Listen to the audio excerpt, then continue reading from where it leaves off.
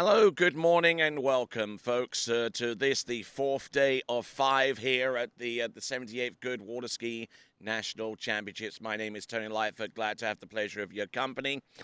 And we've got a packed day of skiing, as if we haven't had a packed day of skiing all the way up to this point.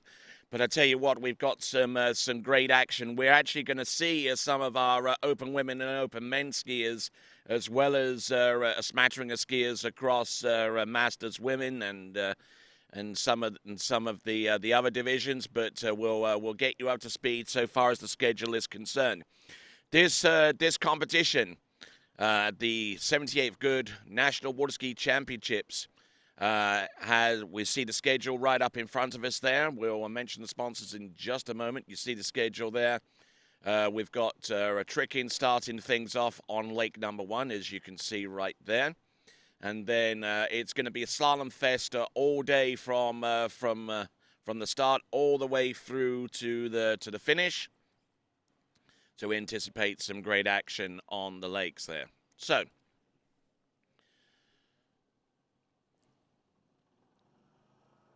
this national championship being brought to you by USA Water Ski and Wake Sports, along with Tri-Lakes. Goode is the title sponsor, of course. We've got partnerships with Syndicate by HO, along with D3, Conley, and Radar Skis.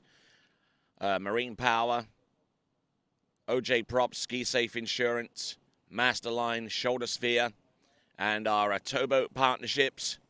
The official towboat partners of USA Water Ski and Wake Sports, they are Malibu, Mastercraft, and Nautique. We thank those guys and girls very, very much indeed for their participation in this event, as well as the nearly 600 competitors that have entered for this event. It's been an absolute deluge. That's the reason why we've had to start earlier in a lot of cases, and to accommodate all of those skiers. And we've even had to take the unusual step on the very first day of running slalom on Lake 1, and even yesterday running tricks on Lake 2, which is a rarity here at Tri-Lakes whenever we do tournaments. All right, then, the webcast sponsors are a Splash Eye, along with Ski It Again, and this tournament is sanctioned by the American Water Ski Association and their 5 regions, and they've also helped us with the crowdfunding initiative that raised enough funds to make this webcast possible. All right, then, folks, we've got a start time of 7 a.m. I'm going to give you a little bit of a pause, a little bit of a breather, and then in the next few minutes we shall start with our skiing. You are watching coverage of the 78th Goode Water Ski National Championships. Back right after this. You're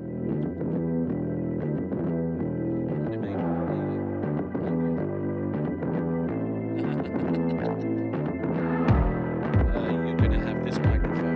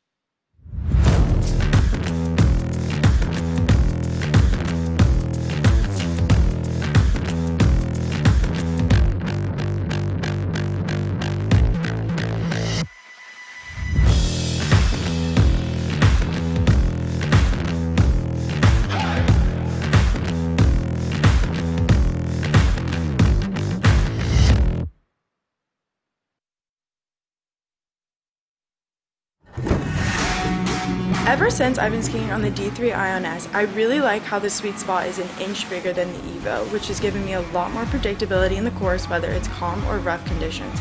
The way the ski feels makes me excited for the upcoming season.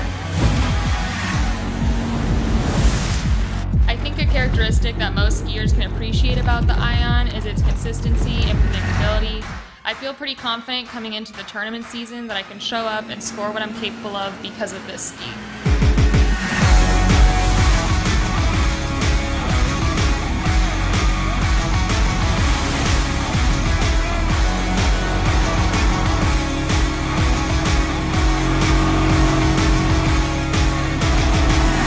One of the things I have always noticed in my 11 years of riding D3 skis is that they are some of the most predictable and consistent skis that I have ever ridden. What I like most about this ski is that it's fast across the wake, but due to the narrower forebody from the front foot forwards, it allows the ski to slow down in the edge change, as well as let the tip of the ski carve a tight turn around the buoy, resulting in more angle out of the backside of the buoy.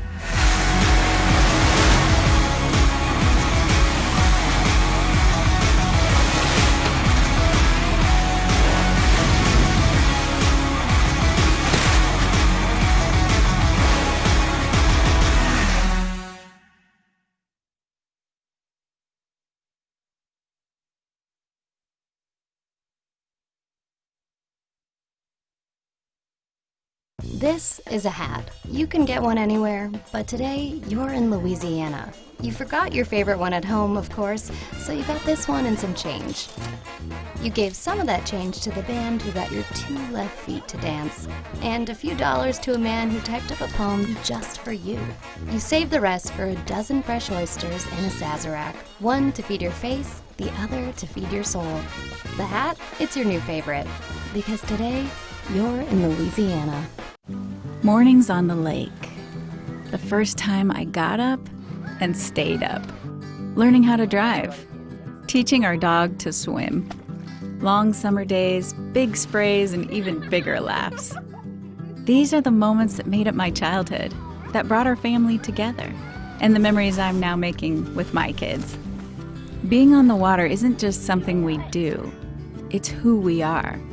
Make your memories with Mastercraft.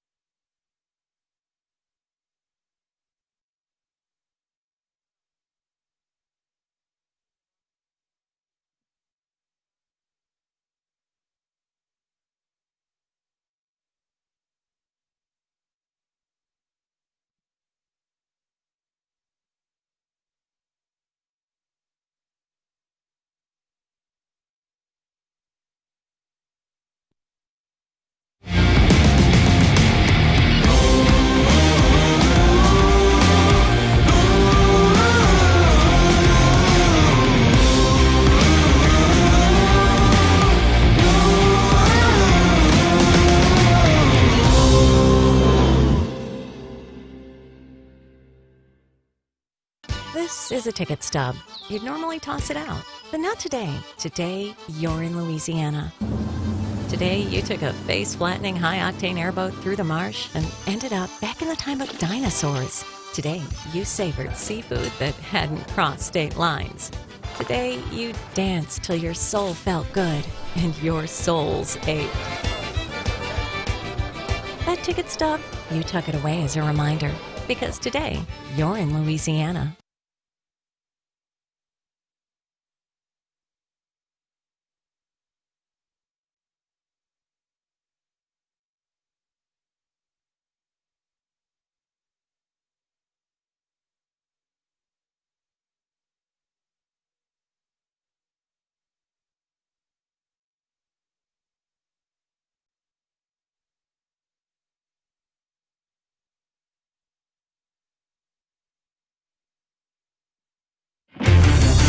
All eyes on the way I vibe when I walk into the room.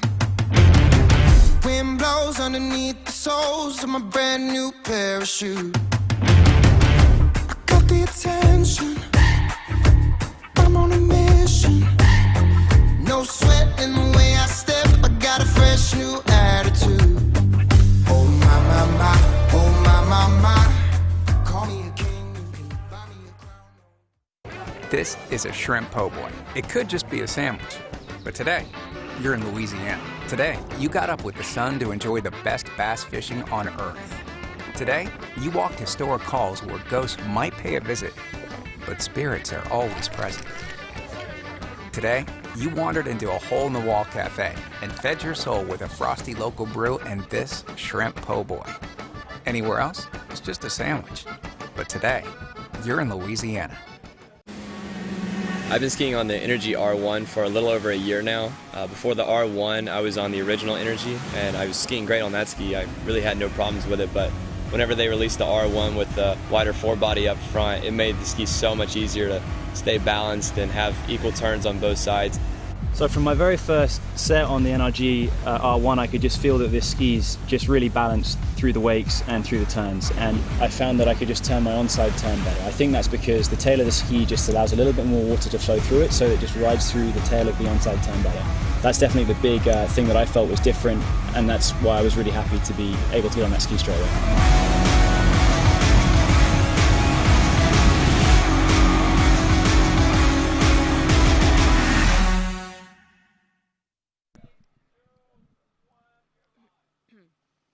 Good morning, everybody, and welcome to the 78th U.S. National Water Ski Championships. I'm here with Tony Lightfoot, and we are going to be commentating for Lake 2 this morning, starting with Women 5.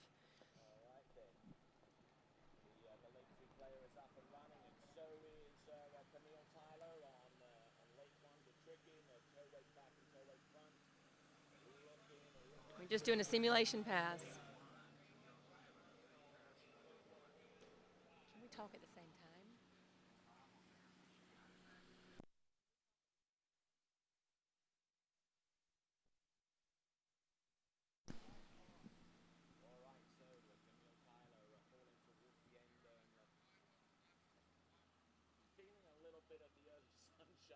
As you can see, our first skier, Kimberly Pilcher, is standing on the dock, getting ready, taking a little breath of fresh air before she goes. I'm assuming calming some nerves, and you can see Shelly McCullum right after her getting ready. It's been an awesome week for the U.S. Nationals. The weather's been absolutely perfect, and we've had some amazing skiing. Finished up the day yesterday with some boys jumping, had a few big crashes and a few PBs, so all in one event.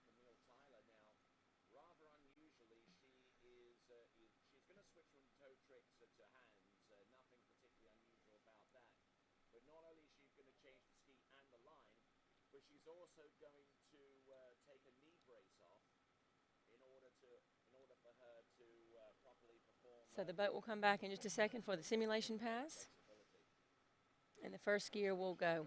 There are 5 women who will be competing in Women 5 Slalom this morning here in Zachary, Louisiana at Bennett's Ski School.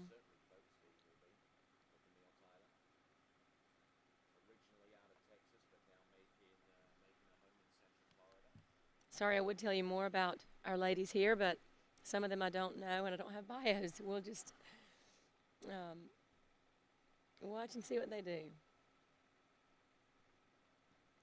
All right, then, for those of you that are watching both of our web streams at the same time, just absolutely eating away at the bandwidth between 2 tabs on your Google Chrome browser or Mozilla Firefox or Microsoft Edge or even Apple Safari. We certainly appreciate your participation. The voice that you're hearing on Lake 2 is that of April Kerbel, and she'll be commentating through those events. We're going to have a rather short day so far as slalom is concerned, and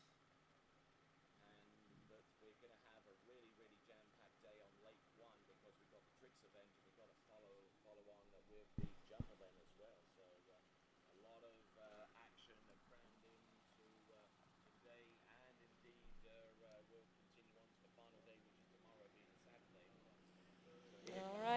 driver coming back now on Lake 2 in that beautiful blue Malibu to pick up our first skier, who will be Kimberly Pilcher.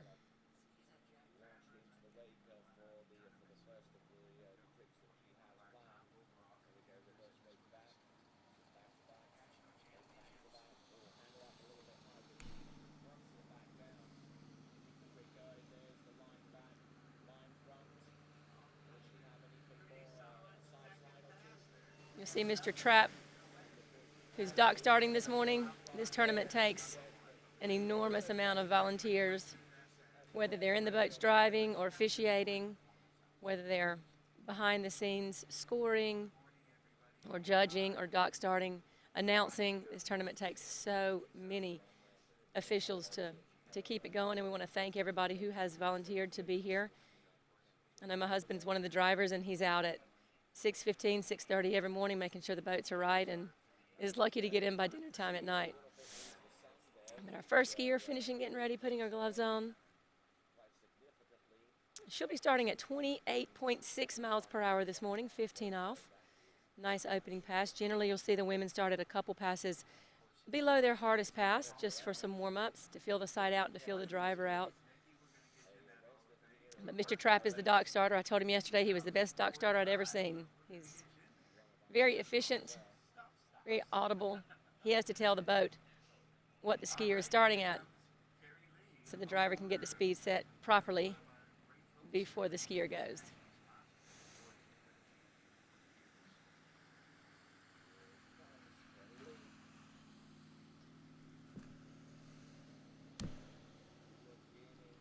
All right, women 5 slalom at the U.S. Nationals starting right now. She's up, 28 miles per hour, 15 off. Let's watch Kim ski through the pre-gates. The weather's absolutely beautiful this morning.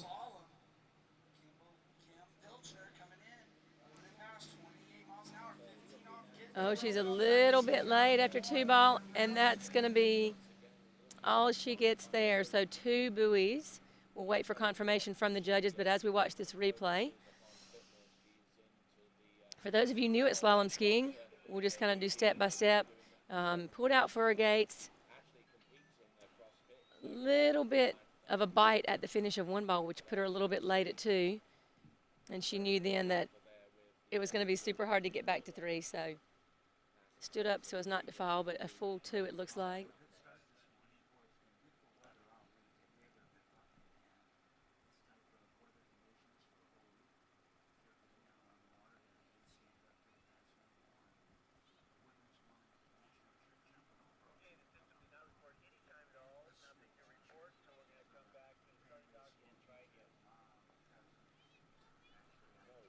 And it sounds like there was a timing issue with the boat. I think the boat was not awake this morning. Not the people in the boat, but the actual boat itself didn't get a time for some reason. The boat has to be timed, every single buoy, to make sure it's going the right speed. It did not show a time.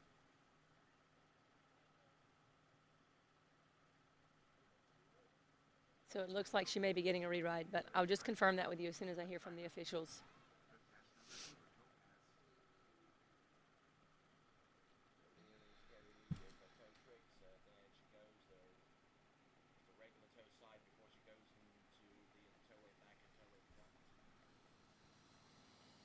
If she does indeed get a reride, I'm sure she'll take advantage of a second opportunity to try to get more buoys, maybe get a little bit wider on that gate so she gets a pendulum swing a little higher in the beginning. That's something we preach at ski school. The higher the pendulum swings from the beginning, the wider you'll stay throughout the course.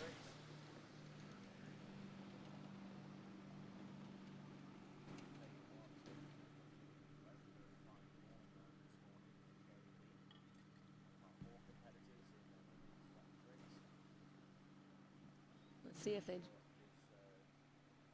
Yeah, it does not appear that she's going back to the dock. It appears that she is going to get a second chance. The screen says there was a 0 off issue, so she'll get a second chance. Okay, so we have given Kim a reride here over here. This first skier in this women's 5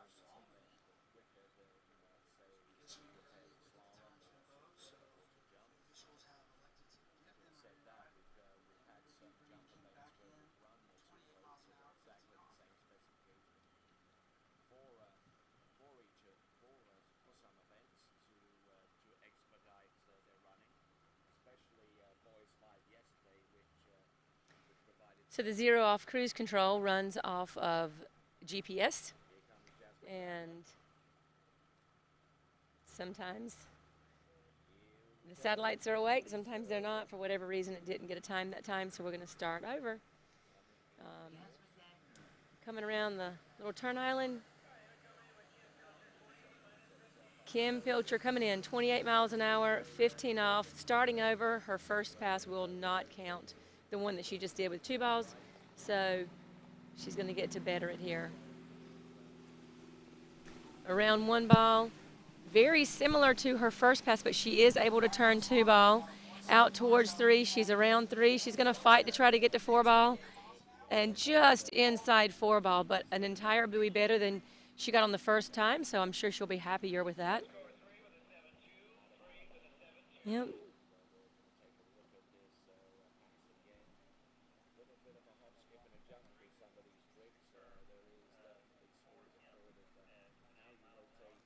So she did get a confirmed score of 3 buoys here.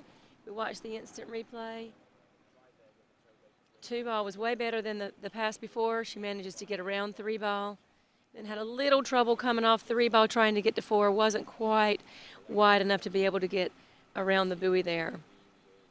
So we'll have a confirmed 3 for Kim at 28 miles per hour, 15 off. And that will bring us to our next skier, who will be Shelly McCollum.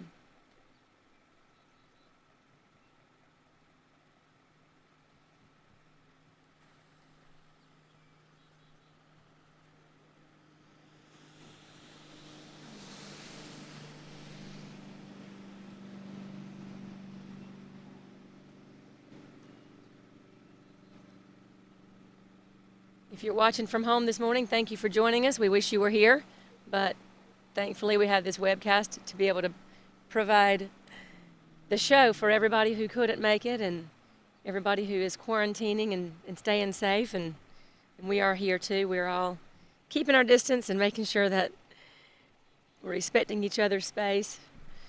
So we have Shelly McCollum sitting on the dock getting ready. Mr. Trapp throwing the rope to the boat. She looks like she's in good spirits this morning.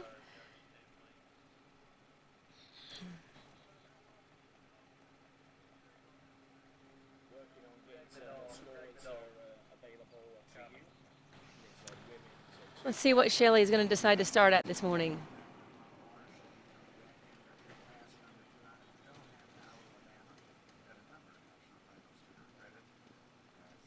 She's just checking her fin for mud, making sure she didn't get any mud on her fin.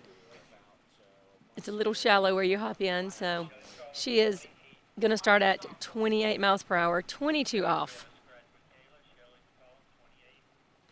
So 28 miles per hour, 22 off. And here we go.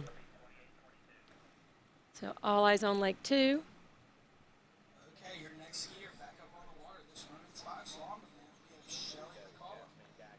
Shelly pulling out for her gates.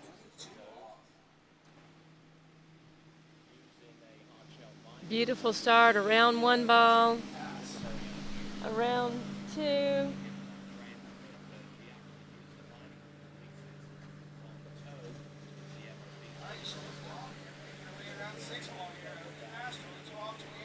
All right, around 6 ball. Sorry, I lost it in the glare there just for a second. I was having to make sure that I was saying what I could see. So we'll look at the replay here. Good gate. And the boat score just gave us 6. So 6 confirmed for Shelly on her opening pass. So she takes the lead here with her first pass, 6 confirmed at 28 miles per hour, 22 off.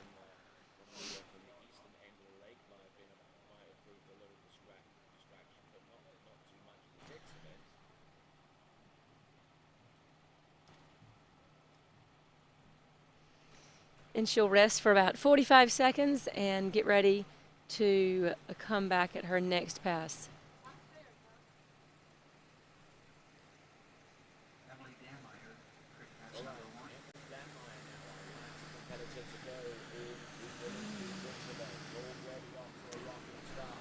And I have respect for all skiers in nationals, because this sport does take a tremendous amount of hours to train and to stay fit and to get dialed in for our different events.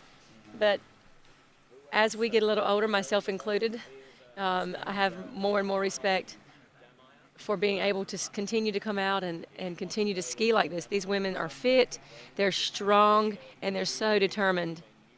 Good one ball. Good two. She's around three. Come on, Shelly. She's around four. Is she going to get to five? I can't tell.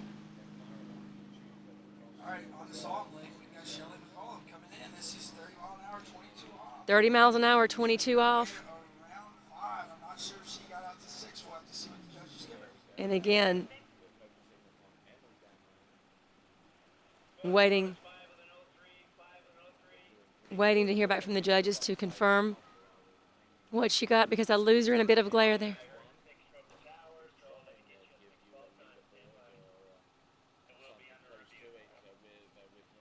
So it sounds like the judges are going to review this turn right here. I can't see because of the glare. They are reviewing it to make sure she got around 6 ball. So we'll just wait a second to see if she scored a 5 or a 6 at 30.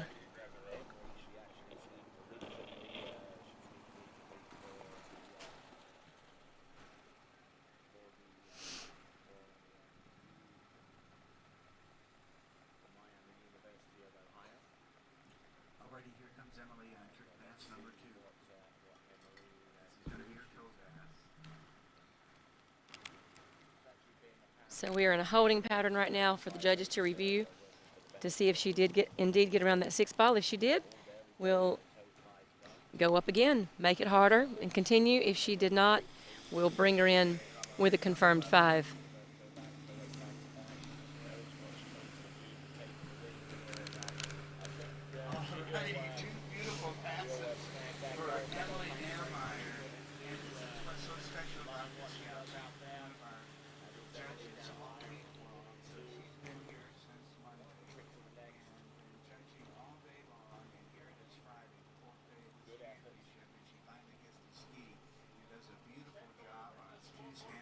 Okay, I need the 5 ball time to come back to the dock. It sounds like the officials have indeed confirmed 5 buoys for Shelly on the 30 mile an hour pass, so she will come back to the dock with a score of 5 at 30.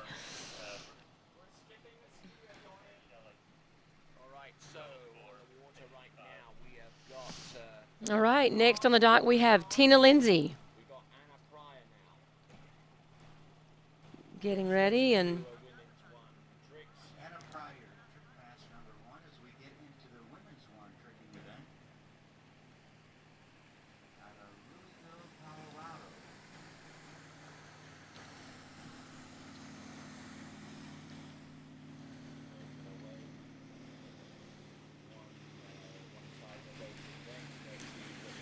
Tina's been skiing for years. I don't know how long. I know I've seen her at tournaments for a long, long time, and she's a beautiful skier. We'll tell you what she's going to start at in just a second.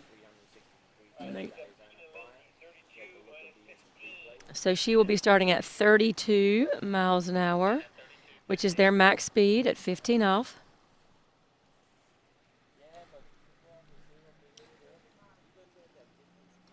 Okay, next up on the water, this women's spot slalom event. Your third seeded skier. All right, Tina Lindsay, nice wide gate. 32 miles an hour, quite a bit faster than the first 2 ladies. Looking good on the start. Really good. 1 and 2, around 3. She's around 4. Come on, Tina. Around 5. And nice, easy opening pass for Tina at the 32, 15 off. Women 5 have a max speed of 32 miles an hour. So once she runs her max speed, then we shorten the rope to 22 off.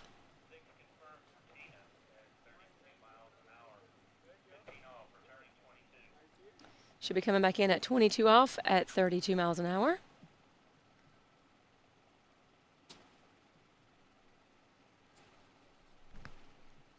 Making it look super easy this morning. as it should on your opening pass. You know, sometimes when we're training people, it's hard to remember that you need to keep your warm-up passes as part of your routine, as part of your training routine. Sometimes we get better and better and want to drop our warm-up passes and just get straight to the nitty-gritty with our harder passes, but you need to get in the habit of running 6 buoys every time you can. So if that means 3 or 4 warm-up passes or back-to-back passes before your hardest passes, it's part of the training program. So for those of you watching and wondering how you should be training, you definitely want several warm-up passes with 6 buoys completed before your harder passes. All right, we have Tina Lindsay coming back at 32 miles per hour, her max speed at 22 off. Pulls out nicely. Really good one ball. She's keeping her shoulders back, not moving that upper body behind the boat, which is what we want to see. We want to stay really still in the upper body. She's driving to a spot in front of the buoy and then making a turn. Looks like 6 buoys for Tina at 22 off. She takes the lead.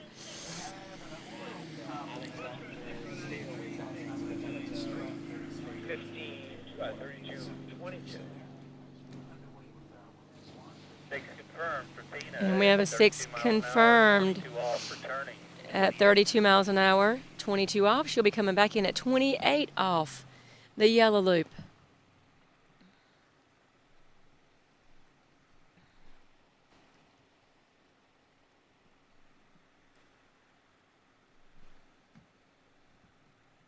Tina's sitting in the water, thinking about her keys, trying to make sure she does everything just right to get as far as she can, knowing that she has 2 strong skiers left to go behind her. She's going to want to put the pressure on so she can hold her ground as long as she can. So it's absolutely beautiful here at Bennett's in Louisiana. We have tricking going on Lake 1 this morning and women's 5 slalom on Lake 2.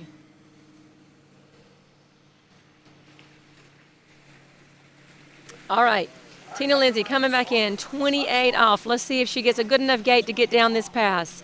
She gets around 1, a little bit of slack rope, but she's still plenty fine to get around 2. Let's see if she just stays calm and stays in it. She's around 3. She's around 4.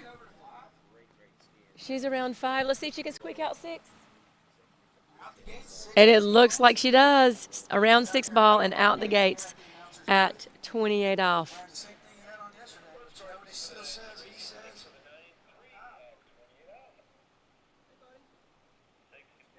6 confirmed at 28 off for Tina Lindsay. We want to congratulate all of our winners this week. We've had so many podium ceremonies and some people who have won for the first time ever. I know my mom, Shirley Coble, is one of them. She's been competing in nationals for 36 years. She's in women's 9 this year and won slalom. I know Mike Dillinger yesterday won for the first time ever.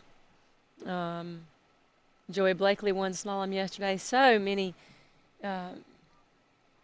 people, whether it was first time or multiple times, but it's fun to see. It's fun to see the excitement. It's at the time the most wonderful thing in the world.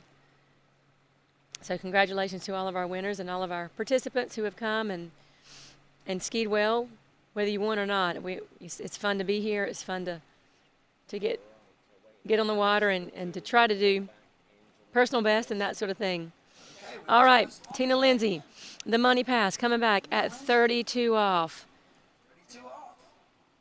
Holding out wide for a gate. Sun's to her back. Oh, and bit off a little bit too hard at 1 ball. Loses the handle. She'll get a half a buoy at 32 off. Looks like she may have drifted in a tiny little bit right there. She was around 1, nice and stretched out, but just a little more bite than she could handle. So that'll be a half a buoy confirmed at 32 off for Tina. And now you're looking at Pam McNary. Pam's a strong skier who took a break for a few years and has come back this year.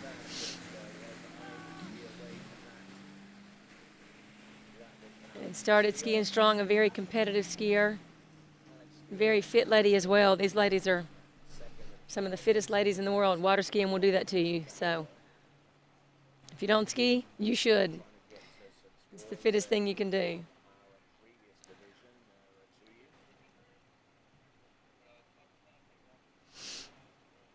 Pam in the water, taking a deep breath, focusing on what she needs to do to have a good set here.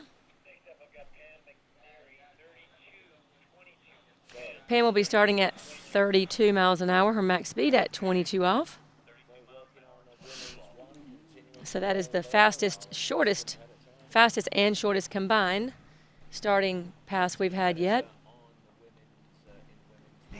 And as some of you know, as soon as she runs this opening pass, she gets credit for all the passes under it. So a chance you take by starting at a harder pass. You've got to run this one to get credit for everything under it. So here she goes, through the gates and around one, making it look nice and easy. Around two, around three on that white Goode ski. Round 4 and 5, and nice opening pass for Pam this morning.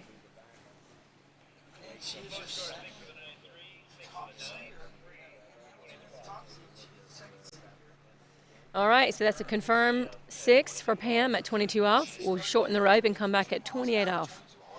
Remember, the lead is Tina Lindsay with a half at 32. So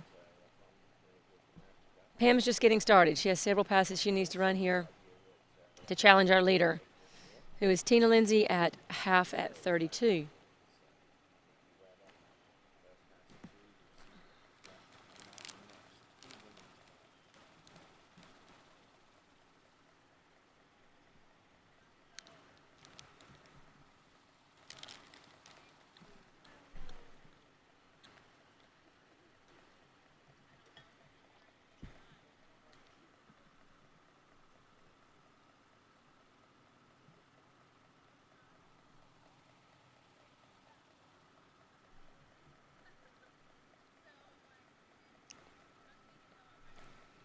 All right.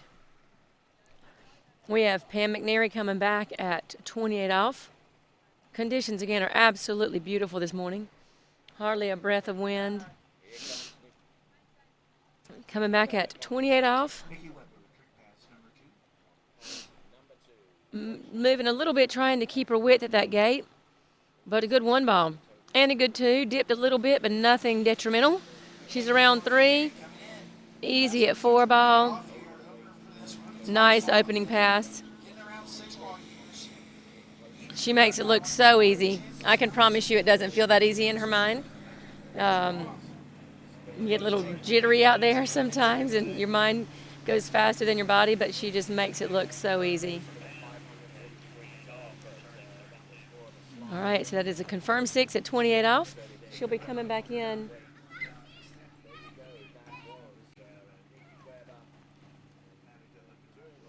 at 32, which will be our leader pass.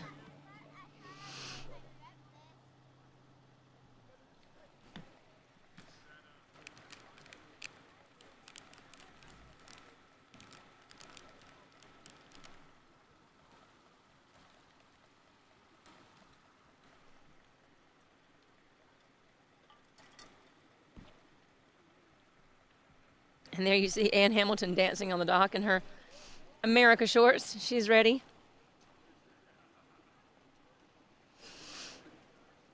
And these ladies have been up a while this morning. If there's a 7 a.m. start, I would say they've been up since 5 or 5:30. Just having a little breakfast, getting the blood pumping and the body moving. Okay, back on the water. This women's 5. And we have Pam McNary, second seed, coming back in at 32 off. Needs to get a full one if she wants to take the lead. She's got a strong pull out on her gate. She kept her width, making her way through the gates. Around 1 ball. She has taken the lead, but she wants to get down this pass. She knows there's a skier after her who's a strong skier. She's pulling to 4. She's around 4. Can she get to 5? She does. Can she run the pass? Can she run the pass and come back at 35? And she did. She almost broke around. She almost fell around 6 ball. She did break. But she kept her composure, kept her head up. Gives a little fist pump there. I think that was just, I'm happy to get through it. But that is a confirmed 6 at 32 off. Coming back at 35 off. So she just ran the mean green. Coming back on the blue.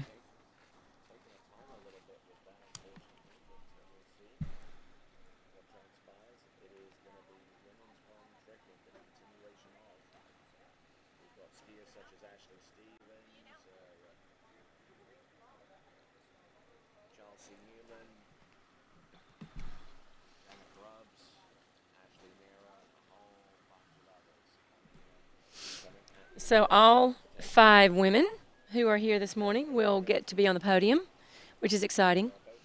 And right now, they'll be on the podium in the order they were seated. Well, so far, anyway, there's one left after Pam, so we'll have to watch Pam finish up here and then watch Ann ski. I always tell my athletes who come to ski, just do the best you can, ski at least your seed, and we'll go home and keep training. All right, Pam McNary coming back in, 35 off. The rope barely reaches the buoy here. She's going to have to use her whole arm and body to get around it. She has to pull out wide on her gate, which she did. Turning in, harder lean than she's had before. She is around 1 ball, had a little bit of extra space. Can she get around 2? I'm going to wait and let the judges call that one. I couldn't see very well. To see what it looks like here. She's so out plenty wide for 1. A little bit of slack rope there. And she goes across the wake, casts the ski out, and does get around 2 ball. Was managed to stay upright and take a slack hit, which is not always great on your back. Whoa, look at that. She's going to be a little sore tomorrow, but she does get a confirmed 2 at 35. That takes the lead and sets a good score for Ann Hamilton, who is next to chase. So 2 at 35. All right, Ann Hamilton in the water, talking to the boat, getting ready to start. There is not a lot of time in between skiers. The driver brings the skier back to the dock, picks the next skier up. Less than 40 seconds later. I think she's saying hello to everybody at home. If I could read her lips. She's saying, hey, everybody. Starting at 32 miles an hour, max speed, 28 off. So again, our highest speed and shortest rope length combination for the starting pass.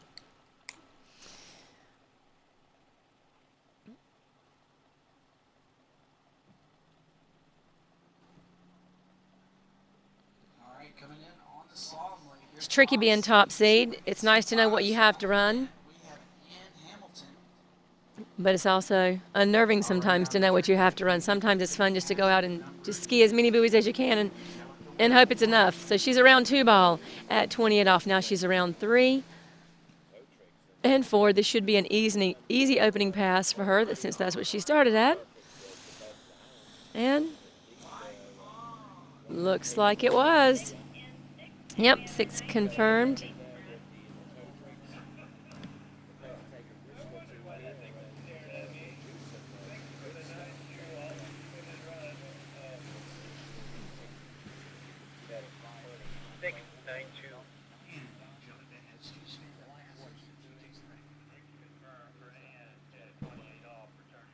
All right, that's 6 confirmed for Ann at 28 off. She'll be coming back at 32 off.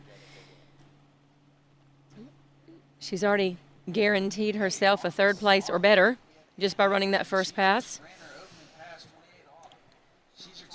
Tina Lindsay still sits in 2nd place right now with a half at 32, and our leader Pam McNary with 2 at 35. So we'll see how Ann does coming back at 32 off.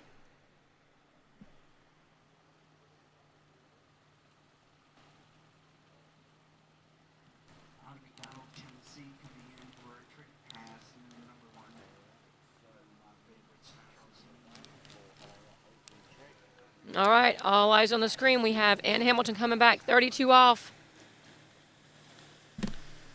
From the far end, the boat comes around the turn island. She's going to pull out nice and strong right when the boat goes through the pre-gates. Pulls out strong, keeps her whip. Wide on one ball. Looking strong on that. Oh, a little bit of slack at 4 ball. Is it going to... Oh, my goodness. Can she get to 6 ball? Throws the ski out around 6 ball. It looks like she made it. I couldn't see because of the glare. I'm going to wait for the officials to say they give their confirmation, and it looks like she did. Run all 6. She did. The 6 confirmed at 32 off. All right, she'll be coming back at 35 off to challenge our leader, Pam McNary, who got 2. She cannot tie her to win. She has to get a piece of 3 to win. Otherwise, if she gets a 2, there'll be a runoff.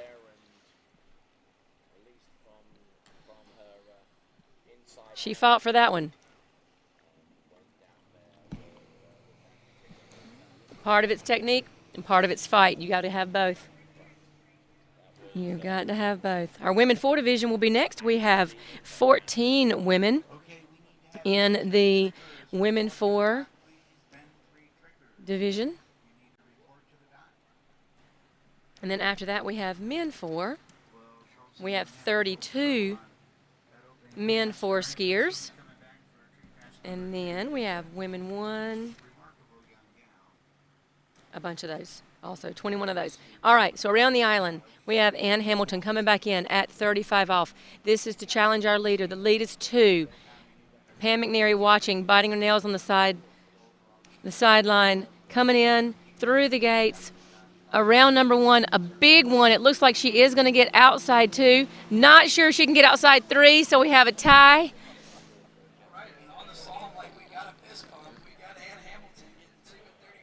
Two at 35. We have a tie, and in order to break the tie, we have to have a runoff. When there's a runoff, you have to start at the pass below where you finished. So these ladies are going to come off the dock cold at 32 off to break this tie.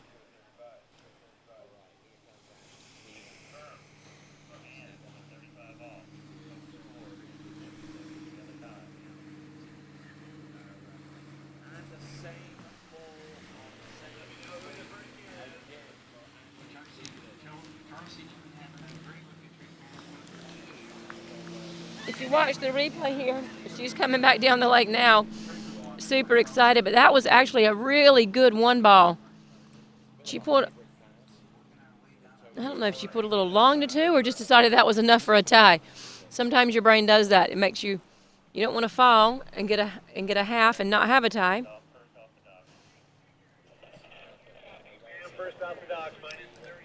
All right, so in the runoff, the judges do a random draw to decide who goes off the dock first. And they have drawn Pam to go off the dock first. So we'll go out in the same order as the ladies just skied. They'll have to go off at 32 off. And this will be the tie break for first place.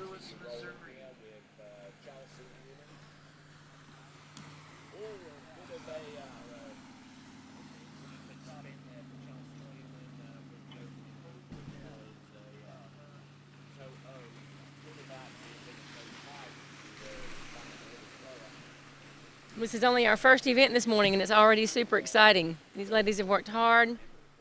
Some of them year-round. Some get to ski year-round, some don't, but either way, even when you're not skiing, you're doing all kinds of things to stay fit, whether it's working out in your home gym downstairs. Nowadays, especially with everything going on, I don't know how many gyms are open, or whether it's getting a chance to ski. Either way, there's a lot of hard work that goes into building athletes, and it's showing right here. These ladies are super fit. They're super determined. They're super excited to be able to go back out and have a chance at this gold medal in the 78th U.S. Nationals.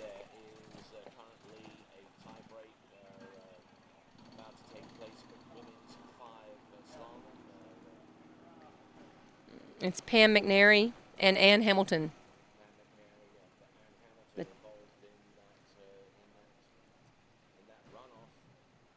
So 2 at 35 was their tie.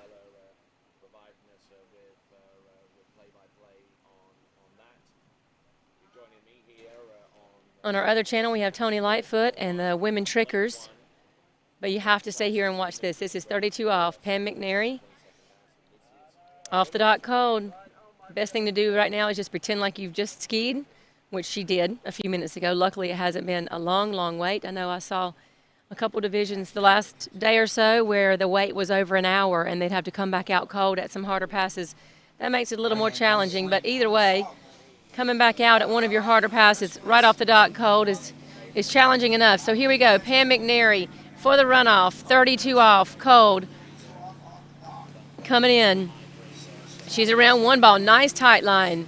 She's around 2. Come on, Pam. She's around 3, making it look easy. And she's around 4, and that is all she can do. She got 4.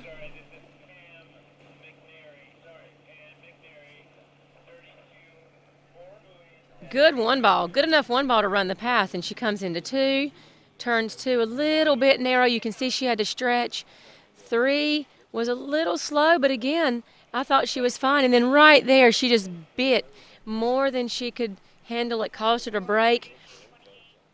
And when the line starts getting this short, it doesn't take a whole lot to throw your rhythm off enough that you just can't make the next one. So the fans on the bank will give her a big round of applause as she comes by. She's shaking her head a little bit. I know she wanted to run that pass, but that was good effort for Pam, and I'm glad she's back.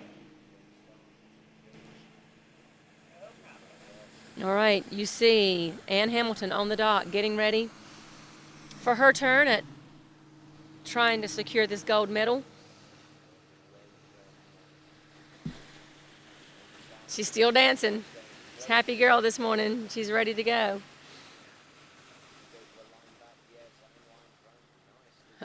Graceful entry in the water.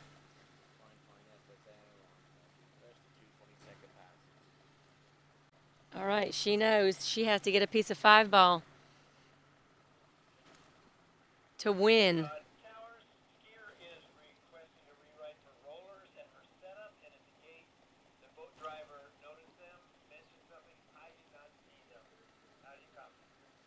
I just heard one of the officials say that the skier, Pam, who just went, is requesting a possible reride for rollers at the gates. I'm not sure what the officials will say. Generally, it has to be something quite out of the ordinary at a site like this, because conditions are beautiful and they are 99.5% the same for all skiers. But if there was something out of the ordinary, the officials will see it and they will potentially grant her a reride. And they're waiting right now to poll all the officials to see if they saw anything out of the ordinary.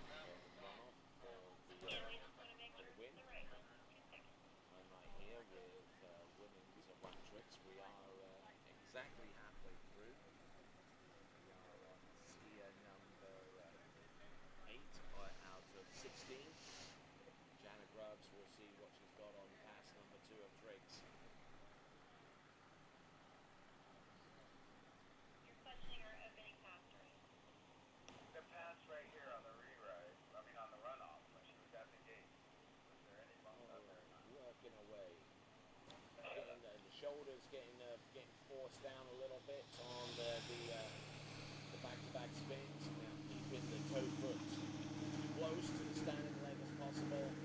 Oh, there we go. Goes for the toe wrap. And just barely survives that. Oh, wow. Toe wrapping. All the time. Out of that.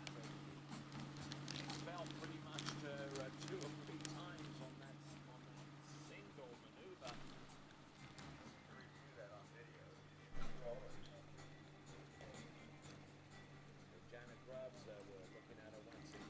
So sorry for the delay. They're just looking at video to see if they see any rollers.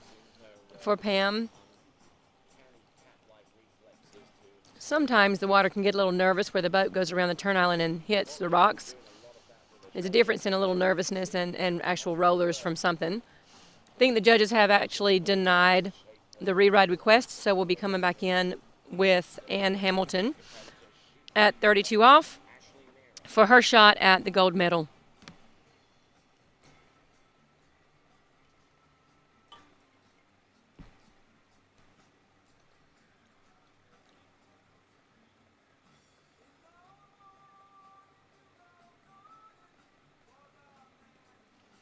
Now remember, she's going in at 32 off, which is the pass right below the pass they finished at for the tie. She has to get a piece of 5 ball to take the title. So she'll have to get a good start, stay patient through the course, and at least get to 5. She did it earlier. She should be able to do it again here. A little more pressure this time because she knows there's a finite point where it basically, gives you a gold versus a silver medal. So one of them will get gold, one of them will get silver right now. Let's see how she starts. Nice pull out for the gate. She's around 1. She's around 2. She's got her shoulders back. She looks to be in really good form. She's around 3. If she can turn this 4 ball and get to 5, she is our national champion, and she does. Your new national champion as she celebrates at the end of Lake 2, and Hamilton, your winner in Women 5 Slalom.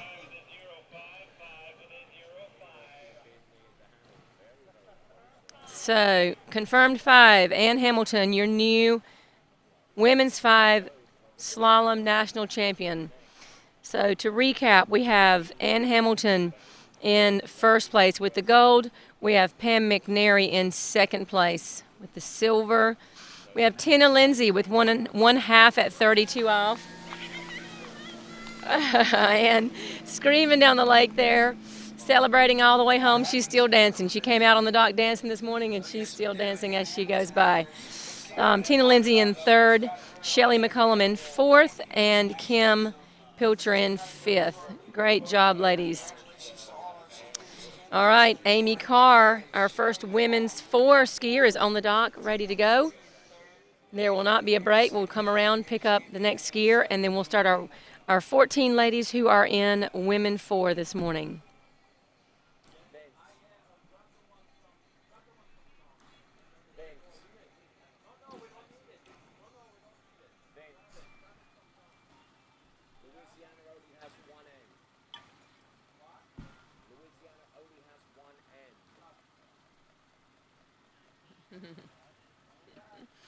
If you have a second to go to the other channel, Tony Lightfoot is there watching Women Trick this morning.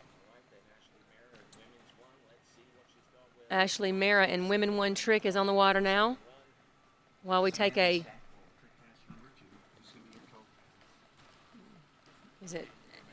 Is it Samantha Stackpole, sorry.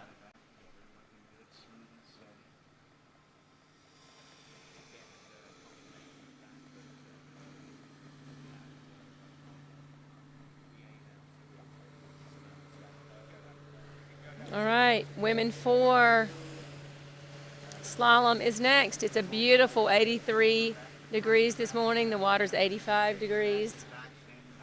We're in Zachary, Louisiana at the U.S. Nationals. Bennett's ski school, Jay and Ann Bennett, were gracious enough to host the Nationals this year. And they thought they were going to have about 300 or 400 skiers turn out, and we had over 600 skiers turn out. And it's been an absolutely phenomenal week. People want to get out of the house. They've been training hard all summer. You know, water skiing is one of the few things that we can do right now outside, and it's safe and it's healthy. And I don't know about your family, but our family has had an absolutely wonderful summer all being together, and our kids helping us at ski school. And it's been a little challenging, a little out of the ordinary, but a blessing for our family, and I hope it has been a blessing for yours. We have Tony Lightfoot commentating for the Trick Lake this morning as the Women 1 Trick, and I'll be coming to you in a few minutes again with women 4 slalom on Lake 2.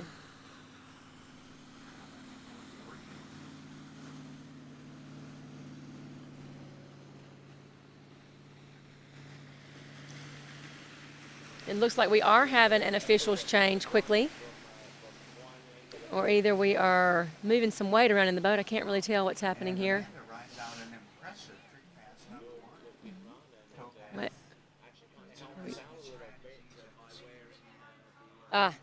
So it looks like we're just having to do a little camera adjustment in the boat this morning to make sure everything's good for the whole next event. Better to start right than to have to stop in the middle of the event. So let's see our chief driver there, Greg Vidal, making sure everything is just right before we go.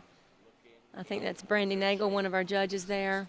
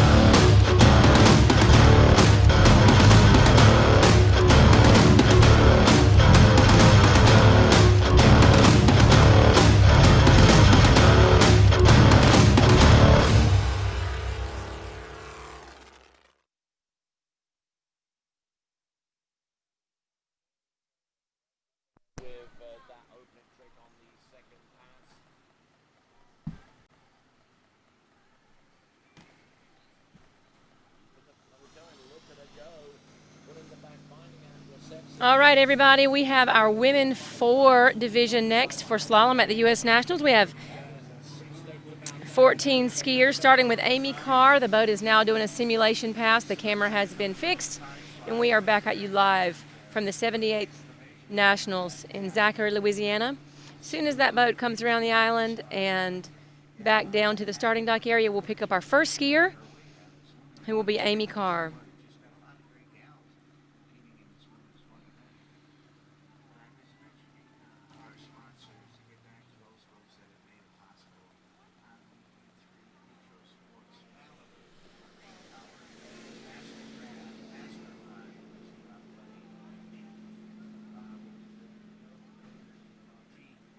We changed boats. We had a Malibu pulling the first event. We have a Nautique pulling this event. And the Mastercraft boats will be one of the next ones as well. So amazing boats. And Amy getting ready to go first this morning.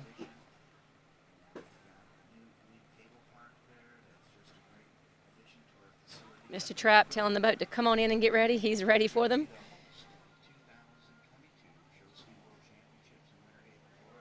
They're going to add a little weight to make sure the boat is perfectly balanced. Want to make sure the wakes are perfect for the skiers, and so they'll just shift a little weight around.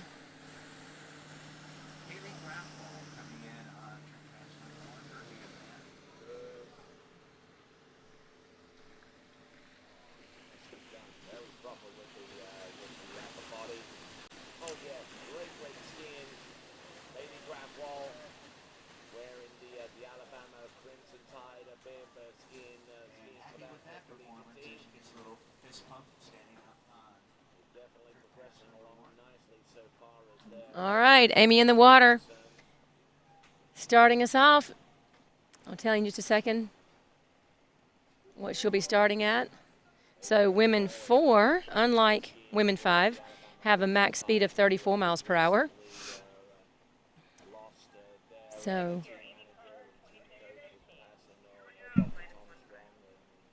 it sounds like she's going to be starting at 26 miles per hour, 15 off.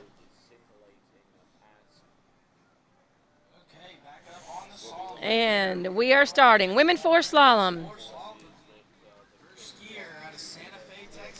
Amy's out of Santa Fe, Texas.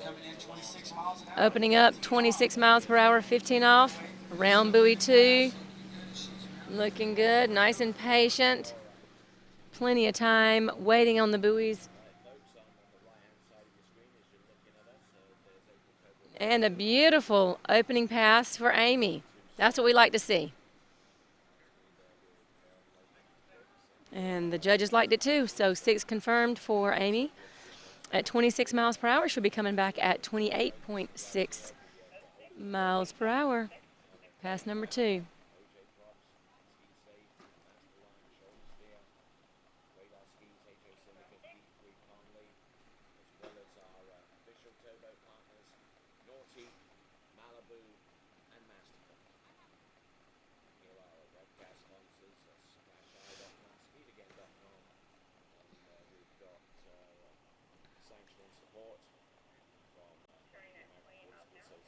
All right, so a confirmed 6 at 26.7, coming back at 28 miles an hour for Amy. Just waiting long enough to get her heart rate down. Although, if it's not down right now, she has to go anyway. The driver has a timer, boat has to go, so it's the same for everybody. Coming around the end and getting ready to pull out for her gates at 28 miles per hour. So nice pull out. Didn't pull out very hard, so she drifted back a little bit. Generally, if you do that, it will show up narrow at 2 ball. So let's see how her 2 ball is. She pulled a little longer to 2, which is good. So she's doing okay here. Uh-oh, a little narrow there at 3, and that's all she can get. I talked to you a little bit earlier during the women's 5 about pulling out wider on the gate, and this is what happened. If you look here, she's starting to drift back closer and closer to the boat before she turned in. And that little bit of drift caused her pendulum not to swing as wide as it could have right here at 2 and then back to 3. So unfortunately, just running a little narrow right there, ran out of speed, was lucky to hold on to get a full 3 buoys at 28 miles an hour. So next competitor coming up, Miss Sandy in her beautiful eagle vest there.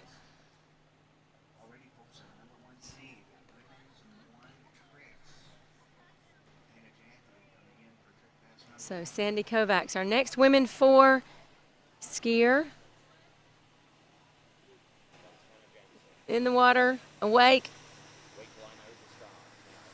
Just getting confirmation from the boat as to what she's starting at this morning.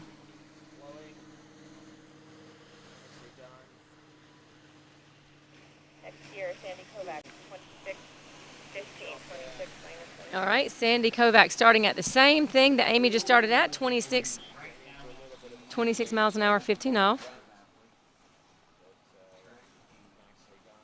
And again, warm-up passes for these ladies as they wake up and feel the boat out, feel the driver, feel the lake.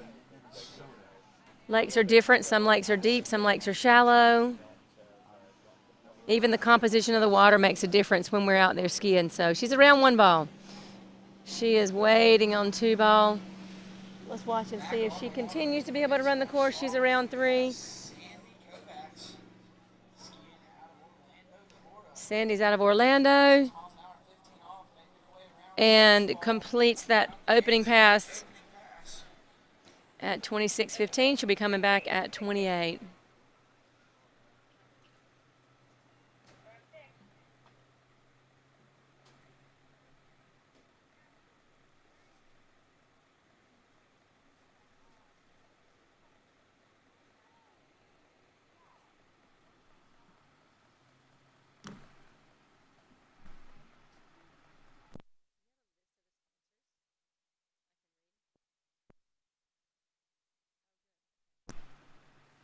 All right, so looking at the instant replay there of Sandy, a beautiful opening pass, nice and easy. So she'll be waiting just a second and then coming back at 28 miles per hour. I want to thank all of our sponsors who are helping put on the event. Our USA Water Ski, we have Goode Skis, Nautique Boats, Mastercraft Boats, and Malibu Boats. We have OJ Props, Masterline, Conley, D3HO. I'll give you some more in just a minute, but right now we have Sandy Kovacs coming back in on her second pass. 28 miles an hour, the lead is 3. She gets a good 1 ball. She's over to 2, making it look really easy if she keeps her composure and stays in this pass. She should run it nice and early. She is around 4 ball. Come on, Sandy. Little bit down course, but she's around 5, and can she get outside 6? Yes, she does. So she gets to continue 6 buoys at 28 miles an hour.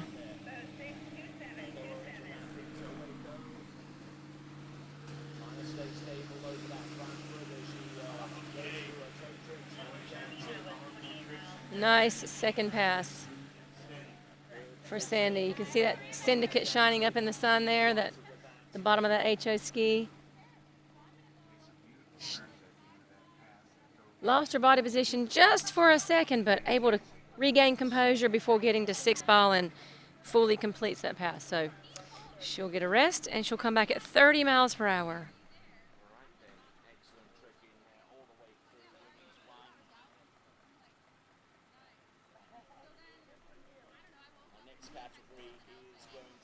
So if you're watching me on Lake 2, we are pulling women 4 slalom.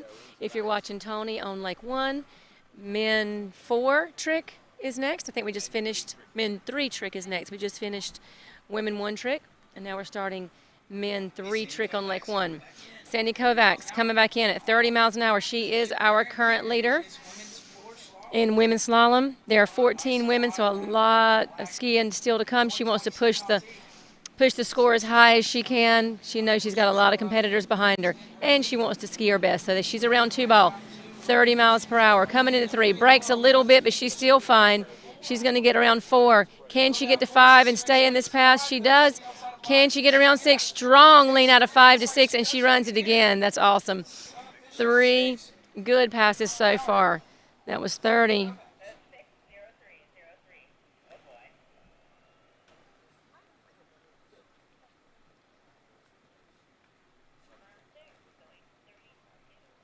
All right, the next speed will be 32 miles per hour, remembering the max speed is 34. So she has 2 more passes before she gets to shorten the rope, but she's already run 3 nice passes this morning. I wish I had a bio to be able to tell you what her personal best is, but she's looking strong, so she'll just keep going. All right, so our national championship webcast sponsors are Ski It Again, AWSA, American Water Ski Association, South Central, and all the regions. And we have Splash Eye, sorry. I can't, the screen's a little far away from my eyes this morning. I can't see everything. Splash Eye, sorry. Splash Eye is a very cool technologically advanced thing that we have in water ski now that helps with everything from jumping to boat cameras, and it's an amazing system. All right, so we have Sandy sitting in the hole waiting to come back on her fourth pass. She has run 26, 28, and 30. Now she comes back at 32 miles per hour.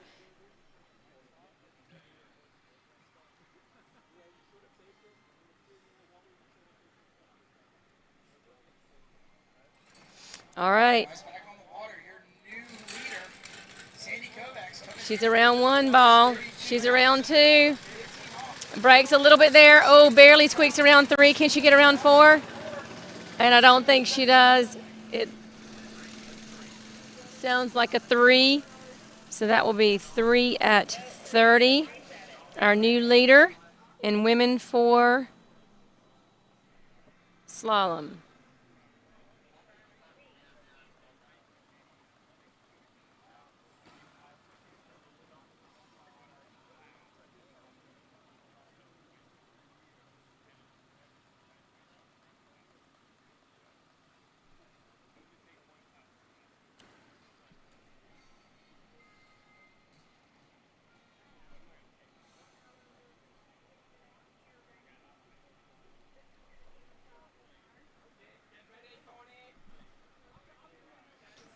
All right. Our next skier, Tony Bondonzi, is in the water. Bondonzi. Waiting for her starting speed and rope length.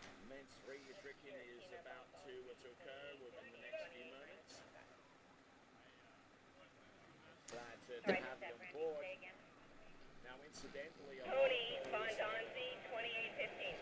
28 miles an hour, 15 off. It's our next skier coming in now.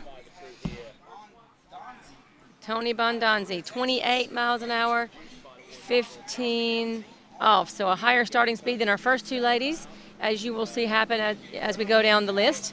The higher seeds will usually start faster and potentially shorter rope. And rightly so. Everything's seated, but a good opening pass so far for Tony. A strong lean out of 5 over to 6. She's waving at the crowd around 6 ball, and she completes her opening pass. That's a good feeling when you run that opening pass. So we'll rest for a second and come back at 30 miles per hour.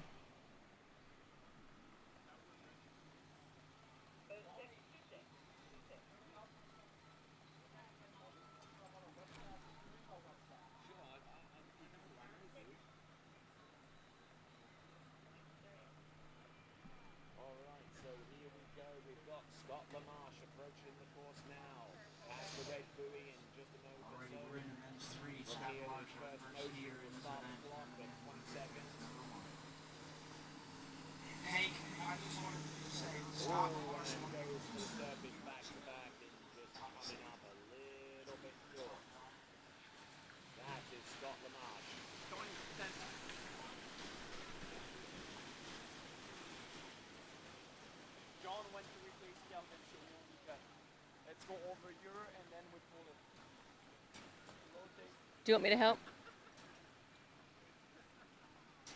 All right, we have Tony coming back at 30 miles per hour. She gets a good gate and around 1 ball. Over to 2 ball. Nice and easy. Nice position. Coming into 3, everything looks good. Coming into 4, a little bit of sun in her face, but she's fine. Coming into 5, this still should be a warm-up pass for her. And indeed, it looks like one.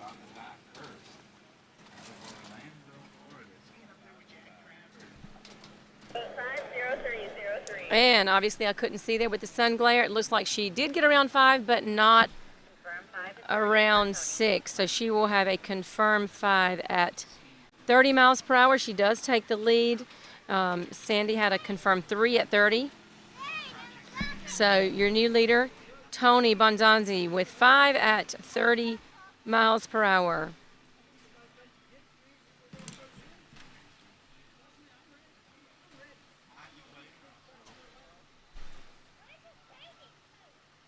All right.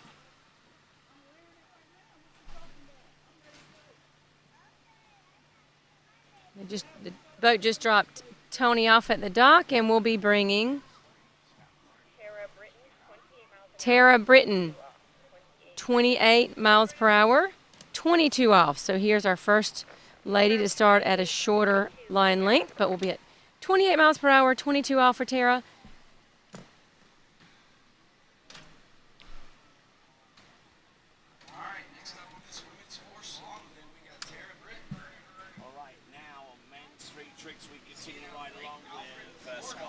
All right, Tara skis out of Lake Alfred, Florida. Opening pass here, 28 miles per hour, 22 off. Waiting on the buoys, nice and easy.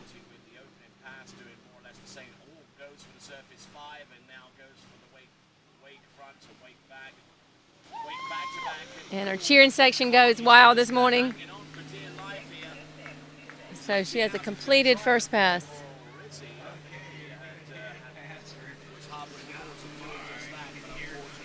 All right, we'll be bringing Tara back in just a minute at 30 miles per hour, 22 off.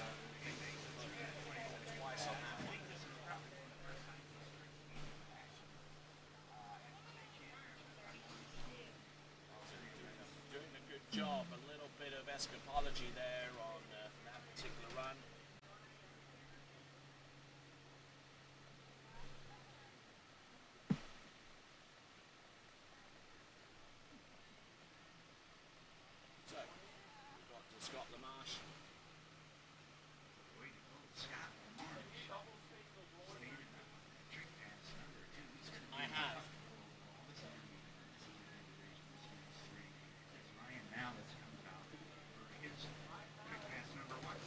All right, Tara, rounding the island, coming back at 30 miles per hour, 22 off. Remember, the max speed in this division is 34, so she has to run this one in potentially a few more before we shorten again, but she's coming in. Nice gate, around 1 ball at 30. She gets around 2.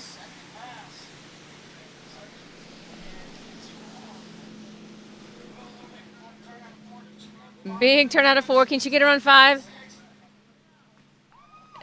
And she gets around 6. Confirmed 6 at 30 miles an hour. She'll be coming back at 32.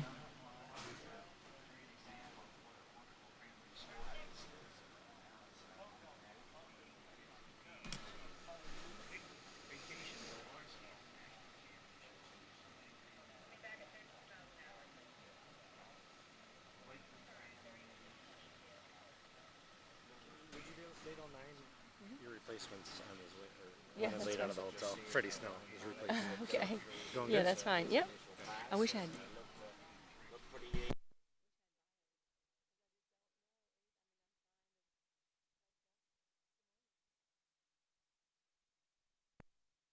I love it. We're dancing on the dock again. Your next skier. Getting ready to go.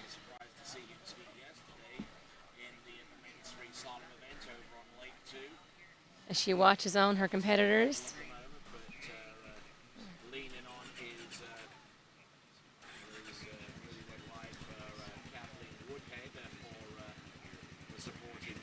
That's Jean on the dock dancing. All right, we have Tara coming back. 32 miles an hour. 22 off. Pass number 3, and she gets a good 1 ball. That's the best 1 ball I think she's had yet, and a good 2. Let's see if she can get down this pass. She's around 3, stands up a little bit, just does get around 4, and it looks like not enough angle to get around 5. So that will be a confirmed 4 at 32 off, and she takes the lead. Sorry, 32 miles an hour, 22 off. And that takes the lead.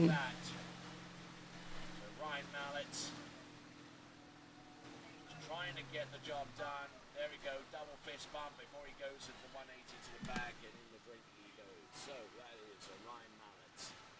Next competitor up is going to be Danny Le Bourgeois.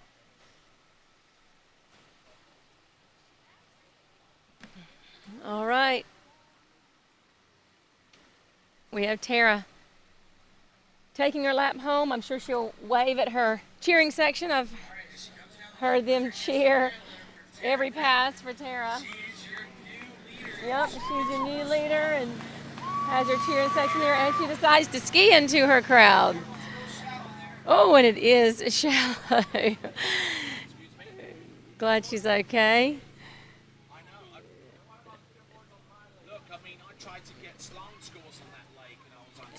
And our next skier, Jean. I don't want to say her last name yet until I hear it from the judges because I don't want to not say it right. It looks like rower, but I'm not sure. So I'll listen for the official to.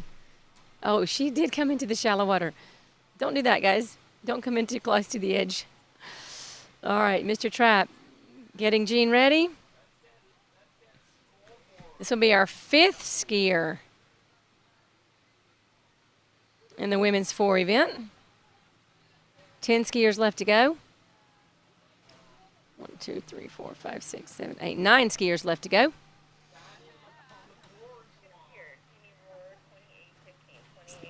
Jenny Roar. Jenny Roar, 28 miles per hour, I think I just heard. 15 off. Yep, 28 miles per hour, 15 off.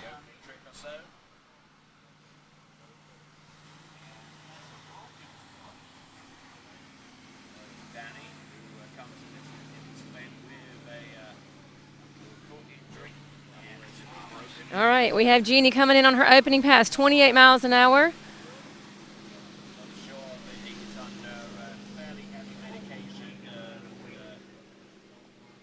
Sporting a bright orange swim cap. I love it.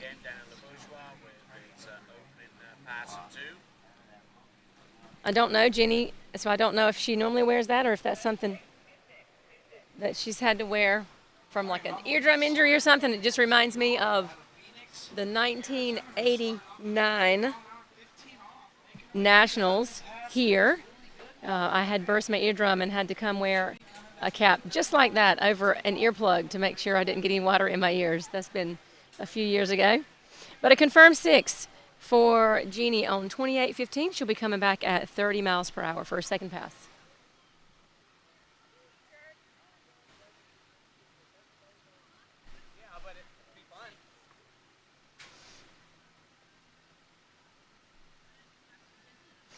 You're looking down the levee there at the people starting to make their way to their tents to camp out for the day.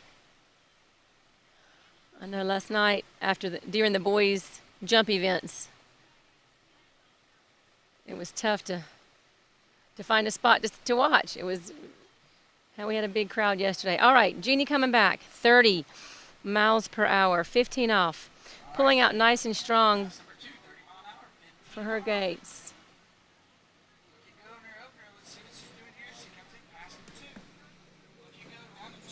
Round 2, she comes into 3, into the sun. She is matched to the T with her color scheme. I love coming in, and another easy pass. Boat confirmed 6 at 30. She'll be coming back at 32.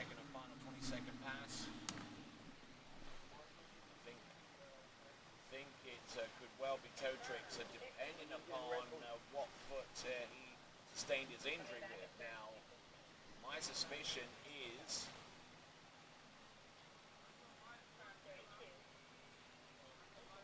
that his injured foot might well be his standing foot. We'll have to wait and see.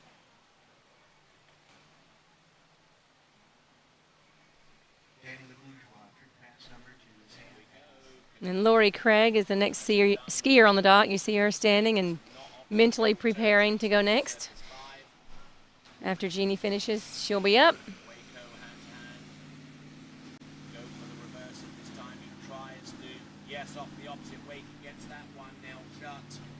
Tony Drake announcing for the men 3 trickers on Lake 1 on the other channel, as we have Jeannie coming around the island, getting ready for her fourth pass. So she started at 28:15. She's run, third pass, 28:30, and now this is 32. Third pass coming back. 32 miles per hour. Round 1 ball, looking good, stretching around 2, nice and easy. Nice and balanced. Round 3, a little light coming into 4. She does get around 5. I know she got 5. I couldn't see 6. The tent is in my way here, so we'll have to do a little video review on that one and wait for the judges to say what they saw.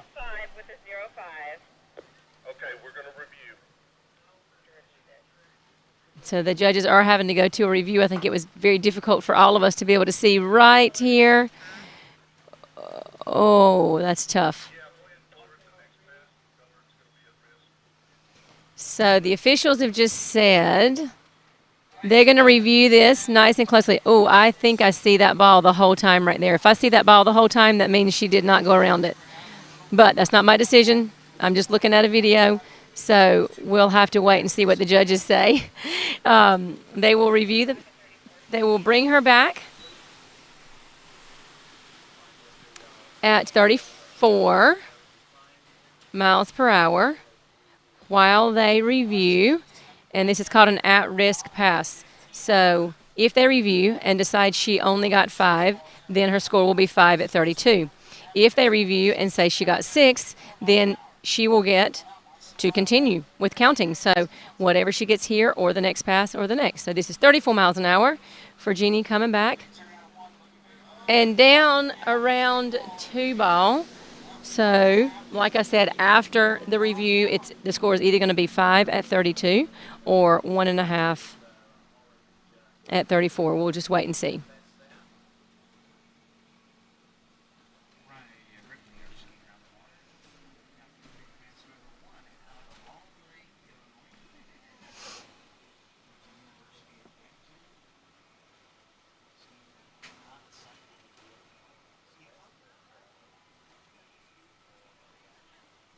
As Lori Craig gets ready to go, we'll wait on her starting speed, and she's on a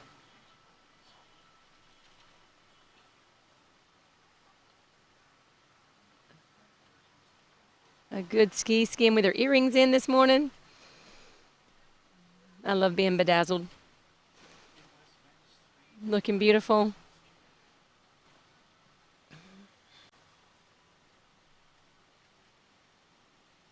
Next year is, are you guys ready for us to proceed with the next year?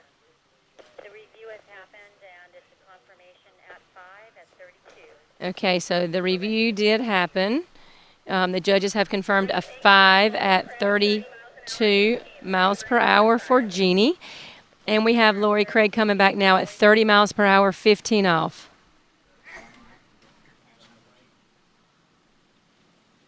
All right, Lori Craig, opening pass. 30 miles per hour, 15 off. We've talked about the skiers as you go towards the higher seed, starting at faster speeds and shorter rope lengths. This is a 30. This is our first skier who's come out as fast as 30 miles per hour, and she's running it really nicely, making it look super easy.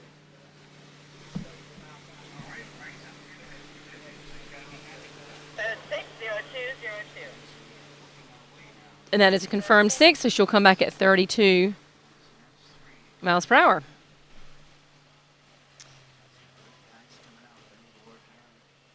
So we have a 4 at 32 miles per hour, 22 off by Tara. We have a 5 at 32 miles per hour, 15 off by Jeannie.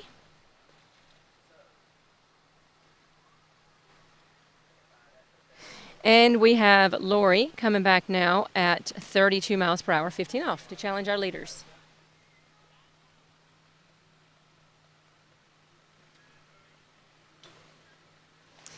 Our men 3 trickers are tricking on like 1. Aaron Weeks is the competitor who's up now. Tony had to step away just for a second, but coming in with a big flip, and he lands it beautifully. And a second flip that he lands beautifully. So Aaron in men 3 on lake 1. Lori Craig coming back on pass number 2. 32 miles per hour. We'll see how she handles this pass. If it's anything like her first pass, it was beautiful. So she should be here. Moving just a little bit through the wakes, but not losing any ground. And that's what we want to see. We want to see nice up course pattern, not losing any ground. 6 confirmed at 32 miles per hour. She'll be our first skier to come back at 34.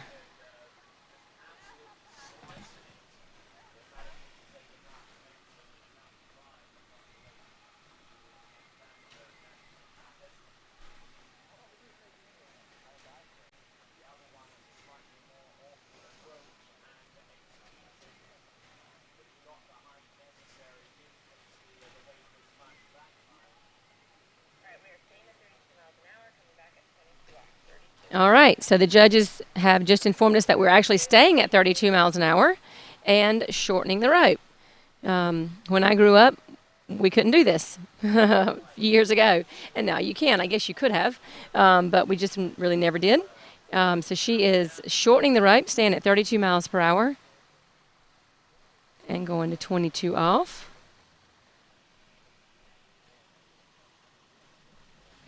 But as this sport evolves, the gear, the technology, the ideas, skiers are getting better and better. So this is fun to watch.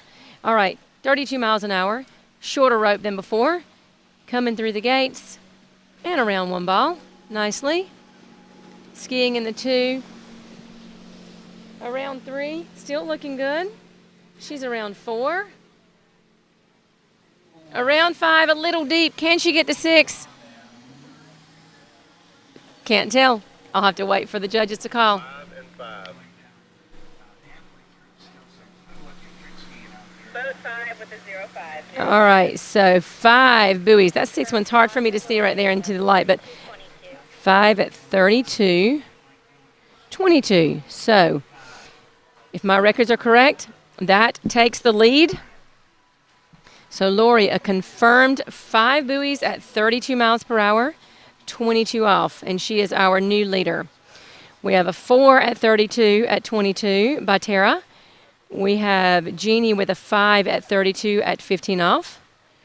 And we have 8 skiers left to come.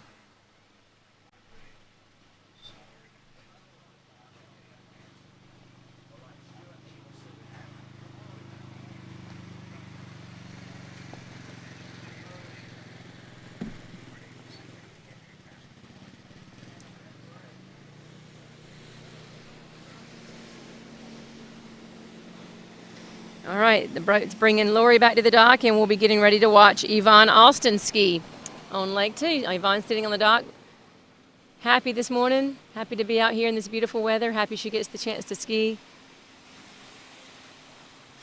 And that is actually, I think, Graham Pfizer on the Trick Lake, not Stuart Abelson. We're just looking at Lake 1. Yeah. Graham was one of my instructors at ski school for years. Yeah. All right, we have Yvonne Alston on Lake 2, women 4, skier, 8th seed this morning.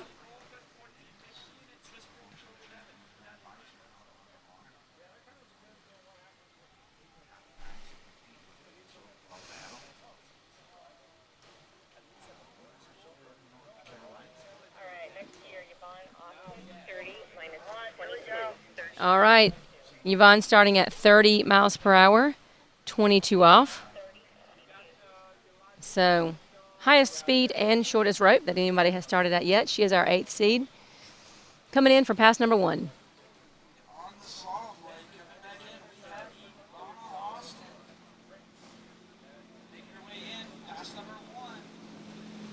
All right, Yvonne coming in. Should be a nice opening pass.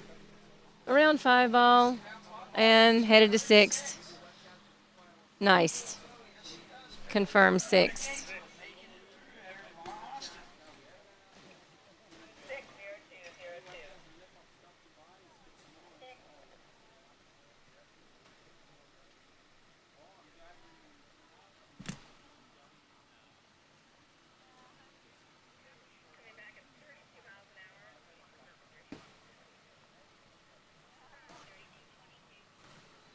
All right, Yvonne will be coming back in at 32 miles per hour, 22 off. Remember, the max speed is 34. But you don't have to ski to your max speed to shorten. You can shorten and stay slower with our new zero-based scoring.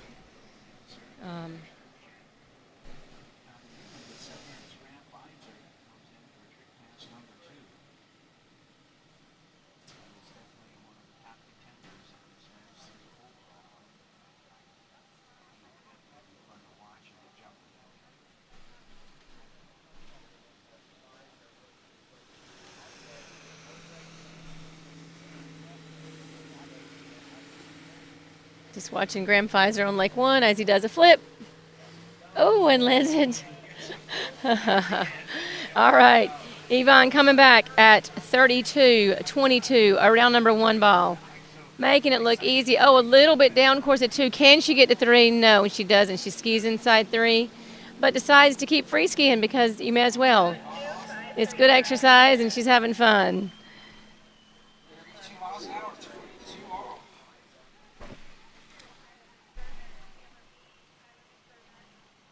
So it looks like 2 at 32-22.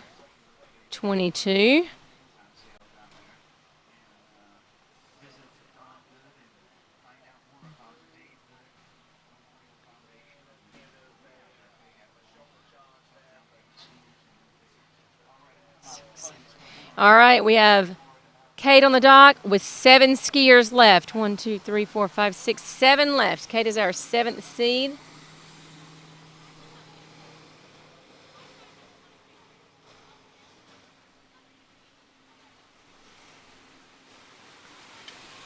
Kate Nafla. Getting ready. I'll tell you what she's starting at in just a second. Trying to get in one warm up at the end of that hand pass. An excellent first run. A little off kilter coming into that third flip. He gave it all he had and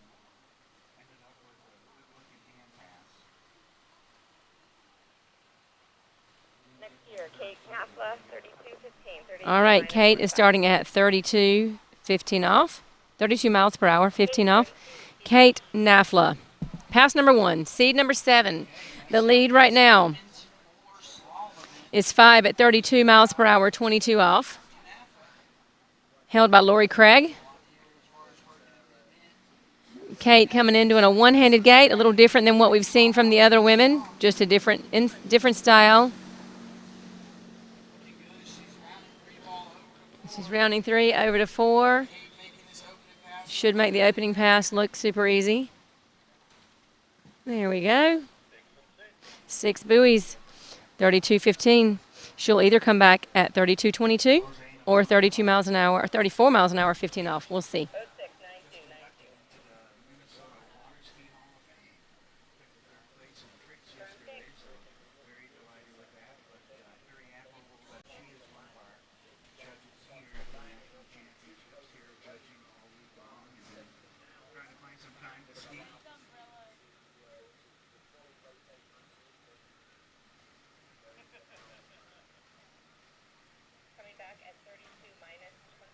So she did decide to shorten the rope and stay the same speed, so she'll be coming back at 32 miles per hour, 22 off.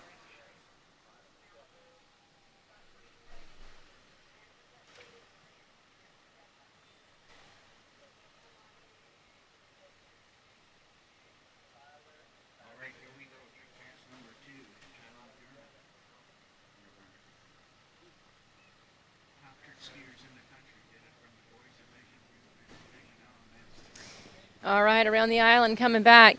Kate Nafla at 32 miles per hour, 22 off. She decided to keep the same speed and shorten the rope. So around 1 ball, around 2. Looking strong. This morning, cheering crowd whistling for her. She's around 5, and I couldn't see what happened for the spray. 4.5. But I think it's going to be a 4.5.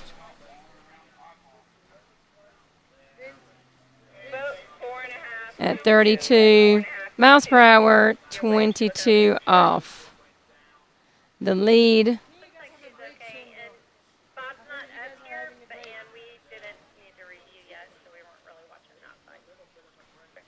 The lead stands at 5 with Lori Craig with 6 skiers left.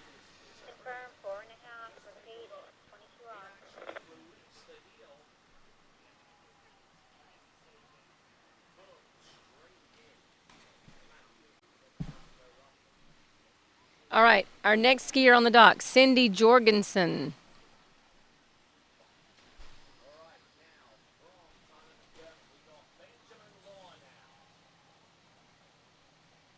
Cindy's kids have been skiing. She's a strong skier, has been skiing for years. She is starting at 32 miles per hour, 15 off.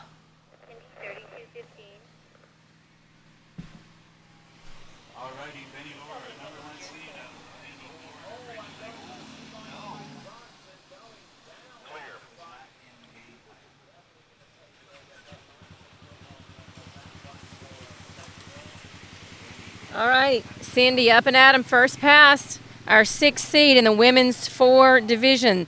The lead right now is Lori Craig with 5 at 32 miles per hour, 22 off. Cindy's coming in at 32 miles per hour, 15 off. Pass number 1. Should be a nice warm-up pass for Cindy.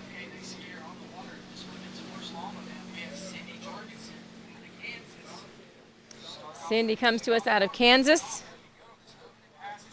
making it look easy on pass number 1.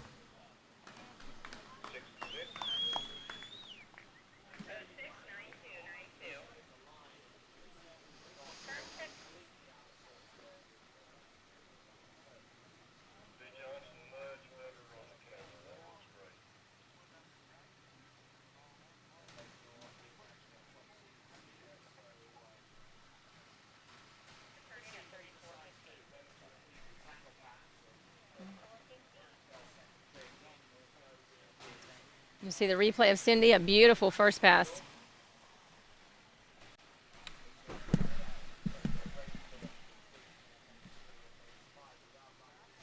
Just waiting now for the boat to confirm what she'll be coming back at for pass number 2.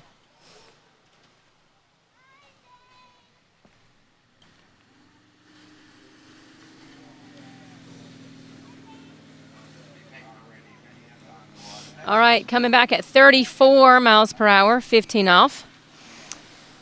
If I look at my notes correctly, Cindy will be our first skier who has skied 34 miles per hour in this event so far, which is their max speed. So around number 1, around 2, and couldn't hold on to it, so she will have a 1.5 at 34 miles per hour, 15 off.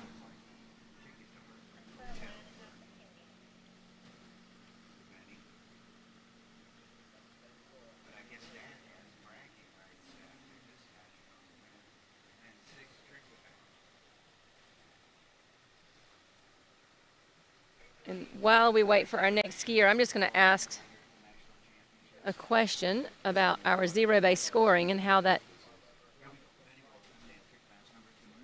scores everybody. So we have Kelly Kearns, next skier, your 5th seed in Women 4.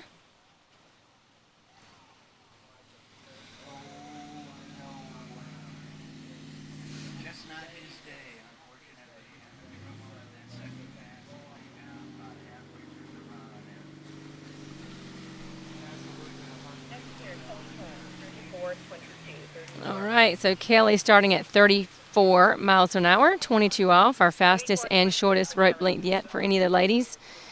34 miles an hour, max speed, 22 off for her opening pass. Here comes Kelly, pass number 1. If she runs this pass, she takes the lead. All right, up next on the water on this women's course slalom event, we have Kelly Kearns. She is your 5th seeded skier. We're down to the last 5. We're down to the top 5 skiers. Who's going to get some hardware? Kelly coming in. A little late out of drop off. Can she get to 6th? And she does. Kelly, your new leader. Women 4 slalom, a full pass at 34 miles an hour, 22 off. We'll shorten the rope and come back at 28 off. 4 skiers left to go. Kelly takes the lead.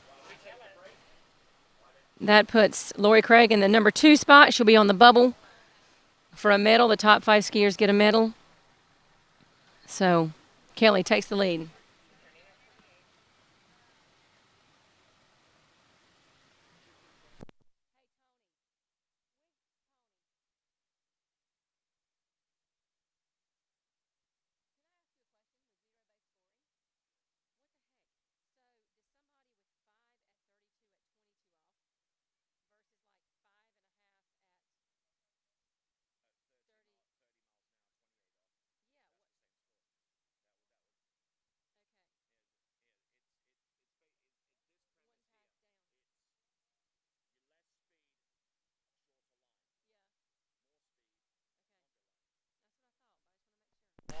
All right. That's what's making it is tough. 28 off. First skier into 28 off in your women's 4 event. Kelly Kearns, 34 miles an hour, full speed, around 2 ball. Now she's around 3, fighting for every buoy she can get. She knows she has 4 ladies behind her who are going to be strong. She's around 5, still fighting. Nice, tall body position, good leans, and that is a complete 6 buoys, complete pass at 28 miles per hour. She'll be coming back in at 32 off. That was 28 off, excuse me. She'll be coming back in at 32 off.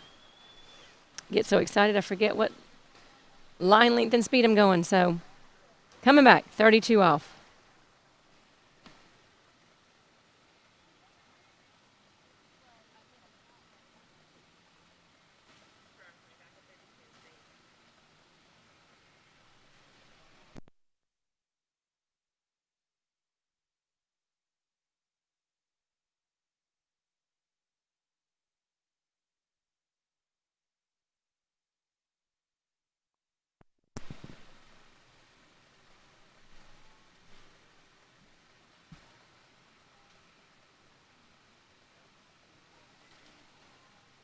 Got a little Steve Miller Band playing by the lake this morning. It's absolutely beautiful. We are super blessed to be here. We'll be able to be outside and enjoy the warm weather and do the sport that we love. I can't imagine how somebody would not want to be out here if they could. All right, your leader, Kelly Kearns, coming in at 32 off. She gets around one ball. Oh, and a big turn out of one. A little bit of slack rope. Not able to hold on to it. But shaking her head. I think she wanted more, but she took the lead. The worst she can do is fifth. She's on the podium.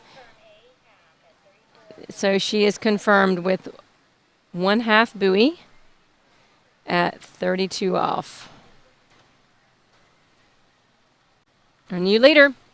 4 skiers left to go in the women's 4 event.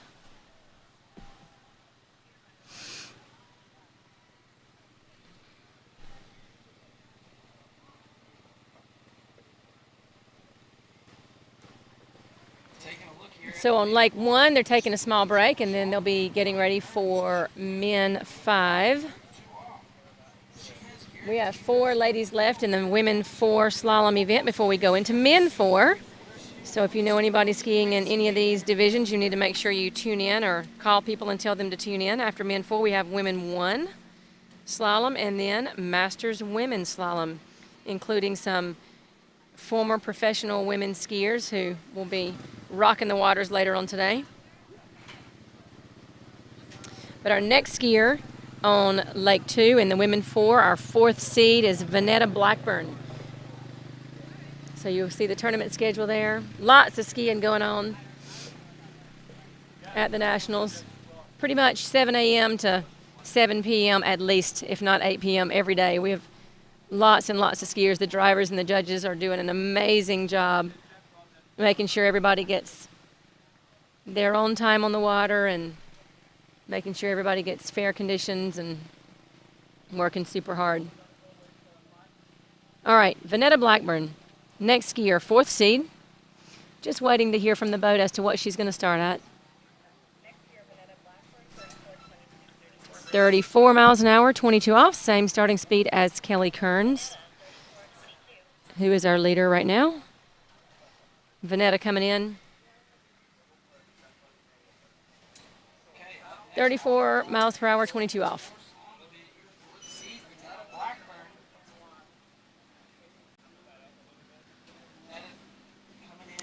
This should be a warm-up pass for Vanetta.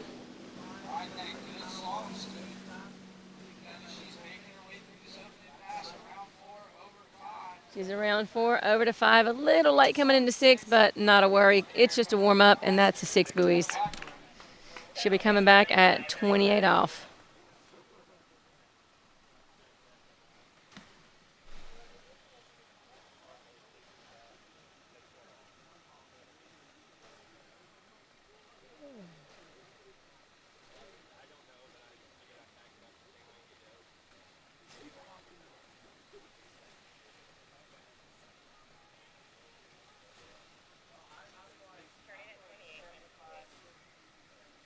All right, after a quick 40 to 45 second break, Vanetta will be coming back in at 28 off. The yellow loop, we call it the mellow yellow. You have to be aggressive, but you can't overdo it. Stay calm and keep your head up.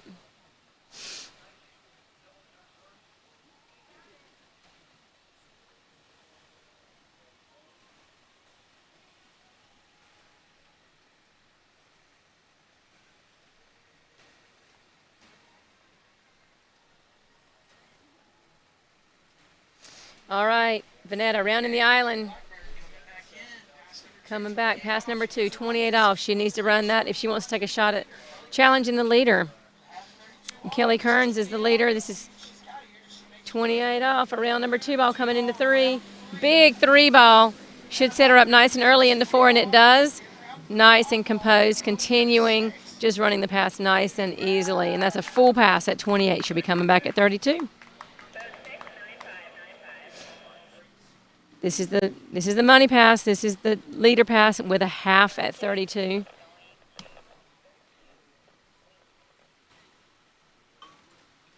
So Kelly Kearns watching biting nails, waiting to see what Vanetta and any of the other three girls. We have Jane Greenwood coming up soon, Jennifer Wood and Trish Burt.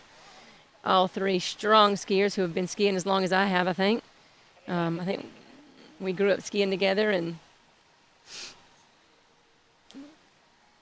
yep, there's Jane Greenwood on the dock, getting ready to go next.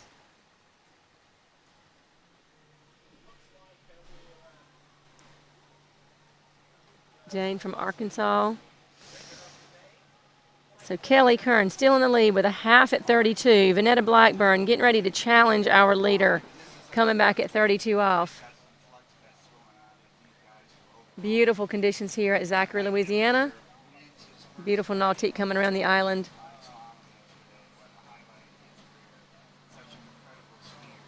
Getting ready for 32 off. She pulls out wide on a gaze, anything more than a half, and she takes the lead. She's got to get as many as she can. She has three strong women behind her. She does take the lead, and she's around 2 ball. Let's see how many more she can get.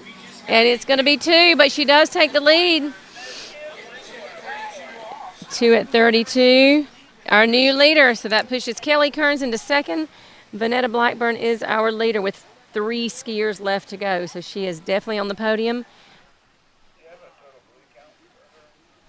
We have Lori Craig with 5 at 32 miles an hour, 22 off.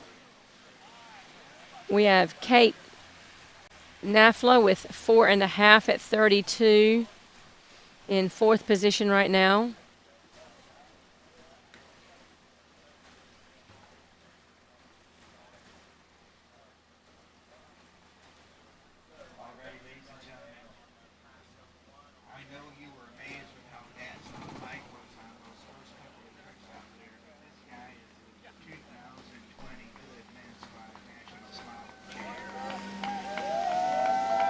I don't know if you can hear the cheering behind me, but there's a big cheering section for Vanetta coming by.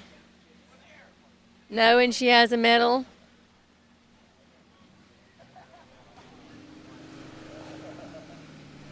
And next skier, Jane Greenwood. Her husband Scott is one of our tournament drivers this week. Awesome family.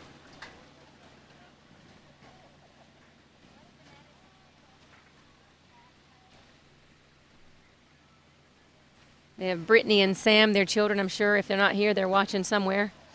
They want to see Mama ski well.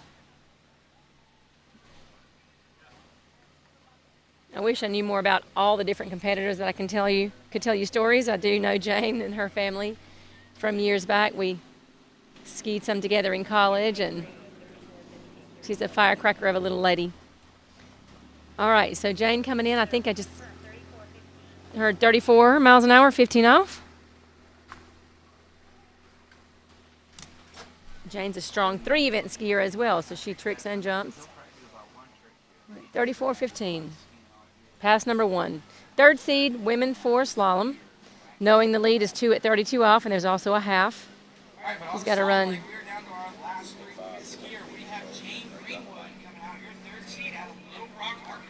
Jane's out of Little Rock, Arkansas, making this first pass look super easy.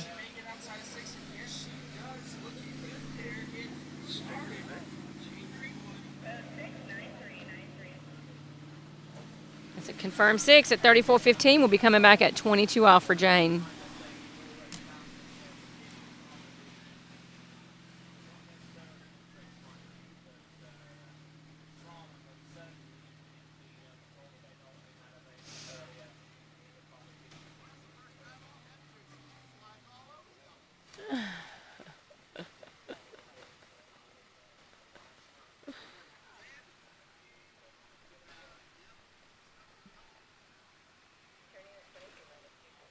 All right, Jane getting ready to come back in at 22 off. Needs to run 22 and 28 to get to 32 to challenge our leaders, and I'm sure she's ready.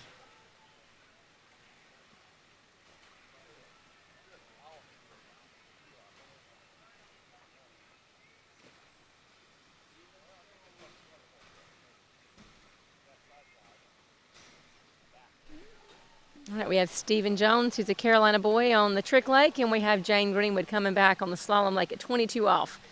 Okay, Jane Greenwood coming back in, pass number 2. Nice and wide and early. Beautiful position. Not moving at all through the wakes. Looking where she's going. Head up. Riding the radar. Bossing it around, making it look really nice. So good pass at 22. She'll be coming back at 28 off.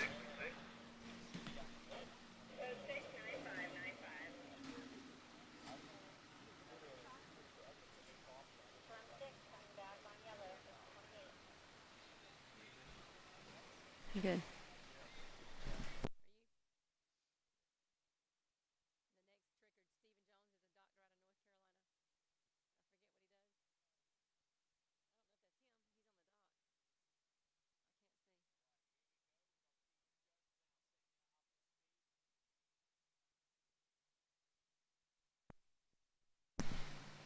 All right, ladies and gentlemen, we have 2 skiers left after Jane. The lead is currently 2 at 32 off. This is a must-run pass. This is. Here he is. You see Jennifer Wood stretching on the dock, getting ready.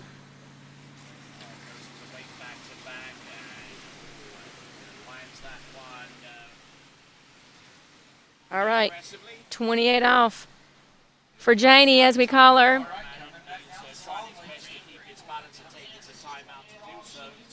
She needs to run this pass if she wants to challenge the leader. The leaders are 2 and 1/2. One person has 2, one person has 1/2. She's coming down 28 off. Still in it, around 4. Around 5. Not panicking one bit. She knows it's an easy pass for her, and she just ran it, so she'll be coming back. 32 off, the leader pass.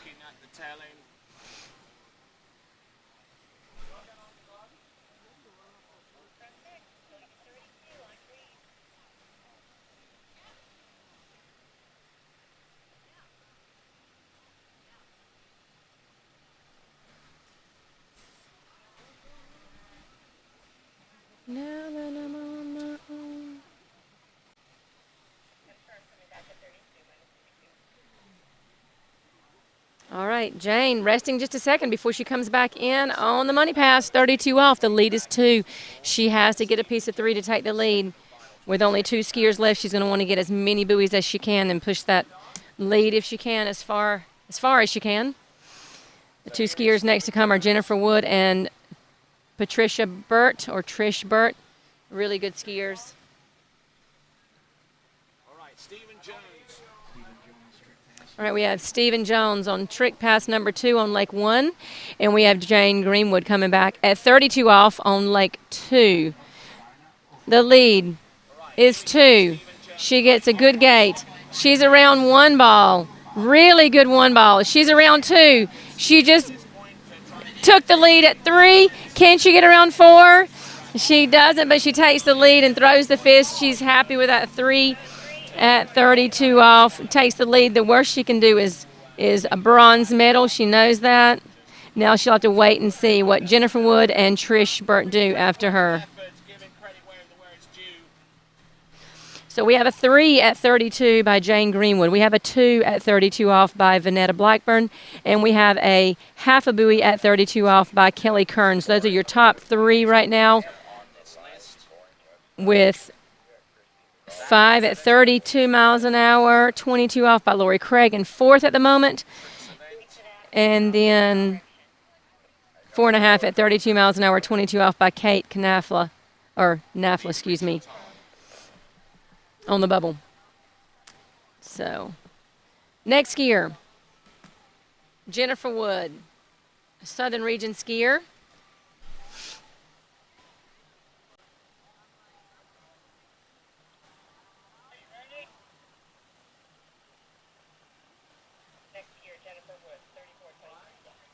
All right, Richard Todd now.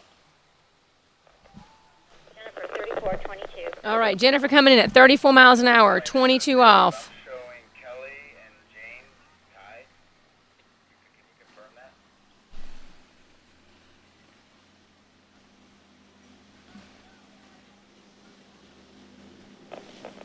Kelly Okay, up next on the water in this women's course slalom event, your second seed skier, Jennifer Wood.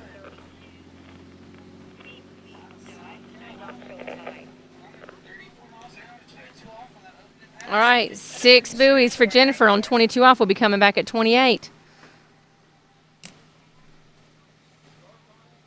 Here is Richard Todd in on pass number 2. Oh, pass number 1, I beg your pardon. Jennifer, a tall, strong skier, 3-event skier. She has children who are skiing as well. Not sure if there's skiing here. I can't remember. I know I saw them ski at regionals, but I can't remember if they're skiing here. First and 2/22 passes, nicely done indeed. Up to a certain point, of course, taking a fall towards the end, but I think time will have expired by that point anyway. So that is Richard Todd. All right, sitting in the hole, waiting to come back at 28 off.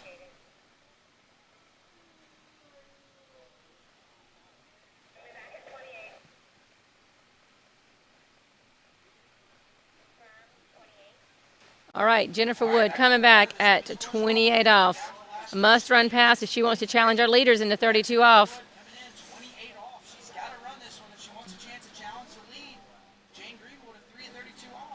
All right, she's around 2 ball. 28 off, she's around 3. Head up, Jennifer. As she gets around 4, shoulders back, she looks good, making it look easy. Don't want to speak too soon, but it's easy. Easy 6 buoys at 28 off, coming back at 32.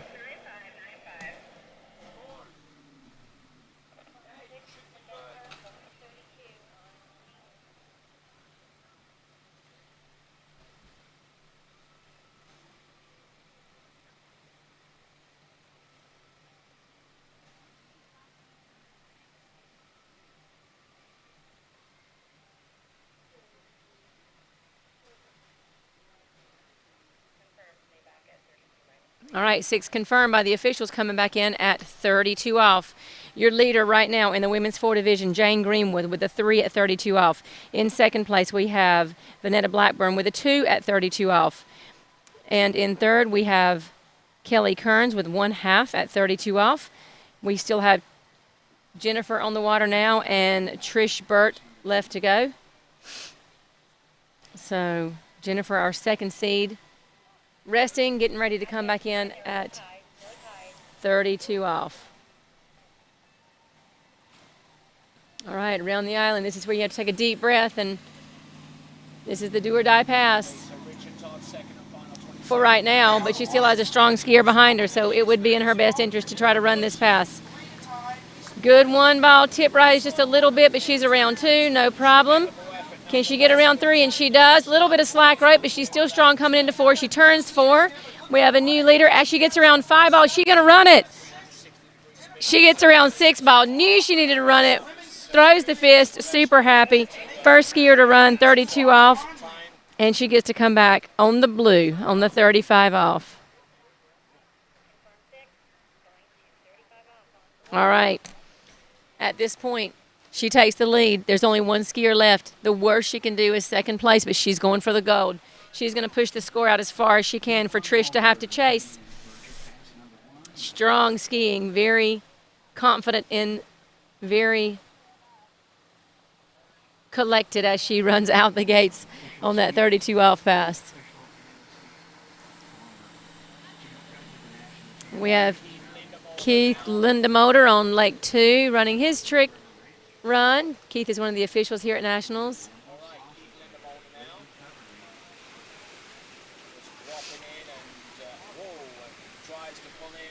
All right, ladies and gentlemen, Jennifer Wood coming back at 35 off with 1 skier left, Trish Burt. She has the lead. She's going to see how many she can get on this pass. Every half buoy counts here when you have somebody chasing you. It's all in the gate. She pulls out for the gate. Nice gate. Around 1 ball. She gets a full 1.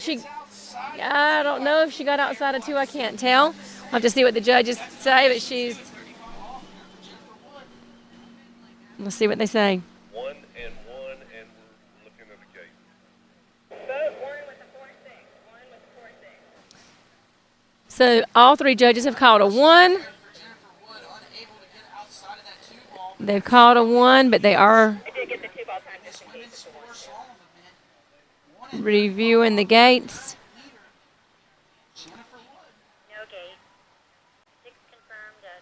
Oh, so it sounds like she missed the entry gates. So she got a 6 at 32 off for her final score.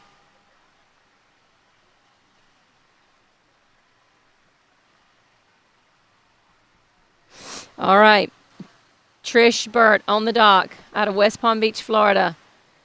A strong skier who has skied. She skis women 4 sometimes and masters women sometimes. She loves competition. She's a physical therapist out of West Palm. I know all the...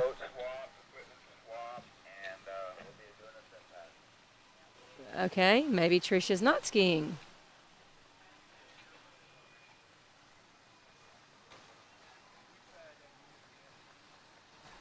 Am I correct that there's no Trish? If Trish is not skiing, our winner is Jennifer Wood.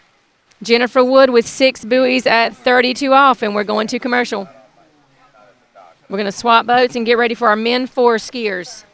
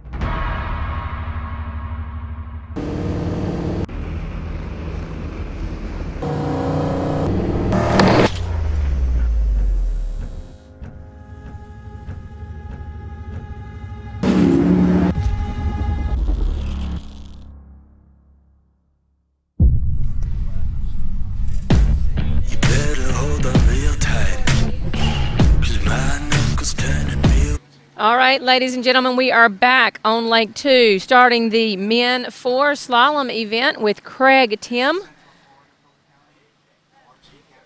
I did not hear what the officials say he's starting at, but I can tell you in just a minute. So we have 32 Men 4 skiers here in the slalom event at Nationals. Looks like he's at 15 off.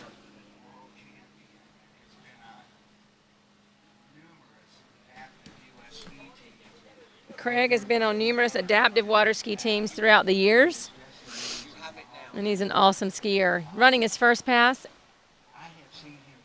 it looked like about 30 miles per hour, 15 off, but I can't tell, obviously, from here. Post score 6:03, 6:03. Didn't hear anything from the scout.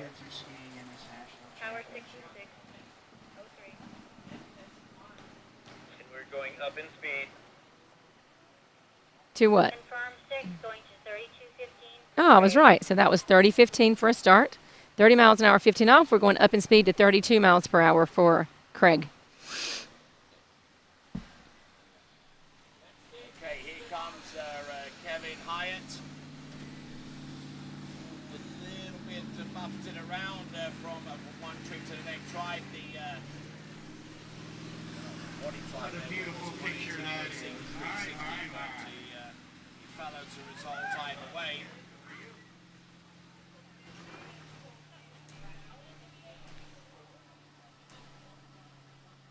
All right, Craig, rounding the island. Coming back in at 32 miles per hour for Craig. If you'll look closely, Craig is using a prosthetic device on his right side, and he has absolutely beautiful body position. He's figured out how to stand in the right position with a device that he's able to use, and looks just like he has two arms, which is awesome. I'll never forget one of my skiers, who is an adaptive skier, Greg Stokes, came to ski school for the first time, and he said, I have one question. I said, what's that? He said, can you coach me like I have two arms? And he has one arm. And his arm is cut off at close to his elbow on the other side. And I said, well, I can try as best I can, but we'll have to just tweak your body to make sure we can make it work. And he laughed and he said, I'm just kidding, but I don't want any sympathy. And these guys are strong, inventive, and have figured out ways to make things work and make it look easy. So Craig, running 32, is going to be coming back in at 34.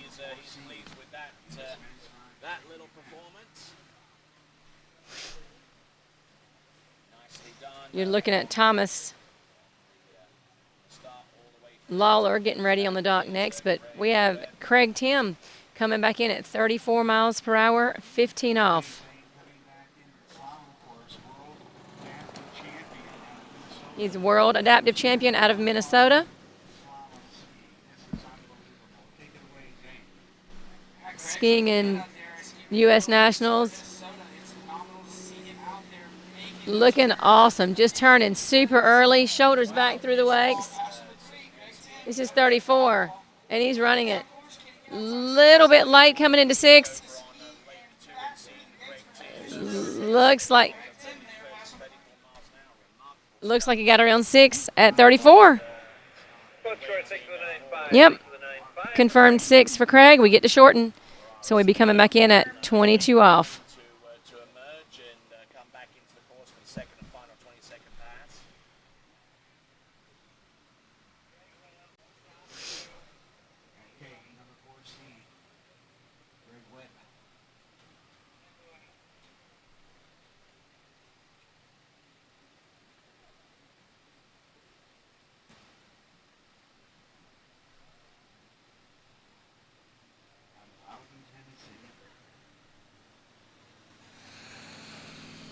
All right, 22 off. We have Greg Webb, I see, tricking on Lake 1.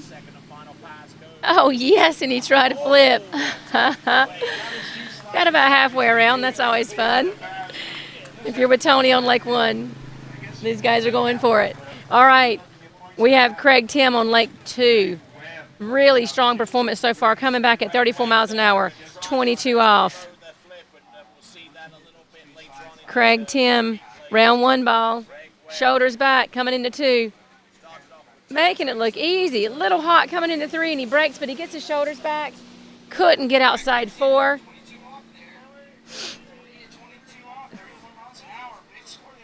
That is a big score for Craig. So 3 at 22 off confirmed for our first skier in men for Craig Tim. 32 skiers in this event. Should take a couple hours, so the guys who are in the second half are just watching and waiting, knowing they have a ways to go, but some strong skiers in this event. Next skier sitting on the dock. We have Thomas Lawler, I hope I'm saying his name right. I don't like it when people say my name wrong, but I know they're trying just like I am, so. Right,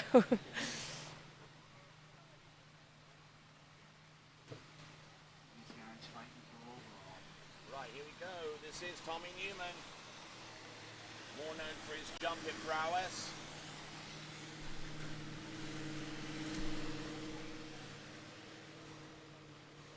Proudly wearing the orange tee. All right, Thomas patiently waiting for the boat to get tight, or the line to get tight.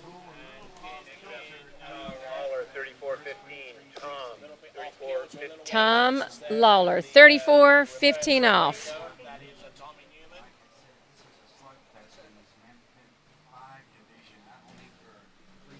All right, he's up. He's trained all year for this moment right here.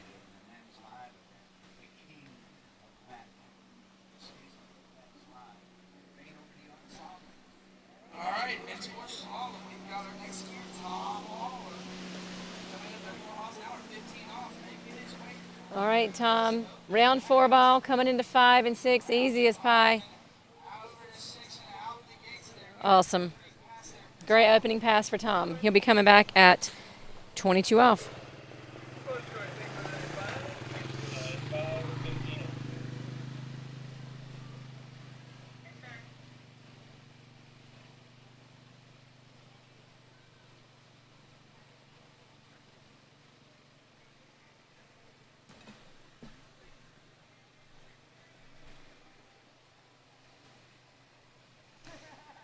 All right, guys, I have some love coming in on my Facebook Messenger and on my text messages. Thank you, Pat Bloodworth, for sending me a good to see you this morning. Good to wish you were here. I could see you here.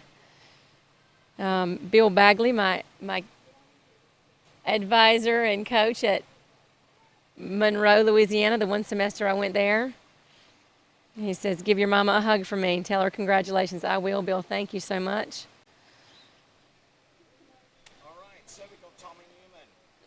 All right, and on the water, we have Tom Lawler coming back at 22 off. The lead is 3. Craig Tim has the lead at 3 at 22.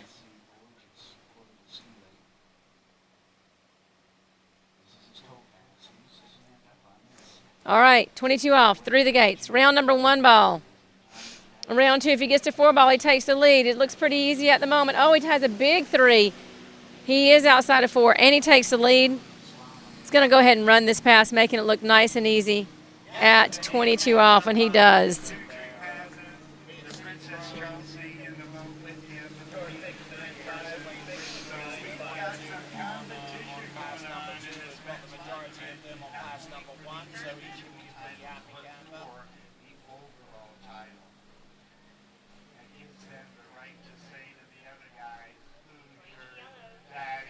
All right, we're going to go to yellow, 28 off.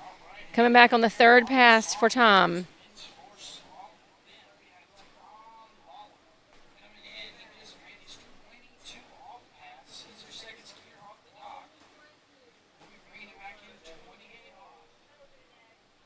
A beautiful aerial view, or a up high view of the levee and the lakes at Bennett's this morning. Kids are out riding their bikes, and everybody all sunscreened up and ready for a beautiful day.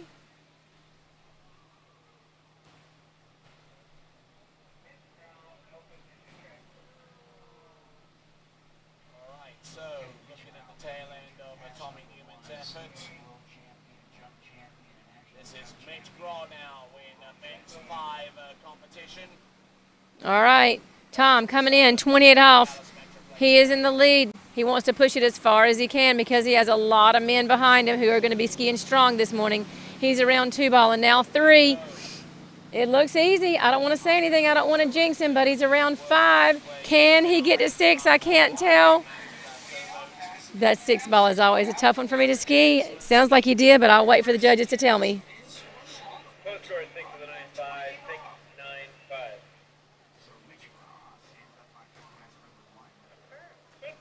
Confirmed 6 buoys at 28 off. He'll be coming back in at 32.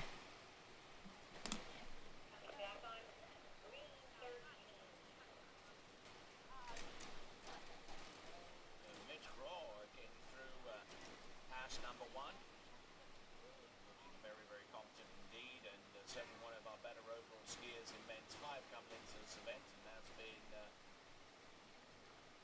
for as long as he's been eligible to ski in that division.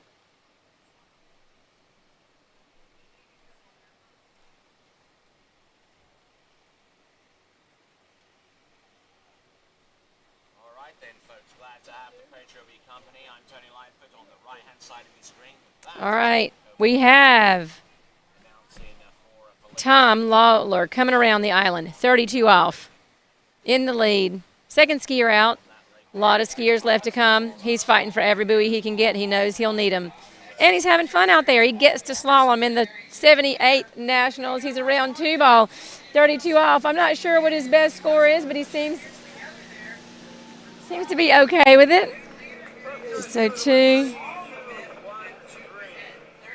at 32 off. Confirmed score for Tom Lawler. Our next skier will be Doug Meeker.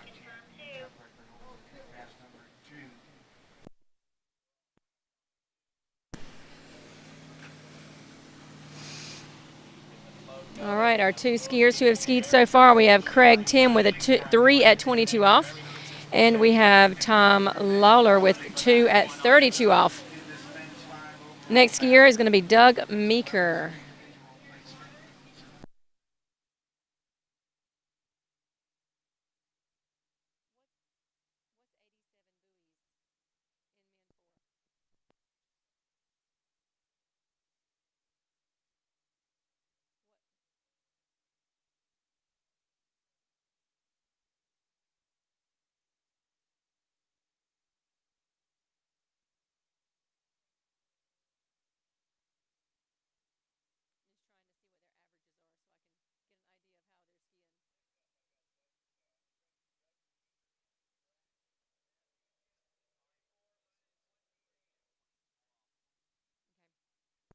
All right, Doug Meeker is a scratch. Our next skier is Matthew Shemp at 34 miles an hour, 28 off. That's a big jump on the starting speed. He's opted to go ahead and shorten the line of ways, and looking like it's easy for him. So opening pass, and he does makes his way around all 6 buoys at 34, 28 off. We'll be coming back at 32. The lead right now, 2 at 32. Our next division, that is men's 2, and that is Matthew Page right here and now. Matthew Page, our first competitor out in men's 2 tricking.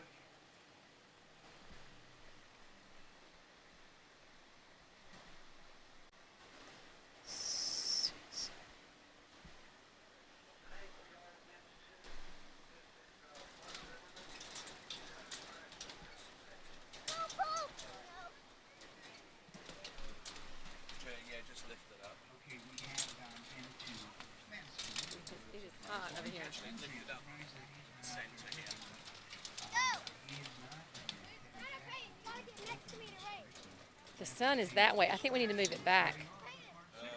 What do you think? Okay. All right. There we go. That's fine. Is that better? All right, Matt Shemp coming back in at 32 off. Third skier on the water. If he gets a piece of 3, he takes the lead, but he does, and he goes down around number 2 ball. Unofficial 1.5 at 32 off, so that means that Tom is still in the lead.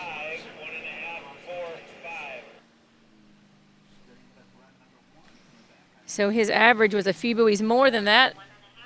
Sure, he's not going to be super thrilled with that, but that's okay. He's out here. He's skied. He's healthy. And we are looking at Michael Doster in the water, getting ready to go next. He is really stoked about his effort in the tricks event. That is Mark Zimmerman. That's what we love to see up here at the announcers booth. We want the fist bumps, the screaming. We can't ask for anything else more. Alice, you have your leaderboard. All right. If Michael Doster is indeed our next skier, His average is 2 at 35 off, which if he runs his average today would take the lead. He'd be our 4th skier out today. We have 32 total guys, 31 because we had one scratch already with Doug. Next up, Michael Doster, 34.28. Mike Doster, 34.28. 34 miles an hour, 28 off. Starting at the same speed Matt just started at.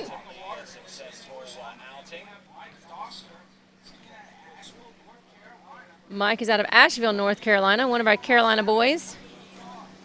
34 miles an hour, 28 off, behind that beautiful Malibu.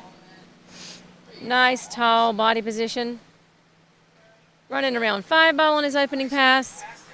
And around 6 out the gates. He'll be coming back in at 32 off.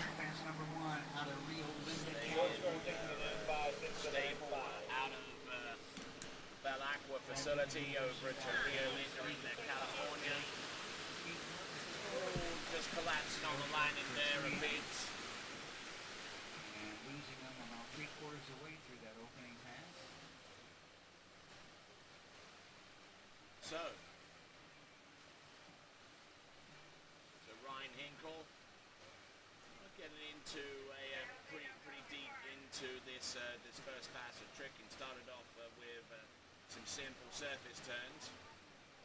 Then he went into the basic Good morning. spins, doing that Waco.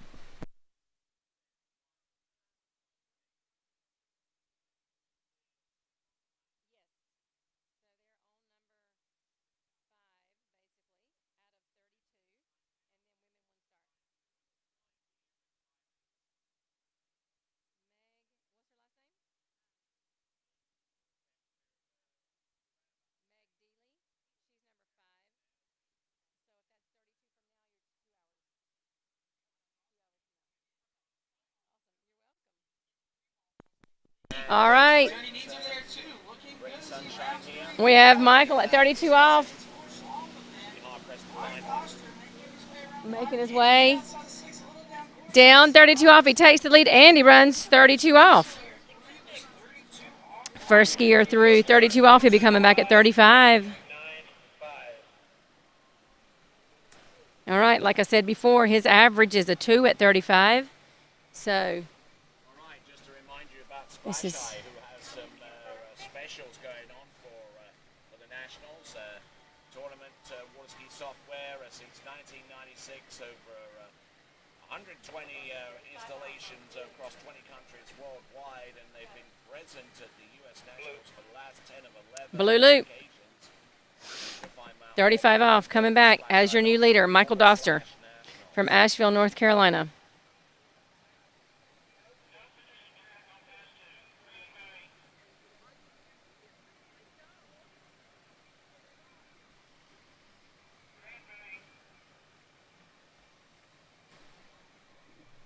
So this is men's 2 tricking. All right, coming back in, men's 4 slalom, Michael Doster, 35 off. First guy into 35, his average is 2.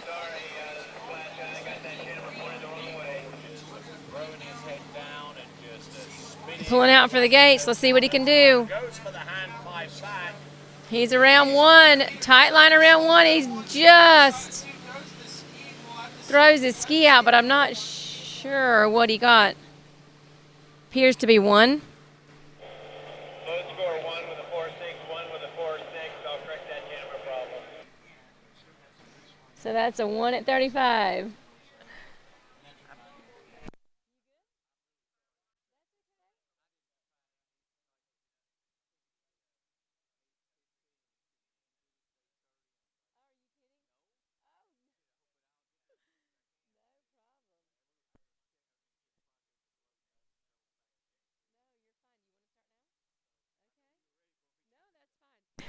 You've done a great job. Thank you so much. All right. Ladies and gentlemen, big round of applause as Michael Doster comes back as our new leader, 1 at 35 off, close to his average. Very respectable score this morning.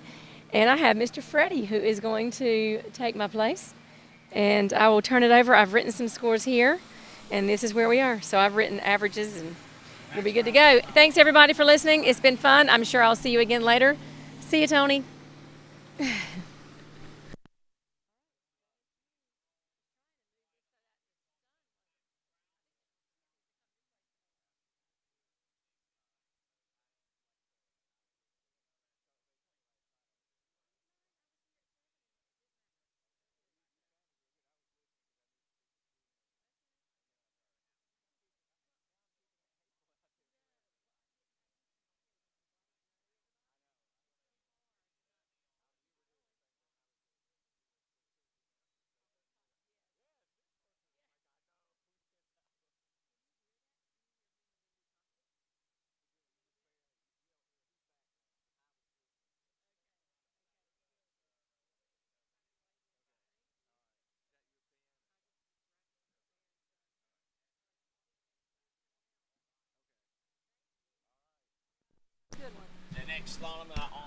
Okay, here we come with Peter Dowell.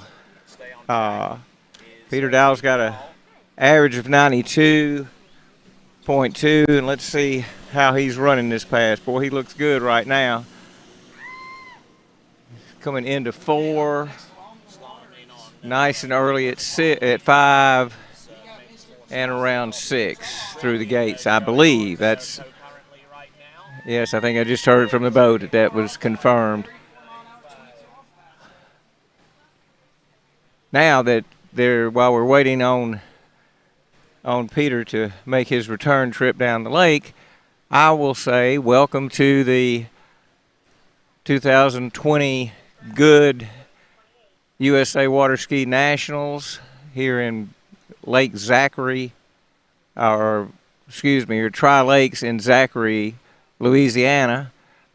My name is Freddie Snell. I'm a men's 7 skier now. I just moved up from Tennessee, from right outside of Music City, Tennessee, or Music City, USA, Nashville, Tennessee, a little place called Murfreesboro. And 3-event skier. I've got a son that's 16 that's a 3-event skier. So we've been here.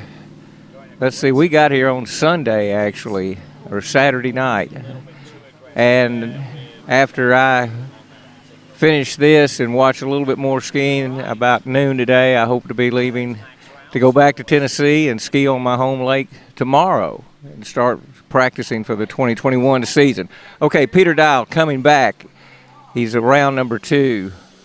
Chance Lowe just walked up here, a fine young skier, a fine young man. Going to be jumping tomorrow. He's coming around 6, and he's around 6 and out the gates. Yeah, Chance is Lucky Lowe's son of Lucky Lowe Ski School and Lucky Lowe fame. I'm not sure Chance has attained the fame of his father yet, but he's better looking and has a bigger smile, which is saying a lot because Lucky's got a great big smile. I hope Chance wakes up soon. He looks like he's just now getting to be awake. So.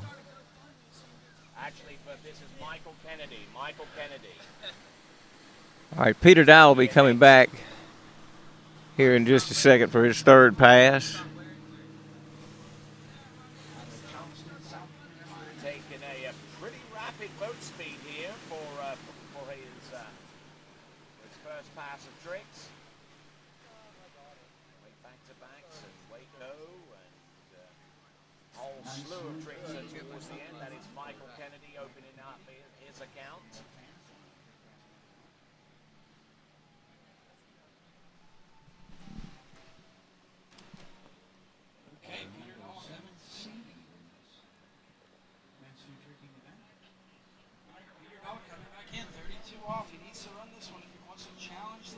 Okay, Peter's coming back in at 32 feet off the line, 34 miles an hour. Oh, he got in a little trouble right there.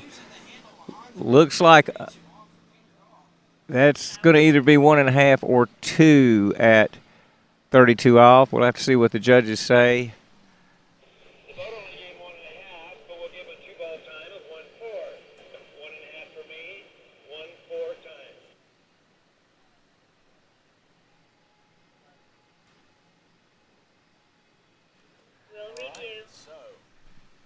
So I believe we have a confirmed 1.5 on that that performance for Peter Dial. And it looks like from my notes here that the leader is 1 at 35 off. The previous skier, Michael Doster, and I believe that Matthew Schemp and Peter Dial are currently tied for second place. There's a lot of skiers to go. That's probably not necessarily going to hold up, but you never know in this sport how things will happen. So.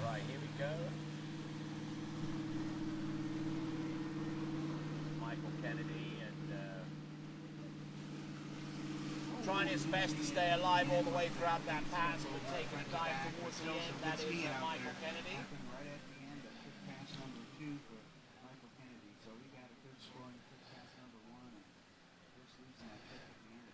So it looks like we've got John Dark, our next skier on the water.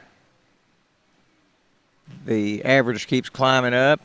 He's at 92.7 average.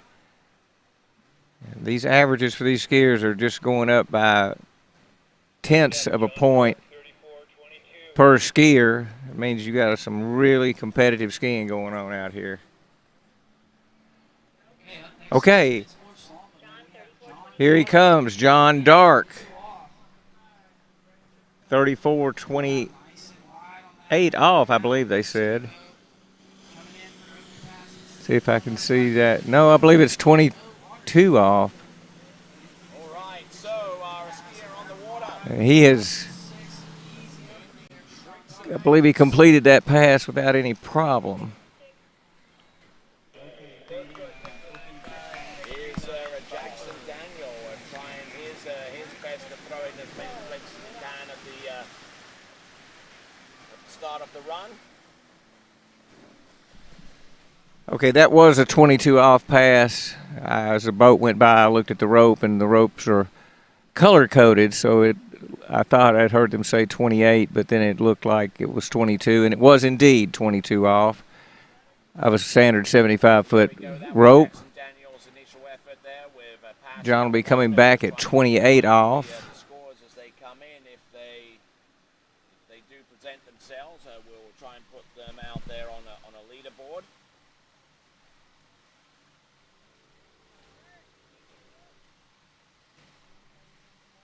Alice, you have a leaderboard for slalom. Alrighty, so back up on the water, Grant Shipper, San Diego, California, stormwater engineer. Also enjoys snow skiing, golf, tennis, basketball. Those are some of my favorite sports as well.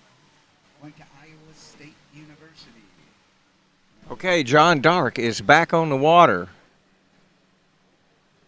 28 feet off the line. He's around 2 and looks like he's in good shape. He's in control. He's pulling that rope in. Round number 4, 5, and 6, and out the gates. That's a solid pass for. That's a solid pass.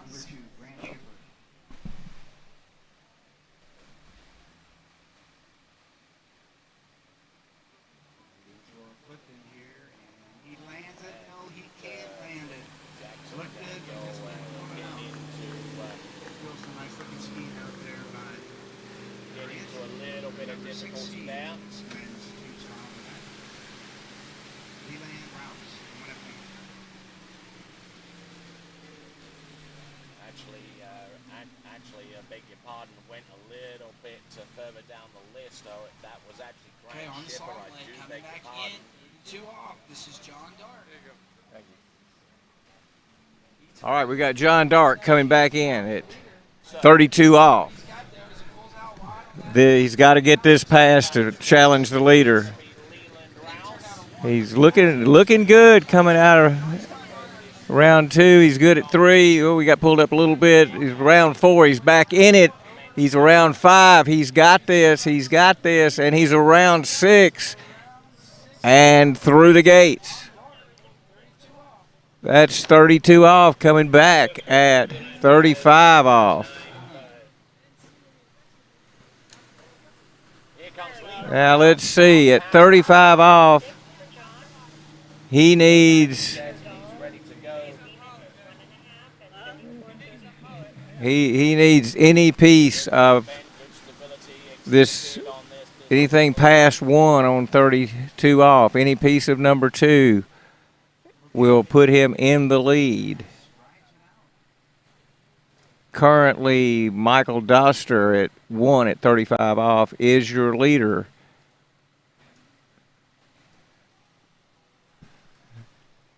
So anywhere from any piece of 2 and any more that he can add to that will just make it harder on the following skiers.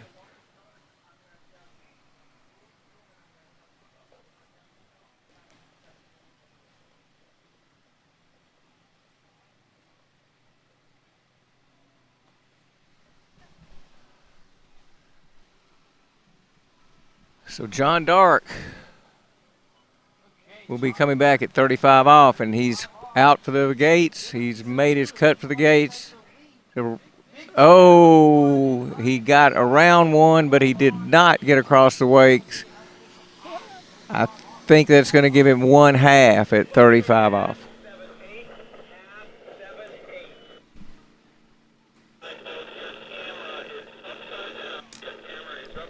I guess that puts him in 2nd place currently. The next skier on the water is a well-known legend in this sport, Mr. Kirby Wetzel from Hillsboro, Tennessee. Skis down at the Swerve Water Sports with Michael Bullock. They run a ski school and private lake down there. My son Trey skis there a lot. I ski there when I can. Trey spent most of the summer driving and skiing and doing a little coaching down there, and also washing dishes and mowing the yard and cooking. So when you're in this sport, you have to learn to multitask. Kirby has been chief judge of the Nationals. He's been chief judge of the Regionals. He's been an official for a very long time. I think he was chief scorer for the Nationals last year. He likes to be a chief. Kirby should have been an Indian. He likes being the chief. Kirby is a really, really good guy. He's coming out at, I think I just heard 34 miles an hour, 28 feet off the rope. Kirby Wetzel, good friend of mine, boys 9 competitor. Kirby's off to the races. He looks good coming around 3 into 4. Come on, Kirby, get that. All right, he's got a good 5. Come on, Curbs. And he is around number 6. I believe when Kirby was in Boys 2 in the early 80s, like 1983, he set a Boys 2 trick record. He set it behind a baby blue Ski Nautique 2001 model, if you remember those old boats. 2 years later, I wound up in possession of that very boat. And Kirby got to ski behind it with me some, and we always liked the fact that I had that boat. And Ski Nautique makes a great product. I had that boat for 25 years. And when I replaced it, it was still running strong. It's still running strong on my lake. My home lake, which is a public lake. I call it my lake, but it's not exactly my lake, but it's where I grew up skiing. And a friend of mine bought the old boat. It's still there. I still get to drive it. I still get to see it. I still think it's me every time I see it. And I replaced it with a 2004 Ski Nautique. So I've had Nautiques all of my skiing life that I've had a tournament ski boat. And all 3 of the boats here, the Nautiques, the Mastercrafts, the Malibus, they are all fine boats. Okay, Kirby's coming back in, 32 off. Oh, he got hooked around two a little bit. He's in. Oh, and he's out at number 2. Looks like 1.5 to me. No, I take that back. Looks like 2.5.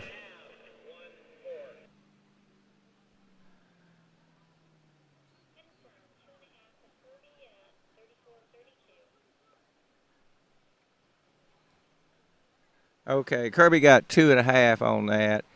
And I can't pass up the opportunity to tell a brief story about Kirby when he was a teenager and was at a party at my house and did a big fancy leap over the back of my couch. And in doing so, he broke the back of the couch.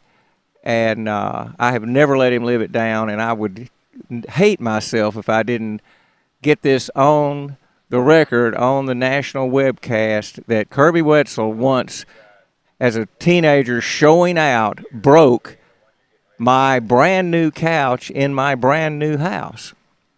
So if anybody gets the opportunity to give Kirby a hard time about being a couch breaker, that's what he is the best at, is being a furniture wrecking machine. Kirby Wetzel, very good friend of mine, great competitor.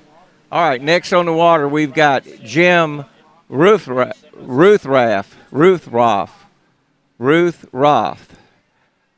And Jim's coming in at 28 off.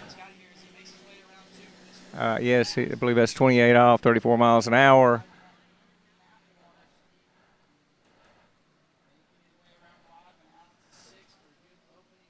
I'm sort of he got that pass. He's going to be coming back at 32. Since Kirby went down sort of just up the lake from me, I hope he's going to walk by and I'll get him over here and talk to him a little bit. But he may have gone straight up into the tower because I know he's still judging and doing all the things that he has to do. He can't be judging this event, but there's other official tasks that he may be performing. So he may have just gone straight up, and I may not have the opportunity to ask him how it felt as a teenager to break someone's couch that he didn't know all that well. I also remember Kirby at the very first Tennessee tournament I went to, and he was in diapers.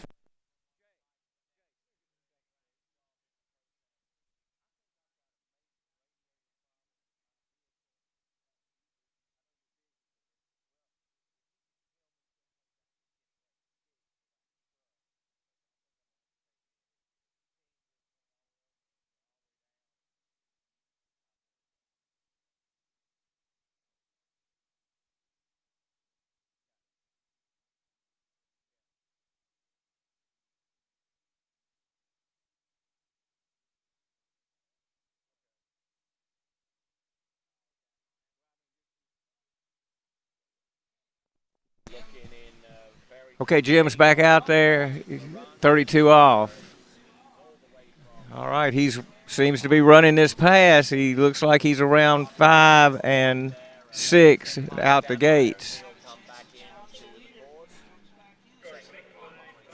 So he'll be coming back to us at 35 off, and that's the leader pass. Okay.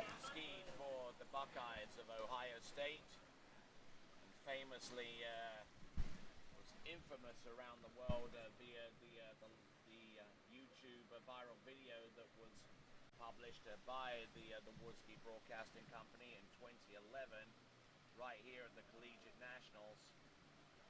Still one of the most viewed water ski videos of all time.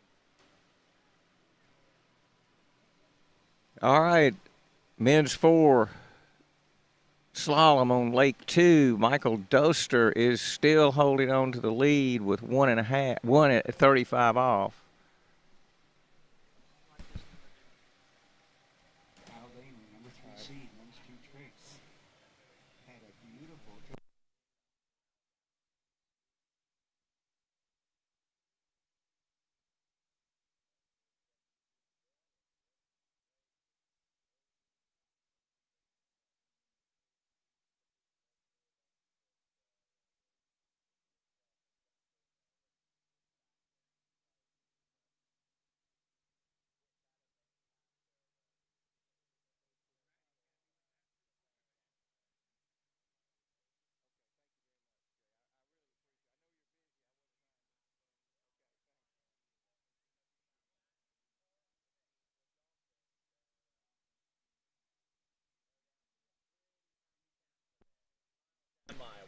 to the last three competitors.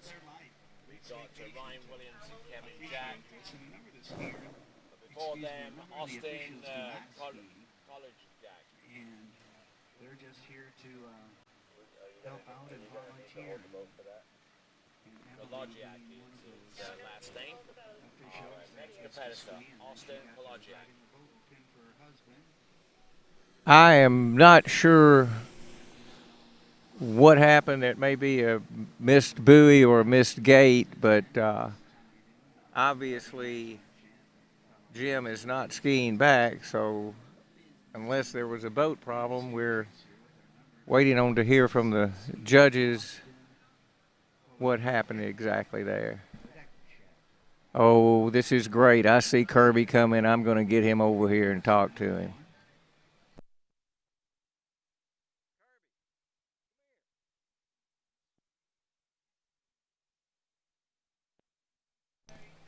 Ladies and gentlemen, the legend, the man, chief of nearly everything there has ever been to be chief. Mr. Kirby Wetzel has come over to talk to me. And Kirby, was forced to come over and you were forced to. Kirby, the people out here are typing in and asking, and they want to know exactly what does it feel like as a teenager to break a man's couch? Felt pretty good at the time. I've told that story so many times to so many people. This is the biggest audience I've ever gotten to tell it to, and I was not going to miss that opportunity. I saw you coming up, and I was absolutely delighted. Good skiing, though. It's a good memory from old times with good friends. That's true. It is. It is. And great skiing. You look good out there. Got in a little trouble, but, you know. I couldn't pinpoint it. Just never got settled. Yeah. Never got comfortable. Yeah. Done this long enough, I should know better to get myself collected and do what I need to do and well, prepared. Well, you know. Just couldn't do it today. Couldn't do it today, but, you know, there's always next year. Hopefully. Hopefully. Kirby, thank you so much. Yes, sir. Appreciate it, buddy. Kirby Wetzel, ladies and gentlemen. Really, really good friend of mine. Great man from Tennessee. All right, on the water, we've got Scott Stressfield. I'm pretty sure he started at 28 off, 34 miles an hour. And I believe he ran his opening pass and will be coming back to us at 32 off. And currently, John Dark is. Now, wait a minute. I said that wrong. No, I'm sorry. It's not John Dark. It's Michael Doster, according to my notes, is still in the lead, holding on with one at 35 off. Just goes to show that these athletes are out here working really hard, and they're all really jammed up close to one another here.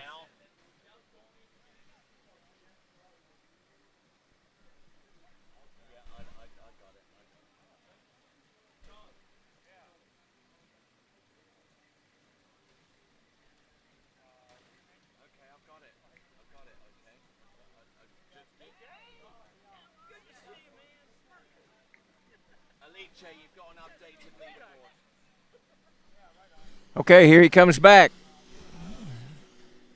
He's got this 32 off pass. Looks like it may be in his pocket.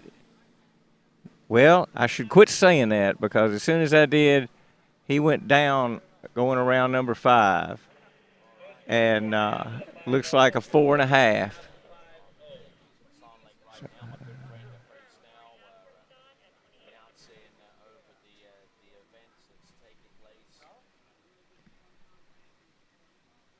So Michael Doster has continued to hang on to the lead with his one at 35 off. Joey Hayes is coming in, and I'm sure Joey is hoping to eclipse that score.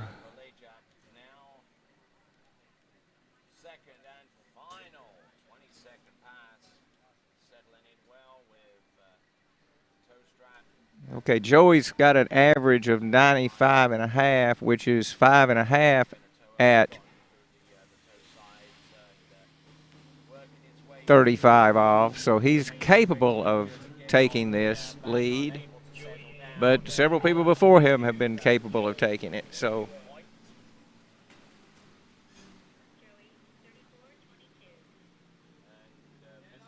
Okay. Joey's actually going to start at 22 off, so we could be here a while watching Joey. He's cutting for his gates. He looks good and wide and early. He's warming up on this pass. He looks great coming around through here. Oh, he got pulled forward just a little bit, but I believe he's still getting around. He was able to get around 6, and he is through the gates. I believe he's going to get full credit for that pass and move up to 28 off.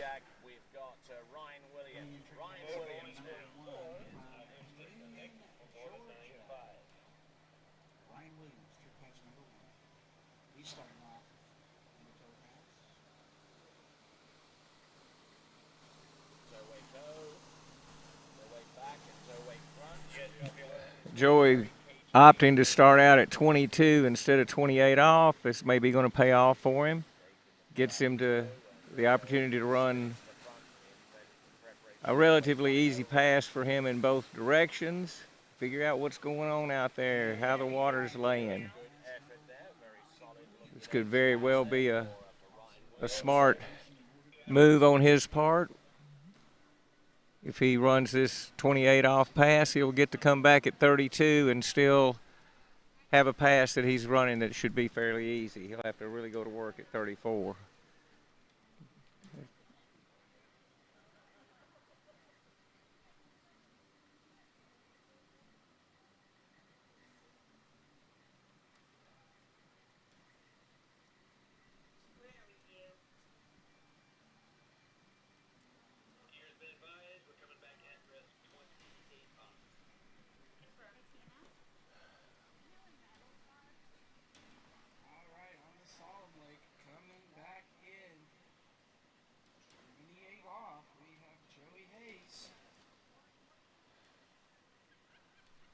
All right.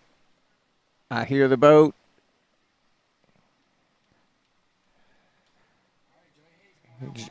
Joey Hayes pulling out for his gates. Round 1. He looks good at 2. Oh, he's got a good early 3. Oh, he got down a little deep at 3. He pulled it out. He's going around for 4. At 5, he lost the handle.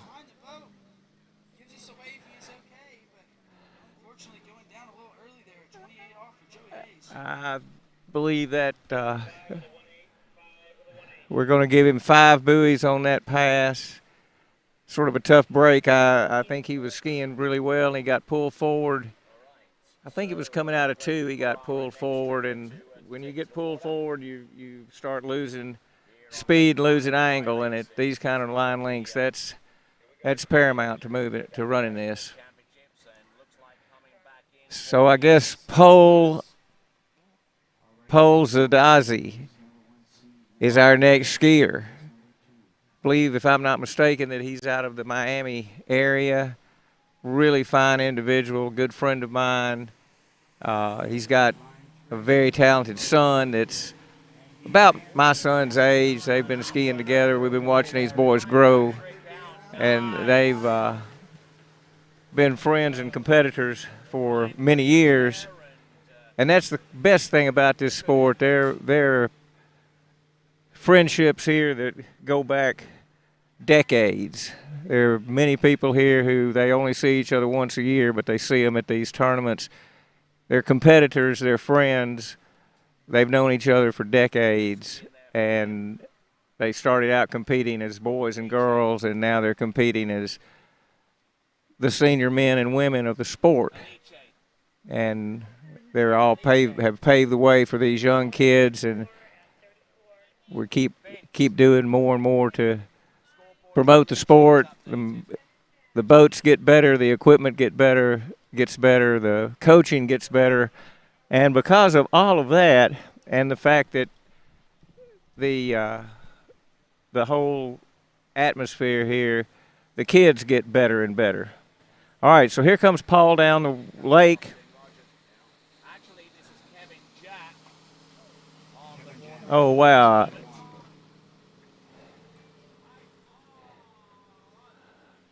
All right, we must have changed boats because we're running a simulation pass right now. If you get the opportunity, you should maybe you want to take a look at Lake 1. Kevin Jack is skiing on Lake 1. He's tricking, and Kevin is one of the best trickers in the world.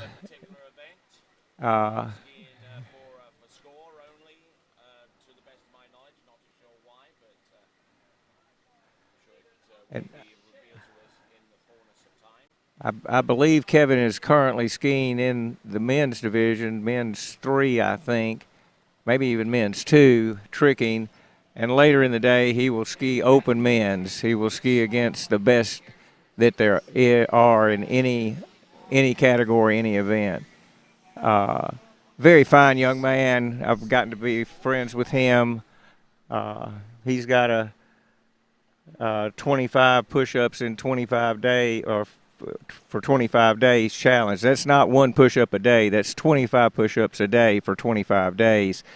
And my son Trey and I are right in the middle of that. I think this is our 13th day. Yesterday, Kevin and Trey and I did our 25 together.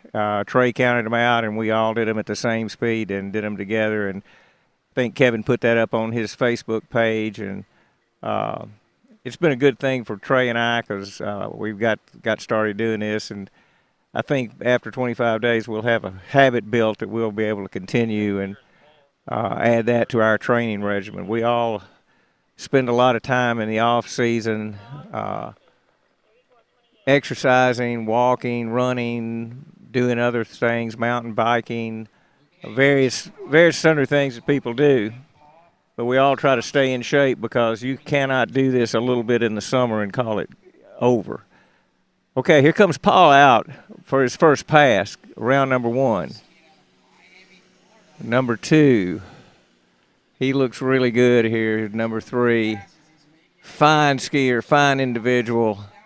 Really always got a big smile on his face. Glad to see everybody and glad to be a part of this sport.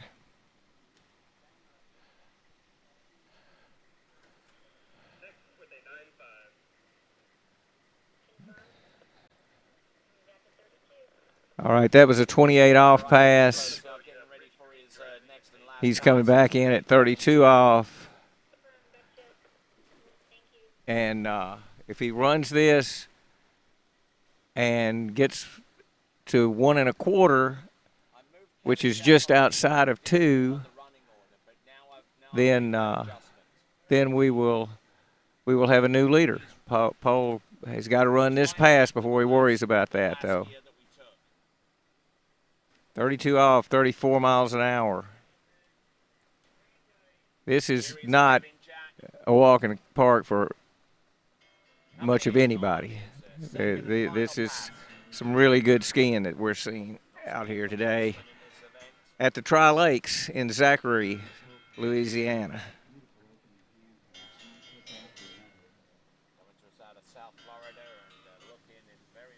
Okay, here he comes. Round number 2, pulling good at 3. He's looking nice on this pass. Come on, Paul. You can do this. You can do this. He does it all the time. Round 5, and he's got a good lean towards 6. He's out of 6, and he's going to come back at 35 off. Okay, now this is the leader pass right now. 1 at 35 off is in the lead by Michael Doster. And after watching that, if I was Michael, I'd be biting my fingernails because I think Paul has a really, really good chance of taking the lead in this event.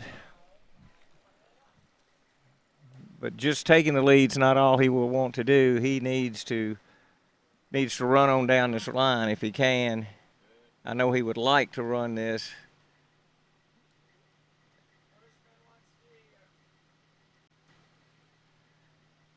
His average is 96.5, which means he has run this in tournaments.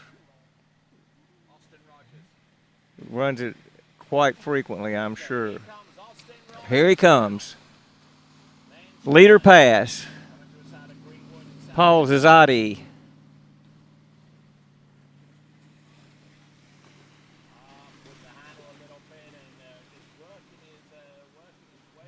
All right, he's round one. He looks good at 2. A little bit of slack, but he gets it back under control. A little bit of slack again. Oh, and he gets outside of 4, but he doesn't make it. That, I believe, is 4 1/4 if he really was outside. It looked like to me he was. Well, they say he was not.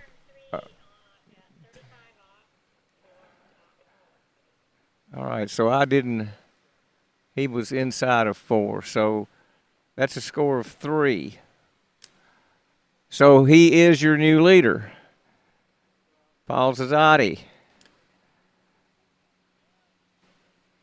3 at 35 feet off the rope. That leaves only 40 feet of line between the skier and the boat. Those buoys, those orange buoys that the skiers are going around, they are 37 feet, 8 3/4 inches from the center of the boat, from the pylon where the rope is tied. That means he's only got a little over 2 feet of rope more than what it takes to get out to the buoy. Of course, people run this pass, and then the next pass, they're missing the buoy. The handle won't stretch quite to the buoy, and they have to do it with their bodies.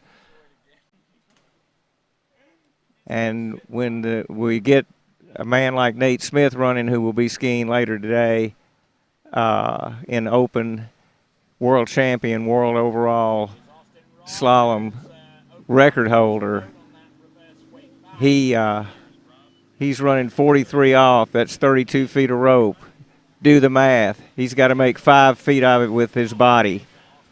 He's 6 feet 4 inches tall, and he has, I'm sure his arms have rubber bands in them and stretch out so that he can make it. He's an astonishing athlete. If you get the opportunity to see Nate Smith ski, it's always good. All right, back on the water. We've got Rob Kirkpatrick. Pretty sure Rob's running a 28 off pass and making short work of it.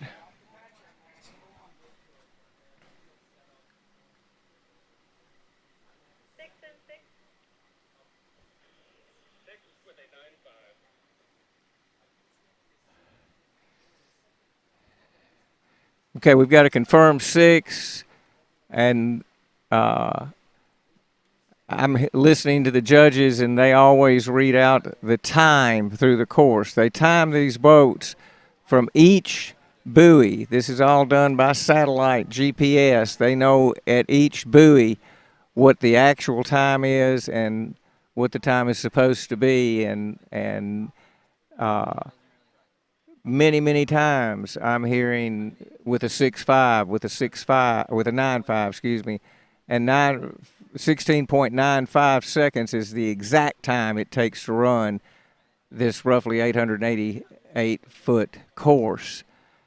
I say roughly because I don't remember the exact number, maybe 880, but the timing on this to have it run 34.2 miles an hour is that exact, 16.95, and a lot of times it's dead on. Here he comes back, 32 off.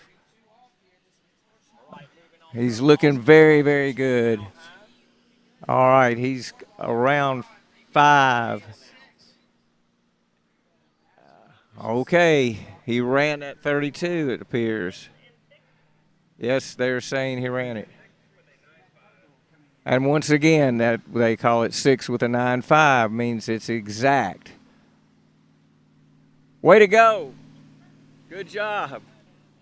Average. There you go. Boy, I wish I could say I could ski that average. That was Paul Zazzotti just walking by, and he wasn't elated, but he's not upset. He said it was his average, so he felt pretty good about it. Okay, so Rob Kirkpatrick will be coming back at the leader pass. He now needs to get some part of 4-ball.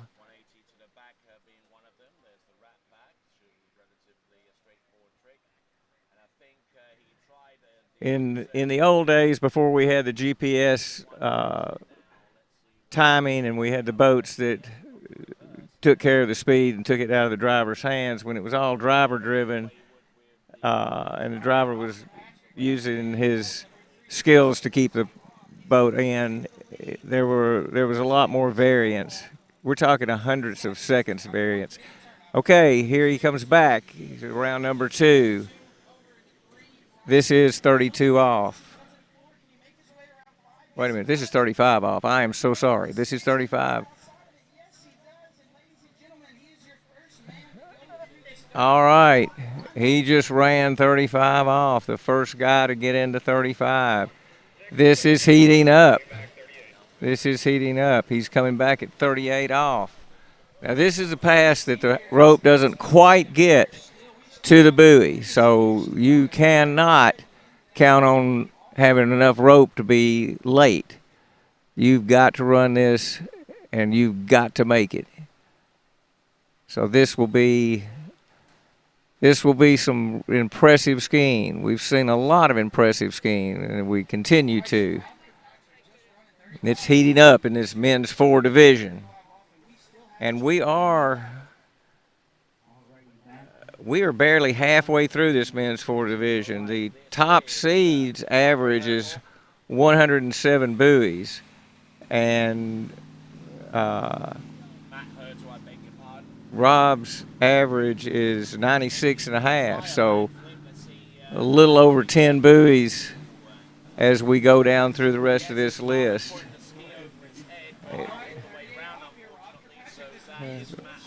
We have 32 skiers. We've seen 12 of them ski. Oh, and he gets down and slams his way around number 1, number 2. I mean, so.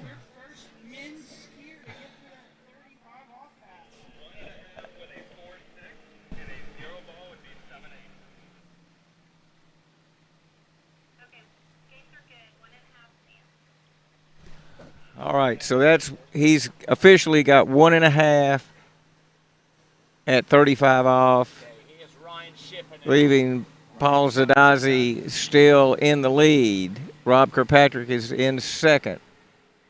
There's a 1.5 buoy difference between them.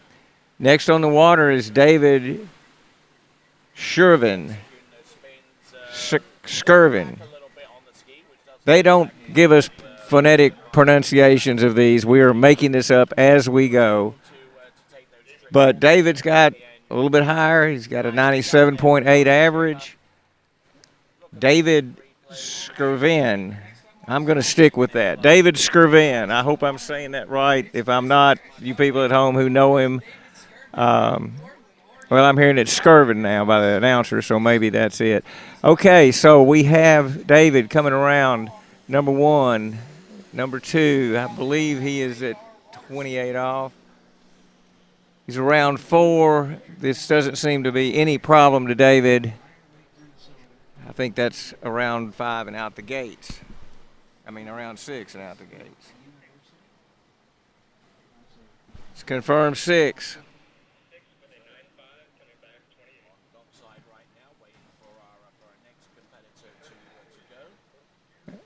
So we have live announcers on a PA system that are up a little bit higher and have a little bit better vantage point than Tony and I have. But so we're hearing some of what they're saying, and that's why I know it's Skirvin instead of Skirvan. That's assuming they know what they're talking about.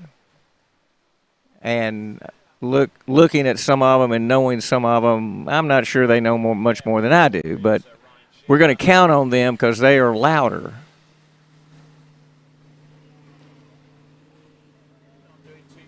So David Skirvin coming back in at 32 off, 34 miles an hour.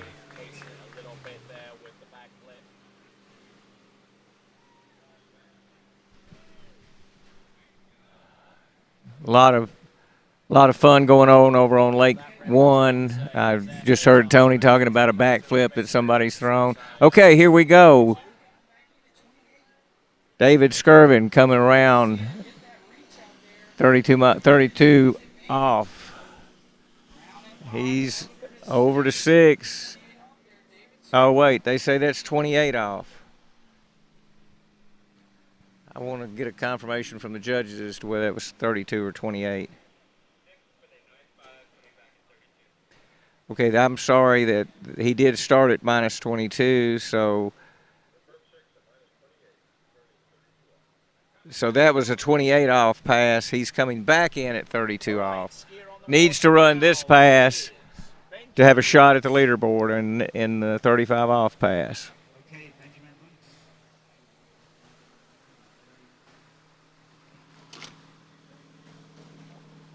To be exact, a shot at the top of the leaderboard. He will probably show up on the leaderboard, but everyone does eventually. But to be on top of the leaderboard, he has to run this pass and then get a piece of 4, any piece of 4. A score of 3 1/4 is the least he can get to have the lead.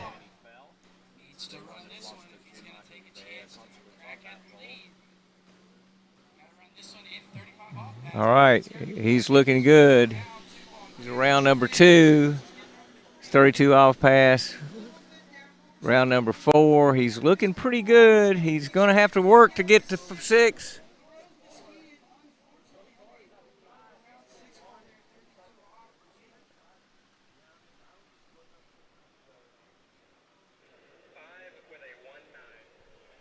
Well, it's official.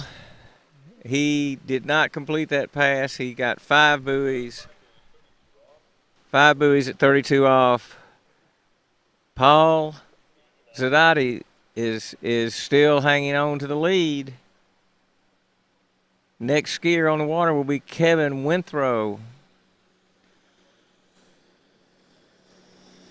Now, if you were here, we would be telling you to give him a hand as he rides back. And you should clap for him. If you're watching this, you should clap for these skiers, holler for them, act like you would in front of a football game, yell at the screen, do all those things. They don't know it, but hey, it's the energy that you put out, right? And you'll have more fun if you get really engaged. Now, if you're on the far side of the world, which is very possible, and it's 9 or 10 o'clock in Australia, pour another rum drink, put another shrimp on the Barbie, and sit back and laugh at the Yanks as they ski. And just in case they're listening to my buddies Darren and Annie from Sydney, spent a lot of fun times in the Virgin Islands with them. Darren was my very good friend who was the Boy Wonder charter boat captain. Annie, his wife, was a wonderful friend, wonderful person. They both played percussion with me when I would do gigs in the islands. And great people, so I hope you guys are listening. All right, he's coming out. This is Kevin Winthrow. Looks like he's at 22 off, 34 miles an hour. He's opting to start a little bit longer line length, get a few more passes, get another pass under his belt before he gets to the hard stuff. And no, I'm not talking about drinking moonshine, although we are in Louisiana, so moonshine is probably available. I haven't seen any, nobody's offered me any. But it's the South, and I know in Tennessee you can find moonshine, and so I expect that there's some Cajuns down here somewhere that are brewing some fine white lightning. So I don't mean that when I'm saying this. All right, Kevin should be coming back at 28 off, 34 miles an hour. Top speed for men's 4. There's about a 20-year span from turning 16 until you turn 35 that men, boys 5 and men, have to ski at 36 miles an hour through the course, and open men always ski at 36 miles an hour. But here he comes back, 34 miles an hour, 28 feet off the rope. He looks really wide and early for number 2. I think this strategy of starting at 22 off may be going to work for him. He's pulling strong into 6, and he's around 6 and out the gates.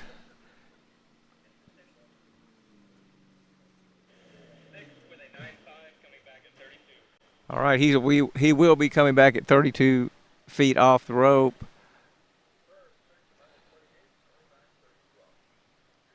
$34 miles an hour.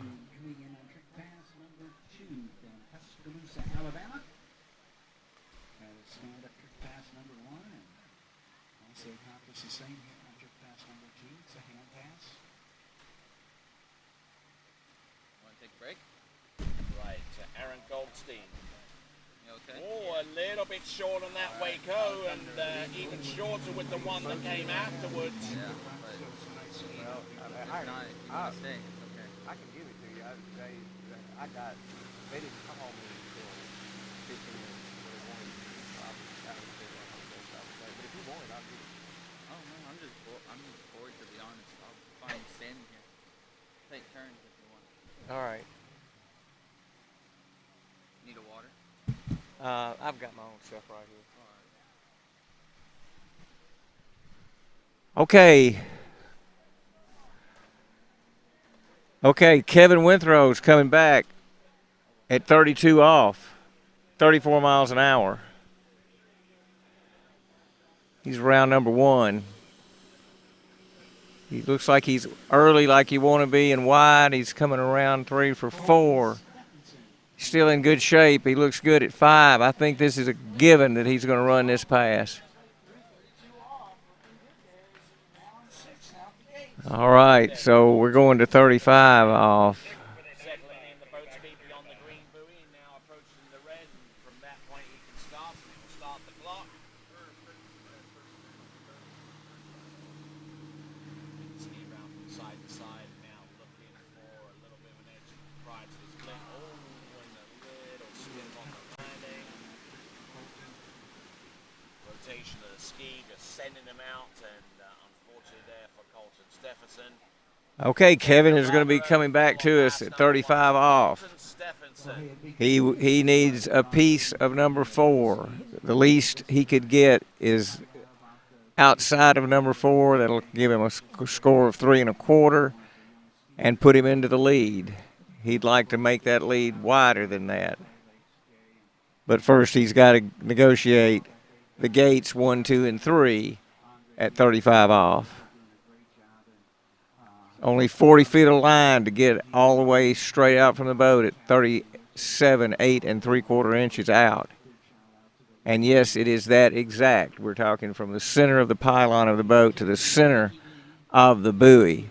And we have technical directors and technical supervisors that measure all this with transits. Okay, so here he comes around number 2. All right, he got 3. Is he going to get outside of 4? All right, he turns 4. He's in the lead. He goes around 5.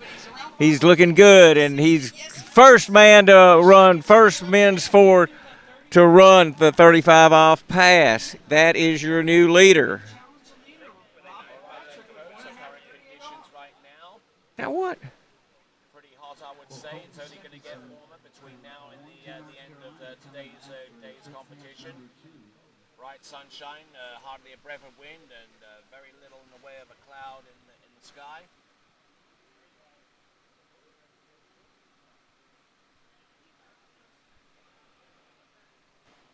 He will be coming back at 38 off.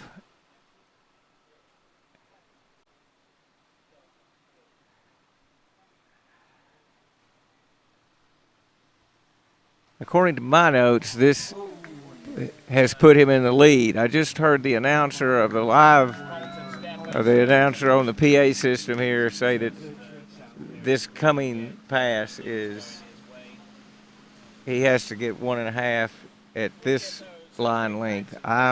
One of us is confused. It could be either one of us, I'm sure. I'll say it's me, and we'll see what happens. At any rate, he is at least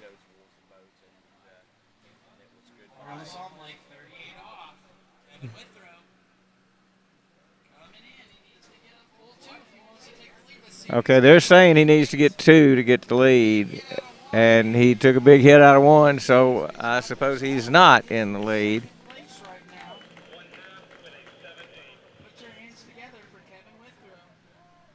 Okay, he is currently in second place, and they are saying that with such authority that I'm going to assume I really am wrong and have missed something. So I probably should be fired.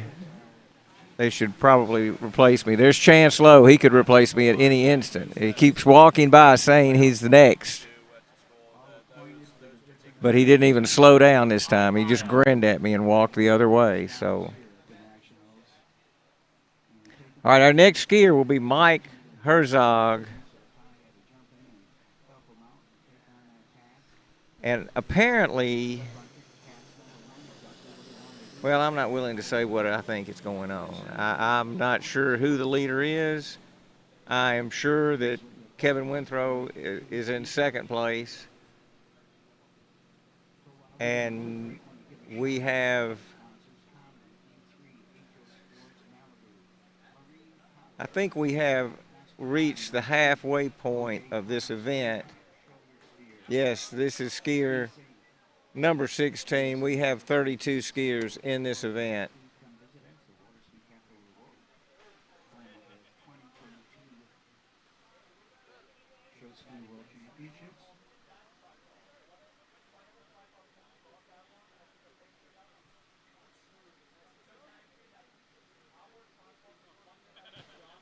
Mike's average is a full 1 more buoy than Kevin's average, so we'll see how this works out.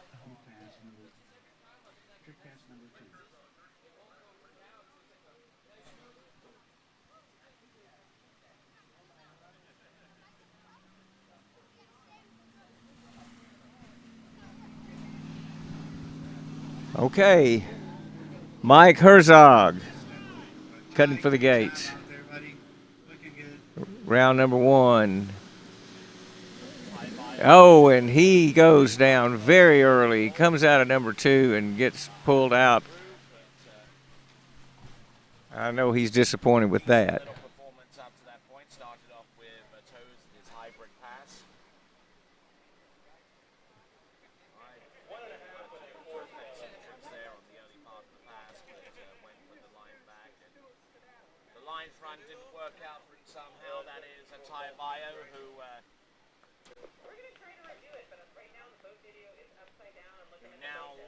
The way clear for Calvin Neff.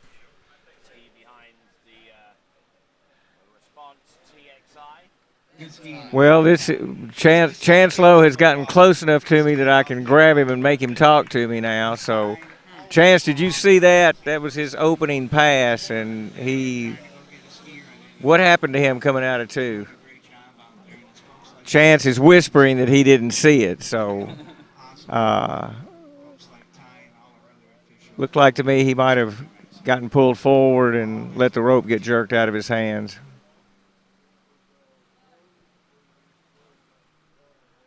So, Chance, you're jumping tomorrow, right? Yes, sir, I am. And how far are we going to see you jump tomorrow? Oh, man. It could be. Now, we're not talking about could be, Chance. What are you going to do? The people out there want to know what you're going to do. You're 21 years old. You're better looking than anybody I can see because I'm not looking at anybody but you. And you're Lucky Lowe's son, so how far are you going to jump? Anywhere between 114 and 130. Between 114 and 130. Okay, well. Hopefully further, but I mean. Hopefully further. Well, we're going to be watching you, and we want to see you get a big jump. You need to wait really, really late. Oh, yeah. And you need to pull really, really hard. Oh, yeah. You need to go really, really fast. I need to have red on my shoulders. You need to have my dog red on your shoulders. We an extra 20 feet. That's right. Jeffrey Cross coming in, Chance, at 28 off. What do you think? Looking pretty good. A little slack out of 2. Yeah, he got. He's looking pretty good. He's back in it. Pretty good warm-up pass. Yep. 28 off. Pretty good warm up. Coming back at 32. Going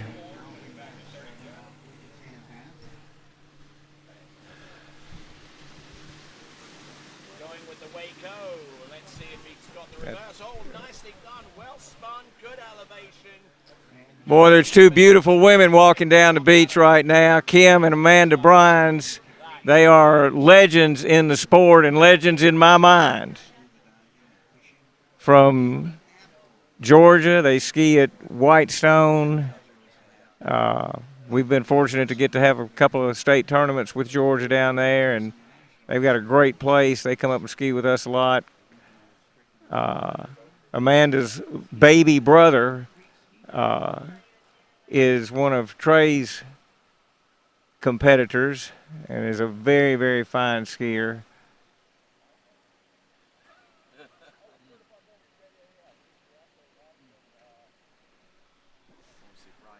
James Bryans is, I think he wound up in 3rd place overall yesterday for boys 5. Very, very talented skier, very nice young man, very, very polite. And there, his father, Craig Bryans, is an official, and here he comes back at 32 off.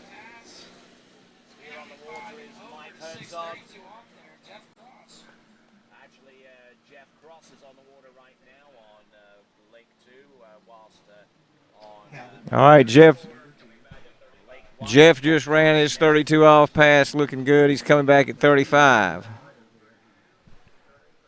Hey, Chance. Hey.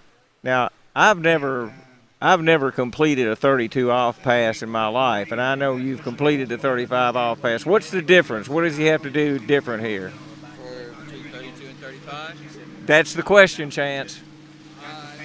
35, I feel like is more of a mind thing than anything else. It's only 3 feet of rope. Why would it be so much harder? 3 feet of rope, I mean, it's shorter.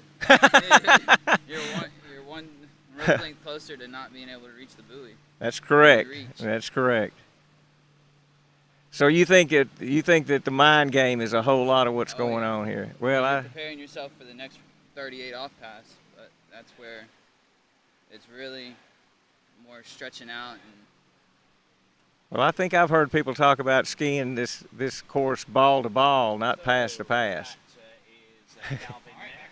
But everybody does it their own. You gotta have a good one ball to start this 35 off pass. There you go. That's very important. Let's watch him and tell us what you think. Yeah, he's all right. Will he get to 5? He got nope. He didn't quite get. He got a little down course after 2. So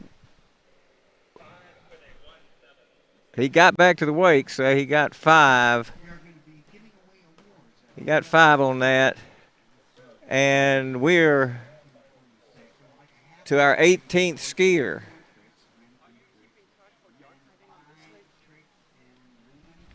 Do you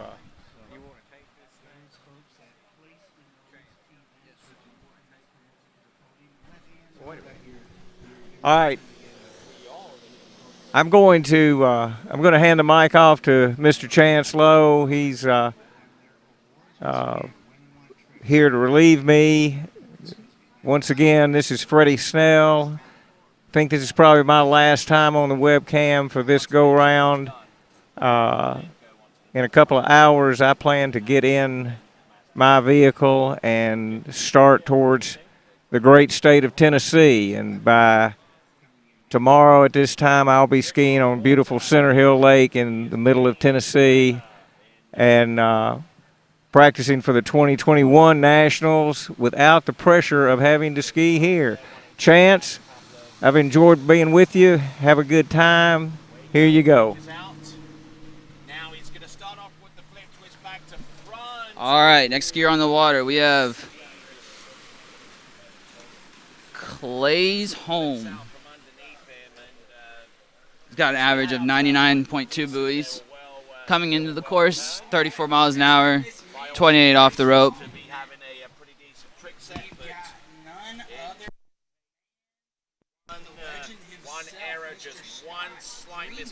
Scratch that. We have Scott Greenwood coming in at 34 miles an hour, 28 off the rope.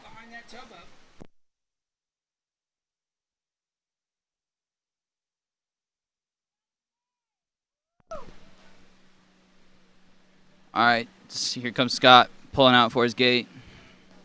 Should be a nice little warm-up pass for him here. All right, Scott Greenwood coming in, 28 off. Man, looking good out there on that radar water ski. Looking really good out there on that radar slalom ski.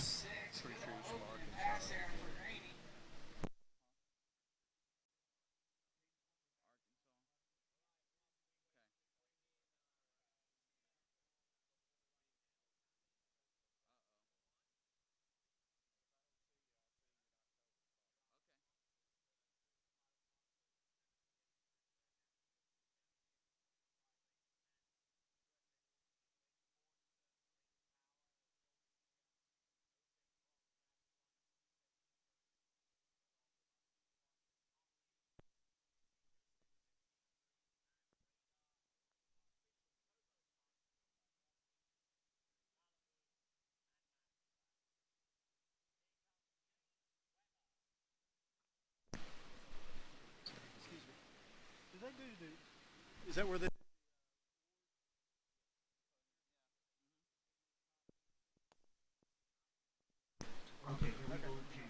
All right, here we go. Scott Greenwood coming back in the course. 34 miles an hour, 32 off the rope.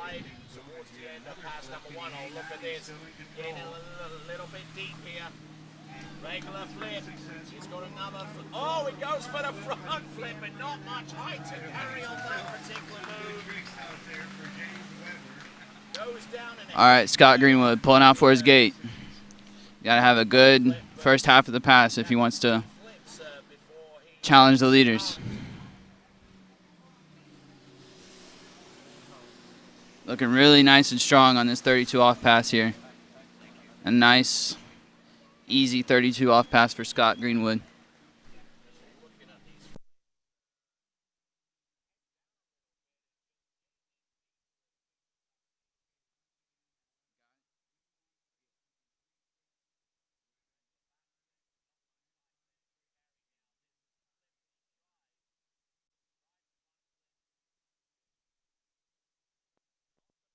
but just didn't get the height to allow the ski to really fully rotate over. So there we go. That was James Weber. Harrison Hartzler is the next skier to come.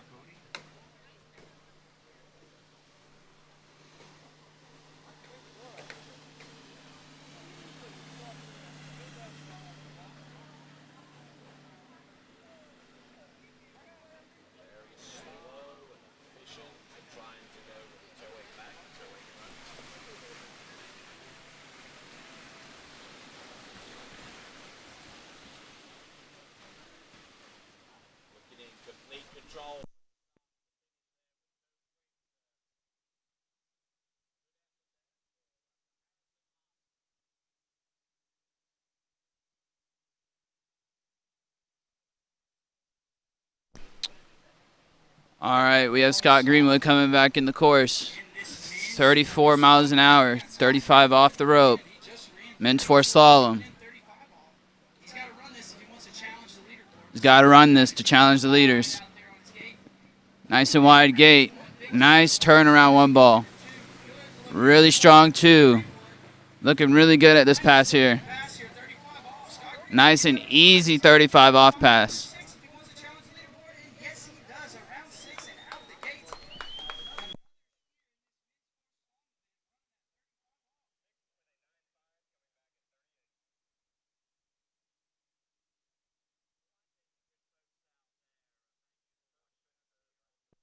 the tricky coverage here. My name is Tony Lightfoot. On the right-hand side of your screen, that is Chance Lowe. Left-hand side of your screen, he's announcing on the Lake 2 Slalom event, where we've got Scott Greenwood about to attempt a 38 off for 11.25 meters. I will get ready to welcome Harrison Hartzler back into the course for the second and final 20-second pass.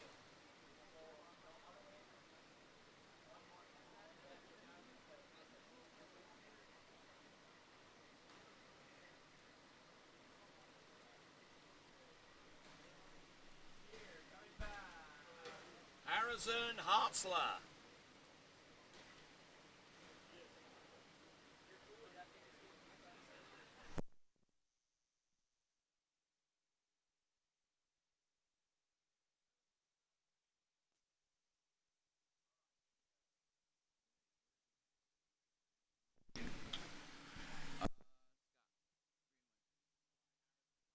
Now getting set up for a flip. He does. He gets that.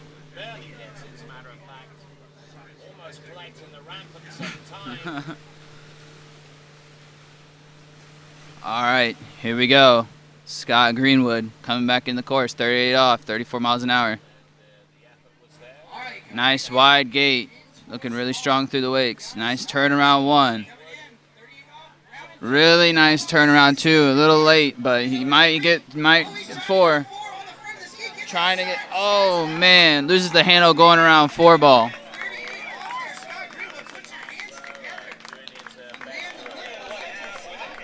Three and a half at 38 is his final score.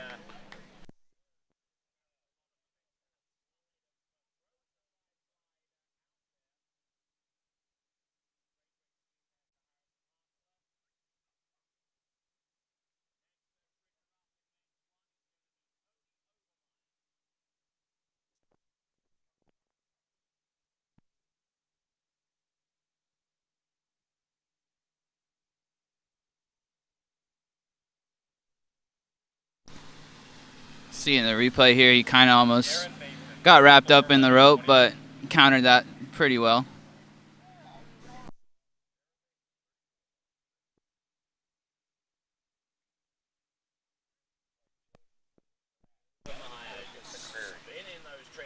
All right, so Joseph McCreary seemed like he was a scratch, so now we have Darren Mason on the water.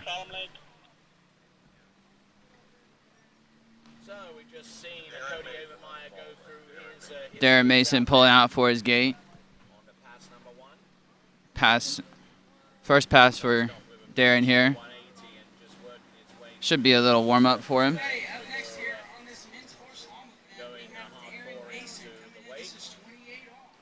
Looks like he's starting at 28 off, 34 miles an hour.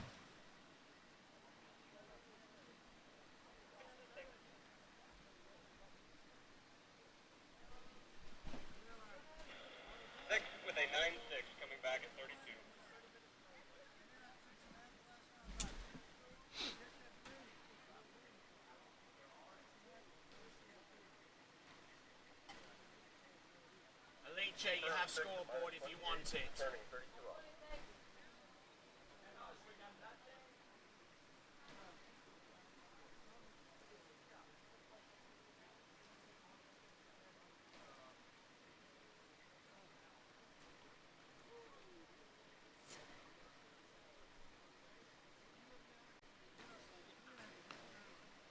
All right.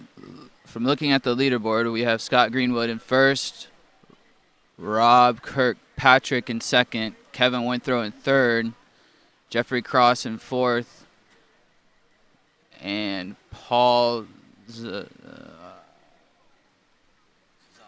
Zazadi in fifth.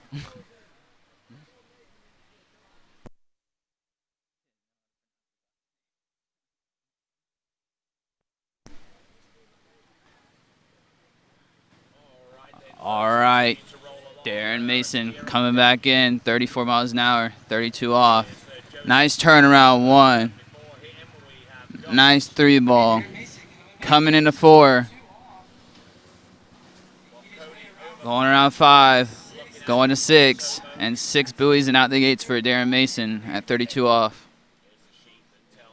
He's got to get around 4 back to the wakes at 38 if he wants to take the lead from Scott Greenwood.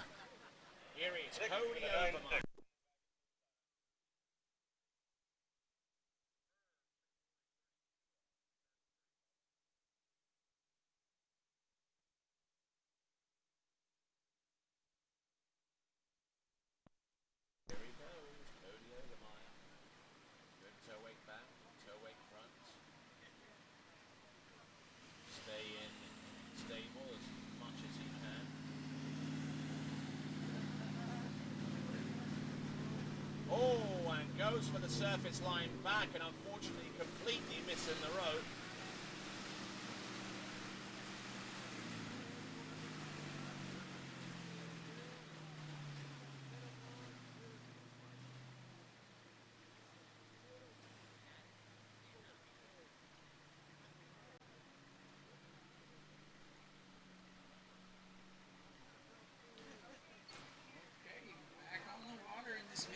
All right, back on the water.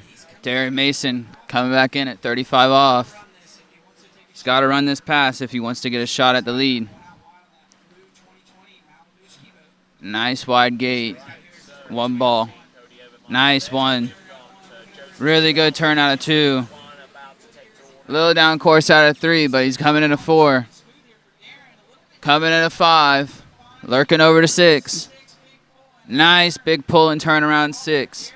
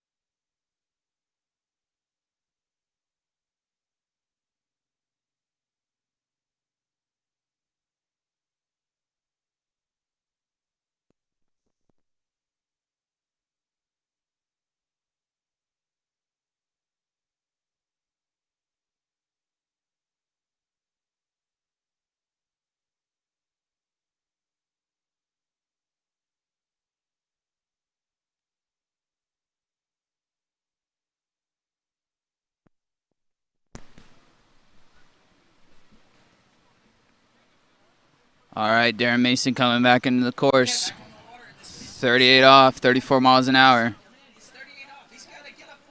Got to get a full 4 if he wants to take the lead. Oh, slips out around a 2 ball. Total score is unofficially 1 1/2 at 38 off the rope.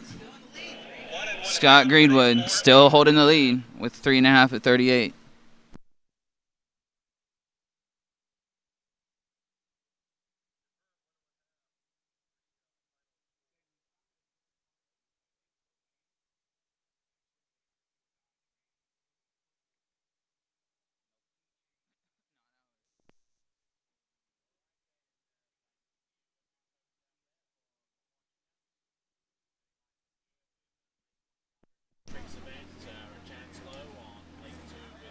His coverage of the Slalom Lake.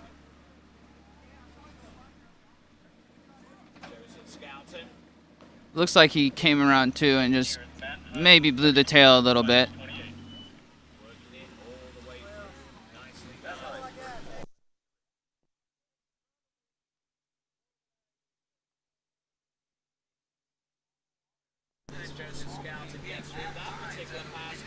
All right, next up on the water, men's 4 slalom, we have Matt Hines coming in 34 miles an hour, 28 off the rope.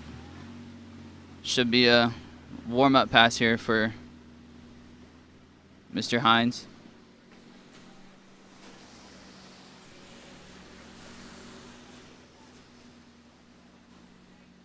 Hines making his way through this opening pass, 28 off. A little bit down course as he's rounding 5, but gets over and around 6 and out the gates. Next with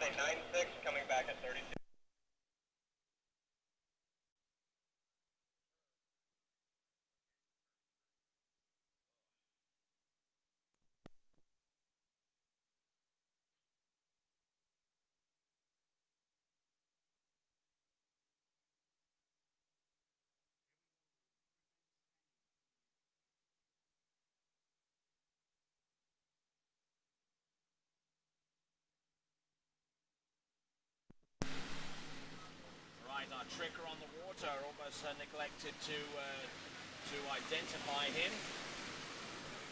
That is Griffin Stange. Ooh, and Griffin Stange, who is actually the boys' 5 national slalom record holder. Quick look at the records and notice that Griffin Stange is was one of the top slalom skiers in boys 5. Even though he's never skied in that particular division before, we took a retroactive look at the records. All right, back up on the water. Matt Hines coming in, 32 off. Nice wide gate, coming into 1. Nice turnaround 1. Leaders, 3.5 at 38. Let's see what he does here. Going over to 5, coming over to 6. Round 6 and out the gates. Griffin Stange. 6 with a 9.7 coming back at 35.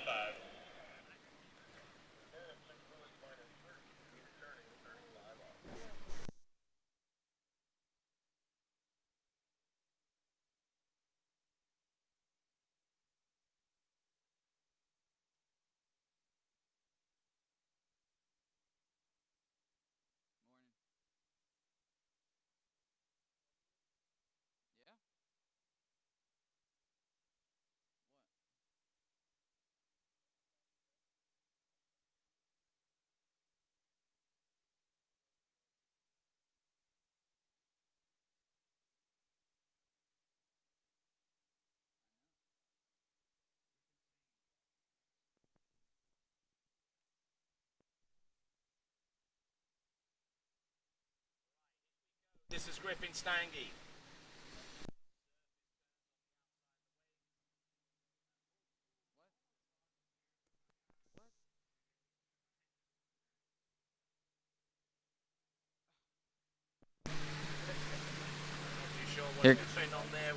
Here comes Matt Hines, 35 off, 34 miles an hour. He's got to run this one if he wants to take a shot at the lead. Little bumpy around 1, getting down course at 2. Can he get to 4? 5 is, oh man, loses the handle around 4 ball. Unofficial score, 3 1/2 at 35 off.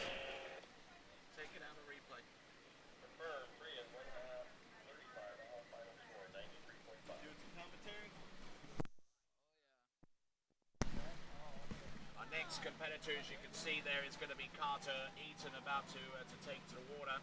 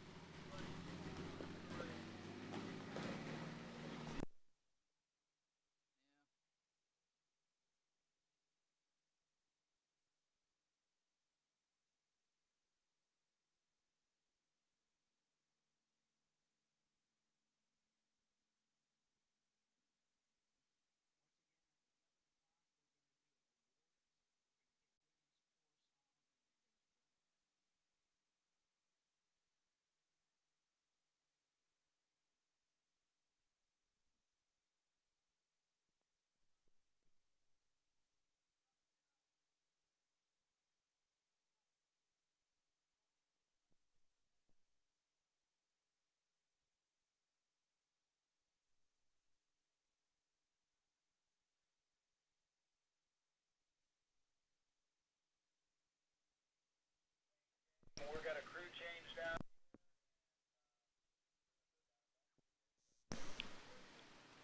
now. All right. Looks like we're doing a little crew change, new driver, boat judge, down and back simulation pass, and we should be right back into some good slalom skiing.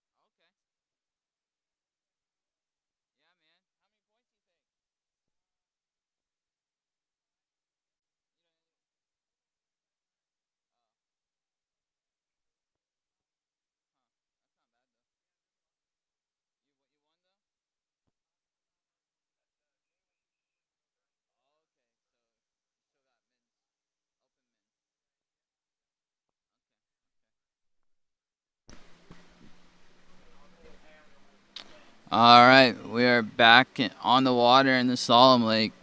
Jay Leach coming in, 32 off, 34 miles an hour. Let's see what he can do here. Nice start for Jay Leach. First skier of the day we've seen to start at 32 off.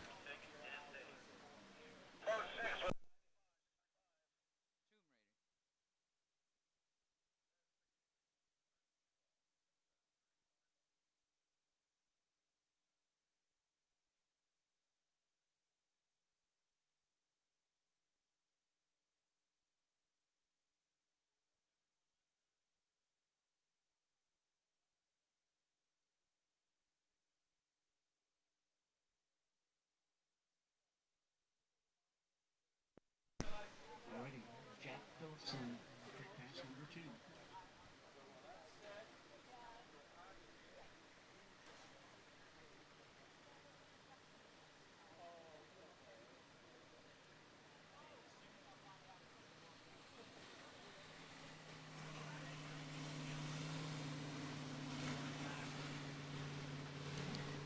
All right, getting ready to bring Jay Leach back on the water for the Slalom Lake.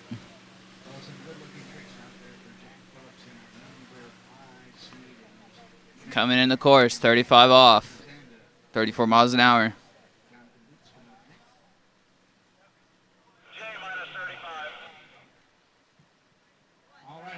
Nice turnaround one ball. Coming over to 3. Looking pretty good out there. Nice and strong turns.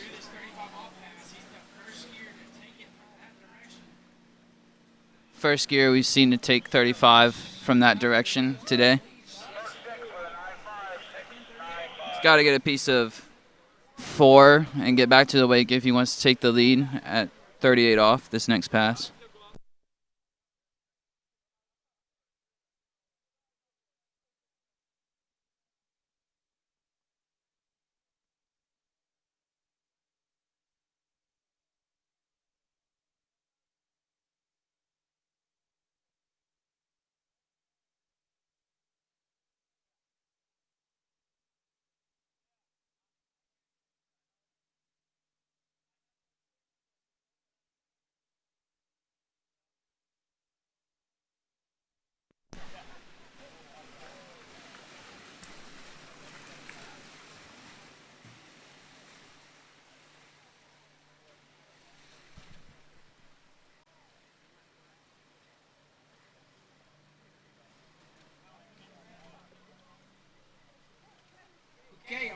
All right, back on the water.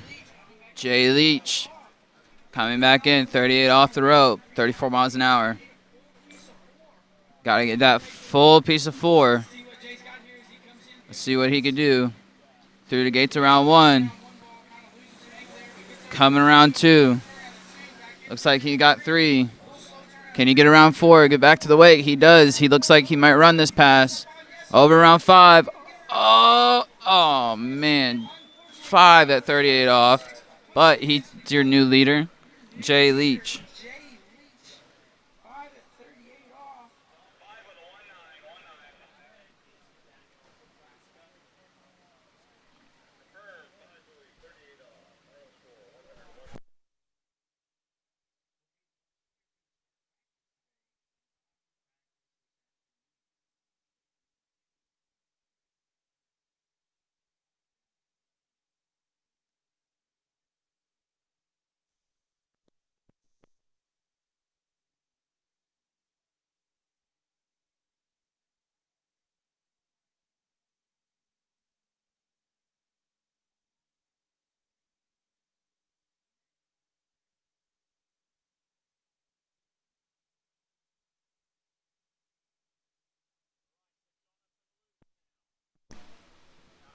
Second and final 20-second pass.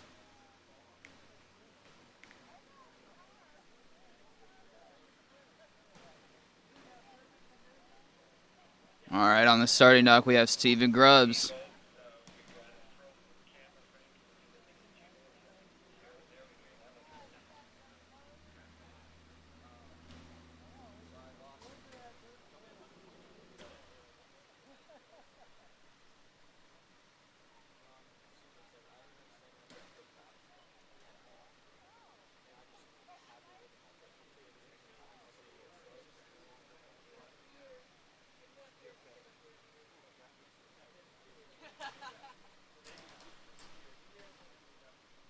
Jonathan Lutz now, getting ready for his final pass of tricks.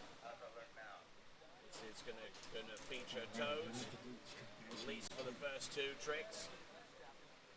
Up and over the wake and surface maneuvers, keeping the handle pretty close and in control. There's the line back and the line front, and what's he got left? More known for his jumping than anything else. But he's still a respectable tricker, I give him that. That is Jonathan. All right. Steven Grubbs coming in 34 miles an hour, 28 off.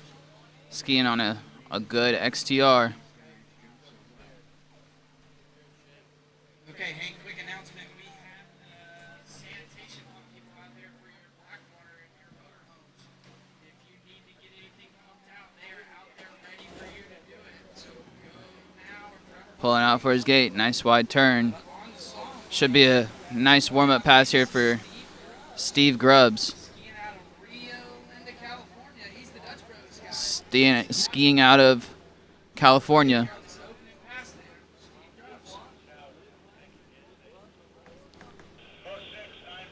So just saw Jonathan Lutz there with his second and final 20-second pass just a few moments ago. And now on the water is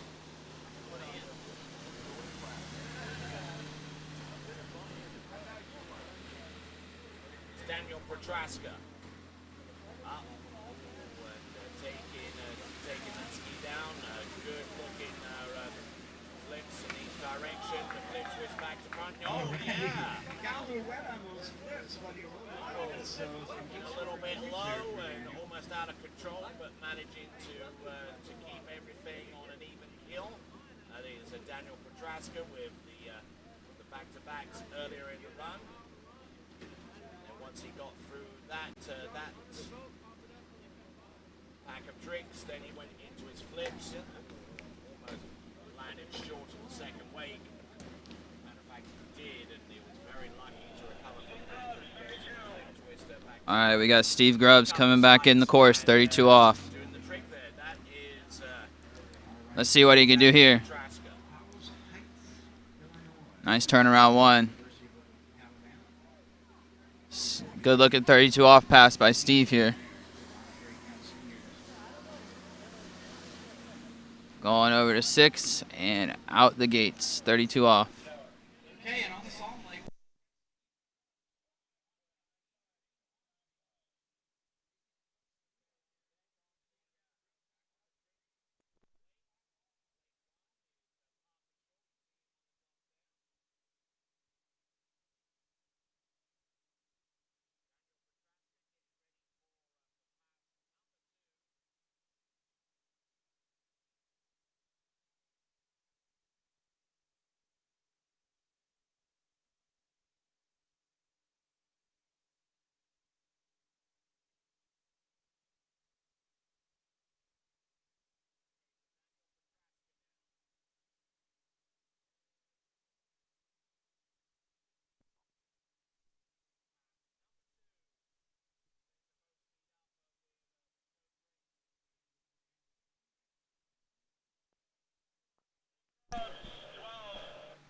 All right, Steve Grubbs about to come back in the slalom course.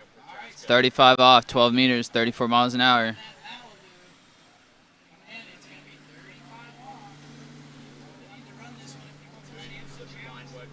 Got to run this pass if you want a chance to challenge the leaders. Nice big turnaround one. Coming into 2 really strong. Kenny goes around 3, a little down course after 3. Got around 4. Oh, loses the handle.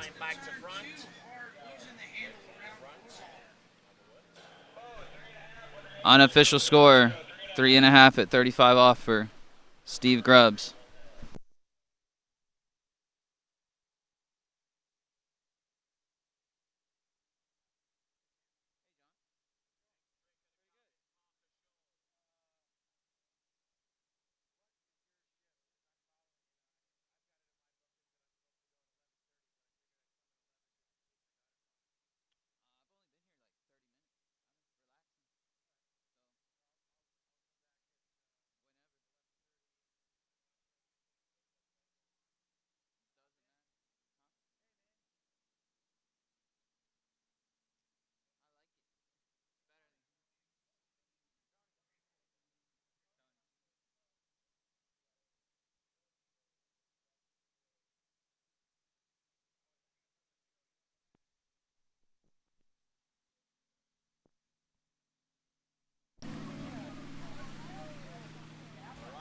Parker Shaw now.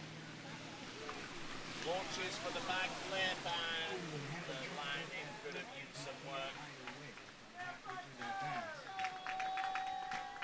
Well, we got the whole show family down here. Shaw again, the necessary lift, but the control we just needed to search for his landing spot a little bit earlier.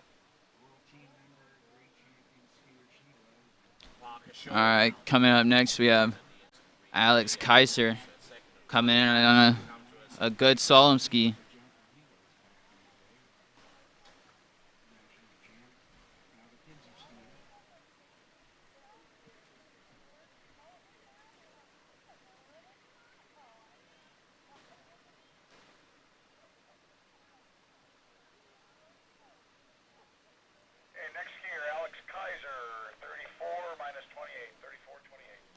He'll be coming in the course, 34 miles an hour, 28 off the rope.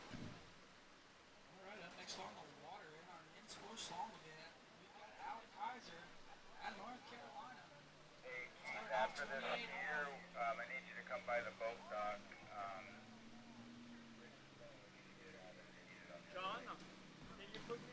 All right, pulling out nice and wide for his gate. Should be a warm-up pass here for Alex Kaiser.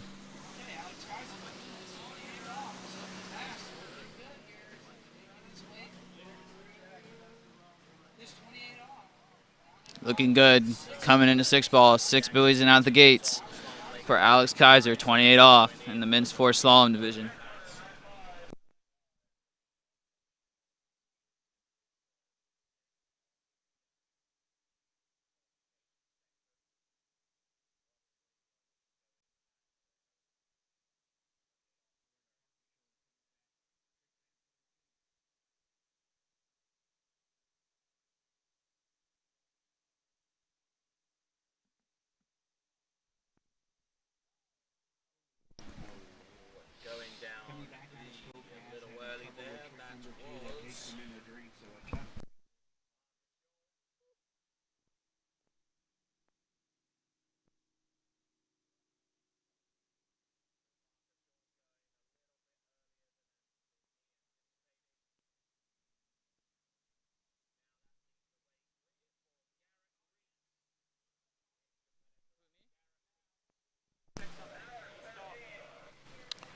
All right, Alex Kaiser coming back in the course.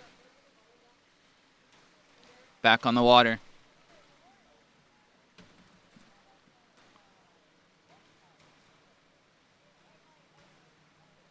Should be coming in at 32 off.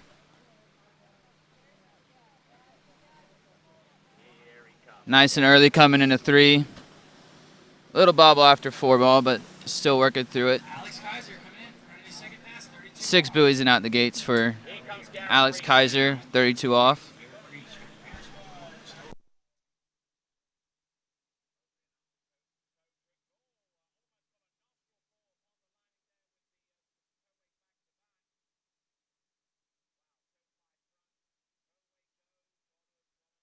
It's smart here between now and the end of the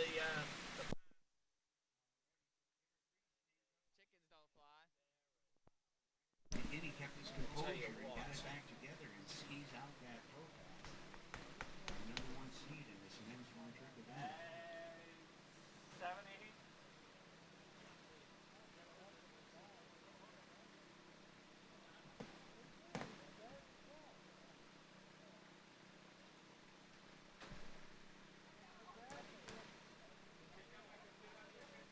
So welcome back, ladies and gentlemen. That's me, Tony Lightfoot, on the right, and that's Chancellor on the left. He is announcing for slalom on Lake 2. Hey, Alex Kaiser coming in. This is 30 on Lake 1. This is 78 Good Water Ski National Championships. All right, back on the water at the slalom lake. Alex Kaiser coming in, 35 off. Let's see what he can do here. He has to run this.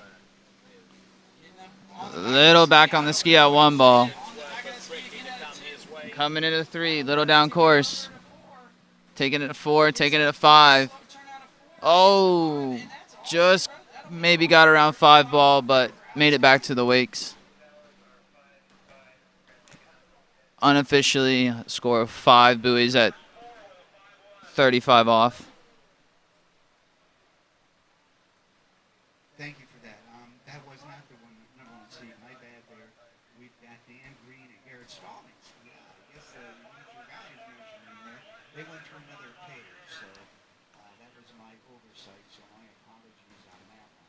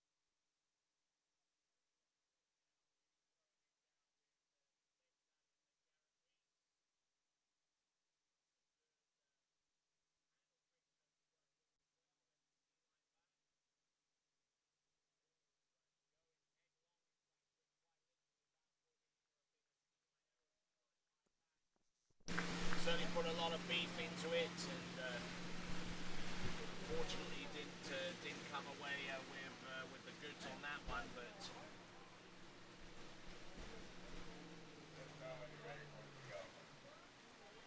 Say that the practice that we're going to have over here is for staff and officials that can't leave the lake. So we've got to keep everybody here. So we're going to try to accommodate them with a little practice because they wouldn't be able to unless we did that. And awards are going to be at 11 o'clock. Let's see how they do on time. Oh, right around 11 o'clock. If we can get the folks here, we need women 1 tricks, men 3 tricks, men 5 tricks, women 5 slalom, and women 4 slalom. So we need to get down there and try to get this done.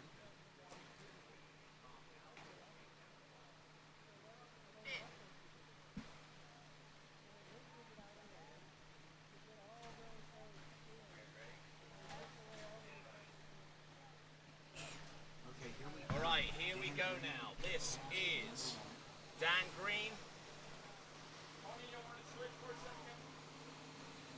All right, not looking bad with the opening tricks on pass number 1 with toes, getting a good bit of elevation there. One of his toe wake tricks. Playing it rather cautiously though. There we go, toe to wrap, toe waco, a little bit false forwards. Nicely He done. got into that toe wrap. Seen a lot of skiers go down. They get on their heels on that trick a bit. But Dan was able to do that correctly and stands on the toe pass for pass number 1.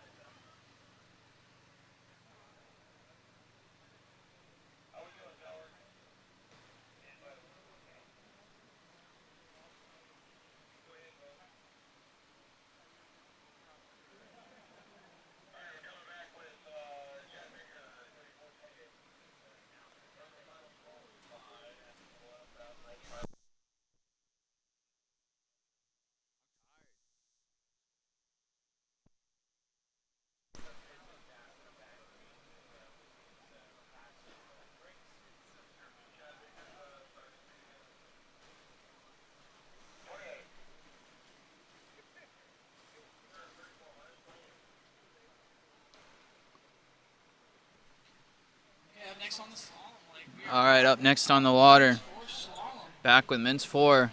Chad Baker coming in 28 off, 34 miles an hour.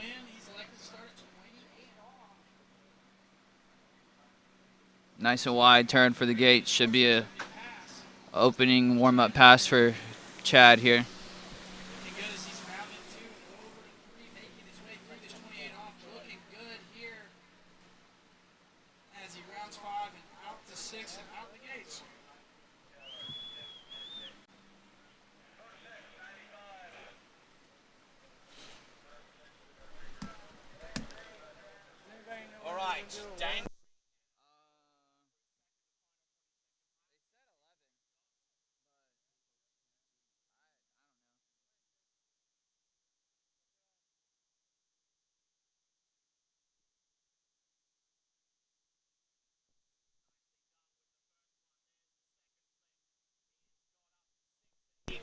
reduces halfway through. Oh, there's the front flipper. Oh, so close to seeing that front flip landed for the first time in this competition.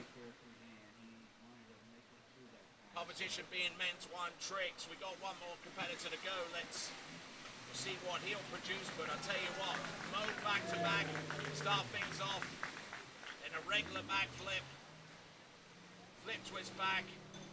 Nate tries the front flip, and just couldn't. Well, that was just plain unlucky in my mind. He pretty much did everything right with that one. All right, back up on the water at the Slalom Lake. Chad Baker coming in, 32 off, 13 meters. All right, but on the Slalom Lake, we've got Chad Baker coming in. It's 32 off. Looking good around these buoys as he comes into 5-ball. Lurking over to 6 and out the gates for Chad Baker here. So now the skier is Garrett Stallings. Okay, Garrett Stallings now coming in on pass number 1. Okay, here we go. Now we've got our number 1 seed coming out on the water. Garrett Stallings, trick pass number 1. See what he has in store for us. He's got the toe 5 back, toe wake back to back, toe wake front, box out on the toe wake back to back reverse, obviously. Now with back to back spins, toe 5 front, toe row out, toe row straight back in, toe wake-o. Oh, look at this, toe wake back, toe wake line back. Does he go for the toe wake line back to back? Yes, he does. Completely misses the top of the wake, but he's still able to ski that one out. That is Garrett Stallings. Beautiful looking toe pass, trick pass number 1 for Garrett Stallings there with an excellent effort on pass number 1. All right, on the Slalom Lake, we've got Chad Baker coming in. All right, back on the water, Chad Baker, 35 off.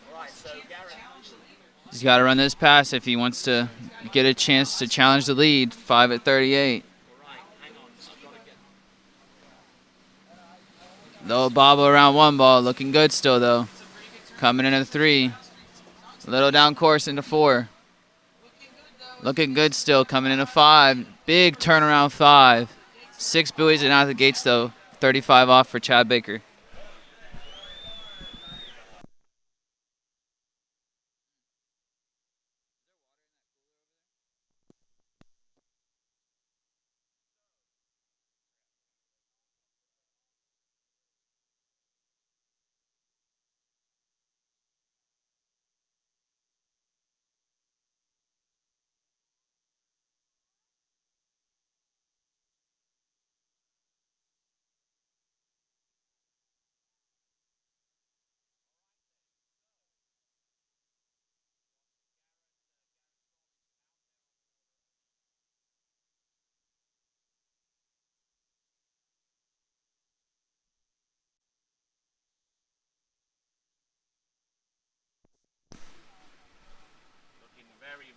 Okay, we're going to do good indeed. On deck on the trick dock is none other than Regina Jacquez.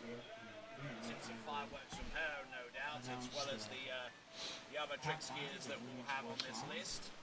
All right, back up on the water in the Slalom Lake. Coming in 38 off. He's got to get around 5 and, well, he's got to run this pass if he wants to challenge the lead. Coming around 1. Coming around 2. Big turn. Good turn around 3. Little down course coming in a 4. Can you muscle it to 6? Oh, man, we got a tie. 5 at 38. Tie for first right now. one flip after another. Now some final step overs. Wow. Good trick in there. And we're going right down at the end, but that's okay. That was a remarkable 20 seconds would have expired at that point, but a good effort there from Garrett Stallings. Knock down another national title for this gentleman. Okay. Pass number 2 started off with the move, came back with the move reverse. Actually, it was a flip twister back to front. So it was a half cab Hustle flip. Robles, California. Lori Craig. Doing grand job out there with these tricks, with regular flips from side to side. In fourth place from Dublin, Ohio, Kelly Kern. Flip twist to the back. He should have one more in his repertoire, but in just third went place straight from with the Louisiana, back-to-backs Vanetta and Blackburn. To, I would say, effectively steal away from this pass, but he fell right to the very end, but a good Jane Greenwood. All right, next skier on the water for the men's 4 slalom division, Jeffrey Kepka.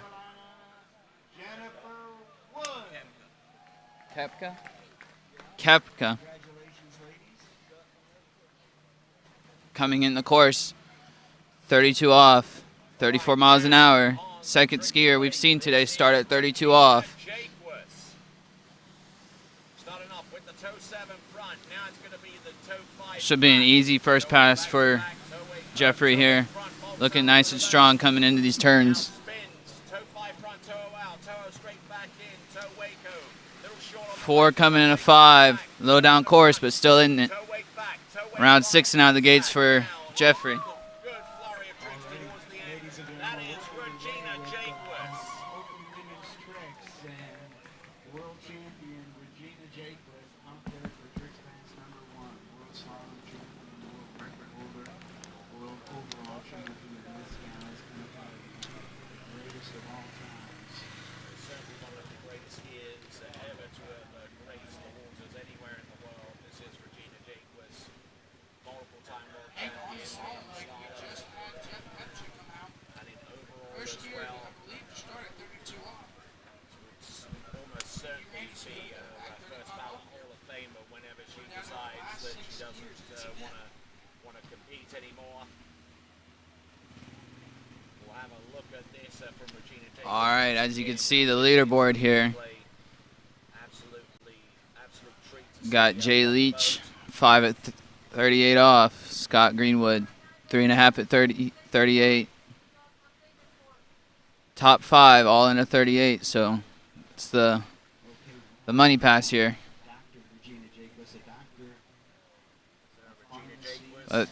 Back up on the water, we got Jeffrey coming in 35 off. Looking pretty strong here at this 35 off pass. We've got, I believe, Anna Gay ready to go. 6 buoys and out the gates. 35 off.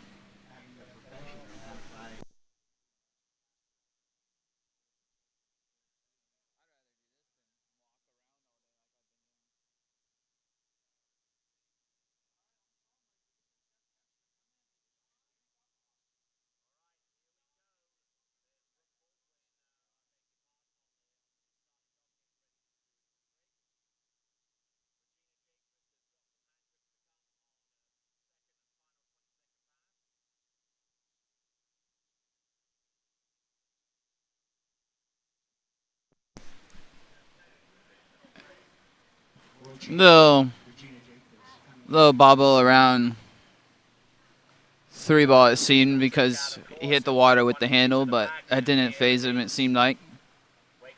Seemed like he got back into this 35 off pass here from the replay. Really nice turns, backside of the buoys. He'll be coming back in the course, momentarily challenging the leaders. He has to get 5.5 or a piece run 38 if he wants to take the lead.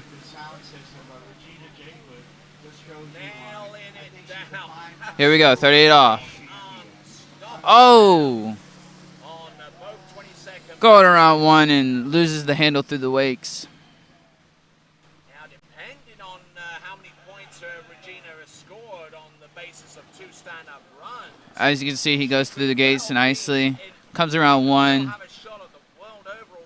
Hits the water with his handle. Looks like it kind of may have messed him up coming into the wakes, but loses his position. Unofficially, half at 38 for Jeffrey Kepka. Looking a trick in there from Regina Jacquez. We know her for a slalom, we know her for oval performances, but I tell you what, what? She is no slouch out there on the tricky course by any stretch of the imagination. So there you go. That is Regina Jacobs. All right, Brooke Baldwin is our next competitor.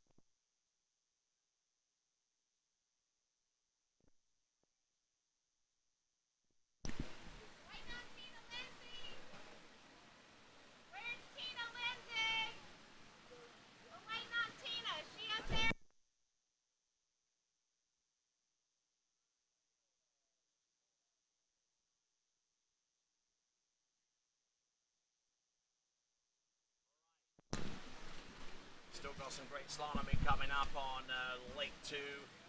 Michael Aurora's about to go out at 28 off and coming into the drink course. All right, here back on the water at the Slalom Lake, men's 4. Michael Aurora coming in, 28 off the rope, 34 miles an hour. Coming in with that one-handed gate approach. Nice turnaround 1, looking nice and strong here for this first opening pass. Little bobble at 3, coming into 4. Coming in, nice turn into 5. Coming over to 6 and out of the gates. Nice opening pass for Michael Aurora.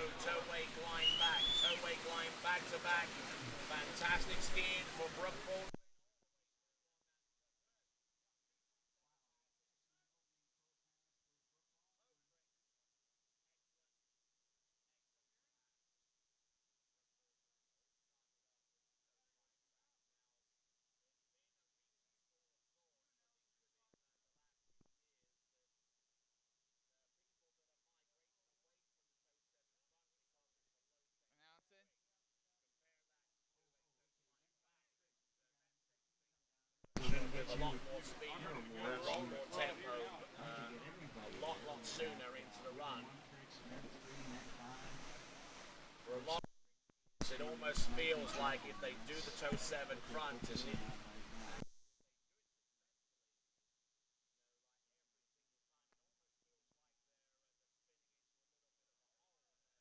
the lines are tight before they can continue on training. All right. Coming back in the course, Michael Aurora. This will be 32 off. Mean green 32. Coming in again, one-handed gate.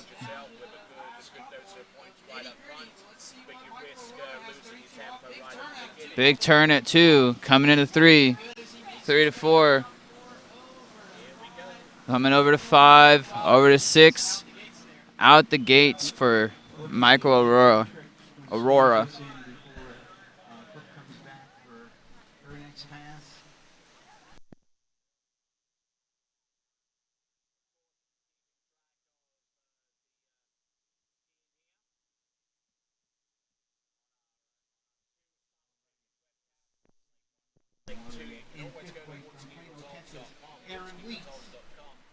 also be able to see recent scores as they're entered into the system as they become available. We're getting down towards the end of this men's 4 slalom event. The lead at 5 at 38.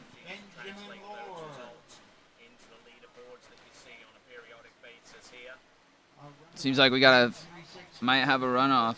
Oh, don't quote me on that yet.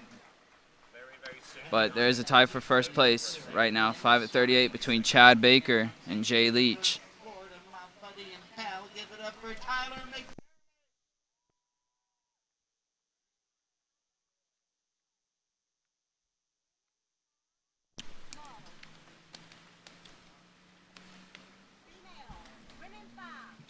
All right, Michael Aurora coming back in the course, 35 off, 12 meters, 34 miles an hour. Nice looking gate here. Coming around 1, a little down course. Coming into 2.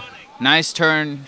Oh, little slack at 3. Little making his way through this 35 off pass.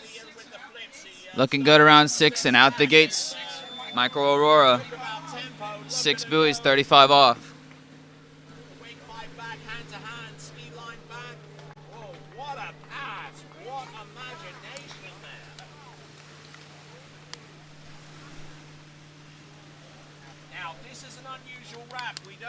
We very rarely see that. It is a rack 7 back-to-back. And going through the wake back-to-backs, and look at her go with the first flip. And she follows on.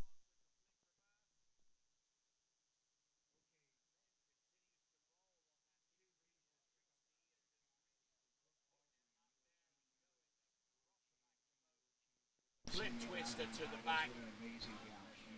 Then once again another flip, but to the back. By that time she's expended 2/3 of the flips that she can do on a particular pass. You're only allowed a maximum of 6. And then we go with the wake 5 back. And then from there she stalls, goes for the ski line. All right, Michael Aurora attempting to challenge the leaders. Got to run 38 off if he wants to take the lead and get a piece of 6 ball. Good. Oh, man, loses the handle around 1 ball. Looks like an unofficial half at 38 for Michael Aurora. Comes into 1. A little narrow coming into 1 ball. This looks like couldn't hold on to it coming through the wakes. Still, good score for Michael Aurora.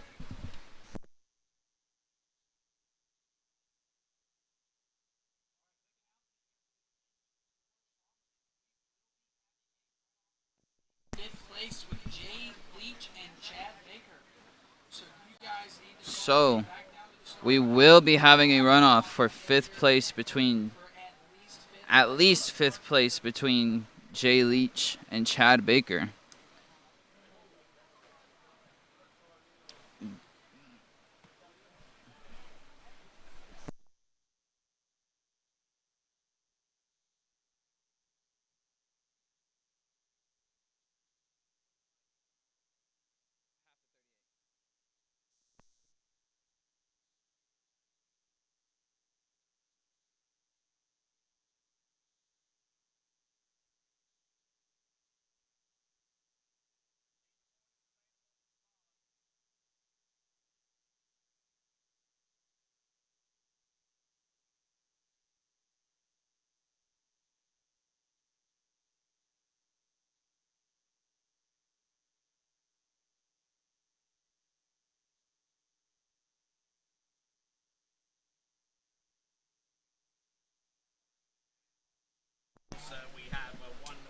All right, getting ready to come in the course. Men's 4 slalom, Kyle Jones here at the starting dock.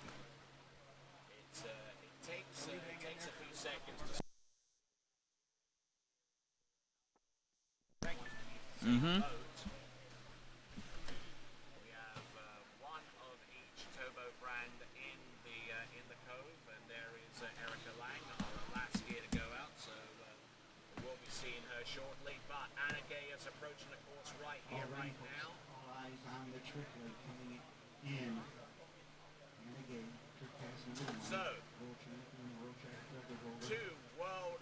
All right. Kyle Jones getting ready to come in the course for his opening pass.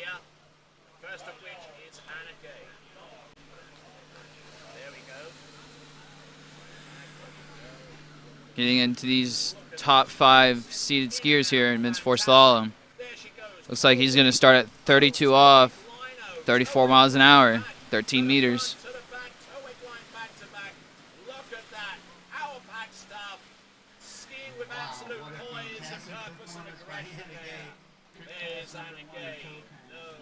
Here he goes. Coming in nice and strong for that first turnaround 1 ball.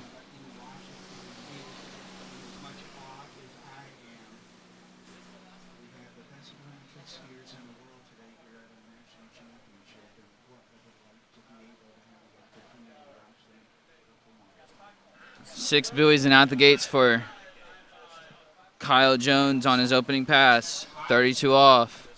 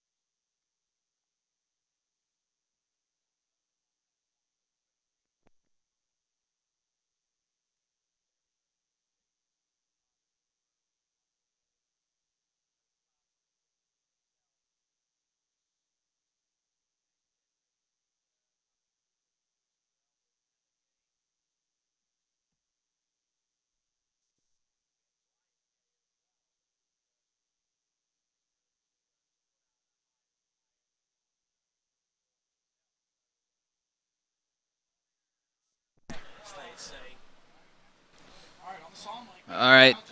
Kyle Jones coming back in the course. 35 off. 34 miles an hour. Here we go. Nice turnaround 1. Little bobble at 2, coming in a 3. Really nice and early coming into this 35 off pass. Looks like 6 buoys and out the gates for Kyle Jones. 35 off.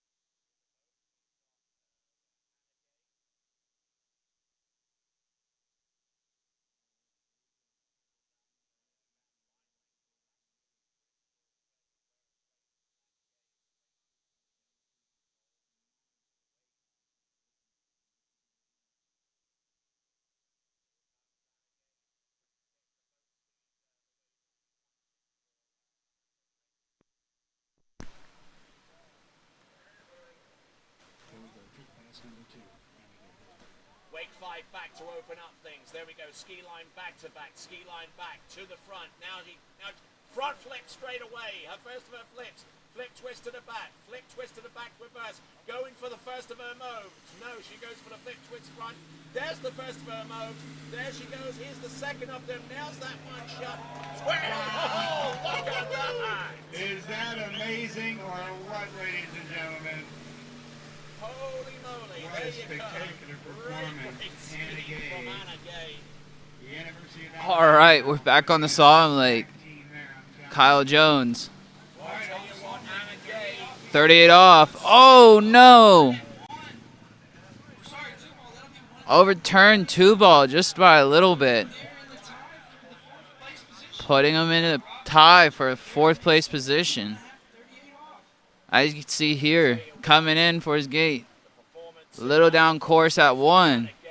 Out of position, but back into it. Just slipped out a little bit over at 2. Unofficially 1.5 at 38 off for Kyle Jones. This could well be a battle for the world record, folks. I mean, it's very, very rare you get instances like this where you have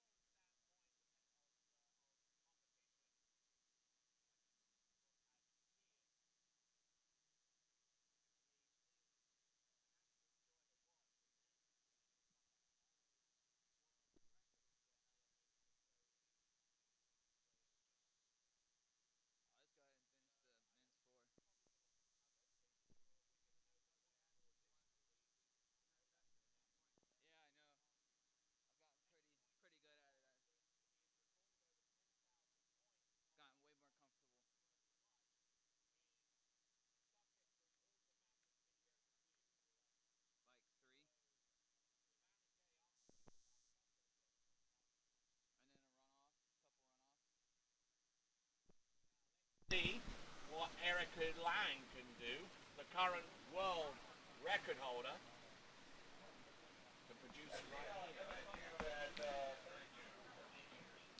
All right, next skier in the water for men's four slalom. Stephen Allen coming in the course, 32 off, 34 miles an hour.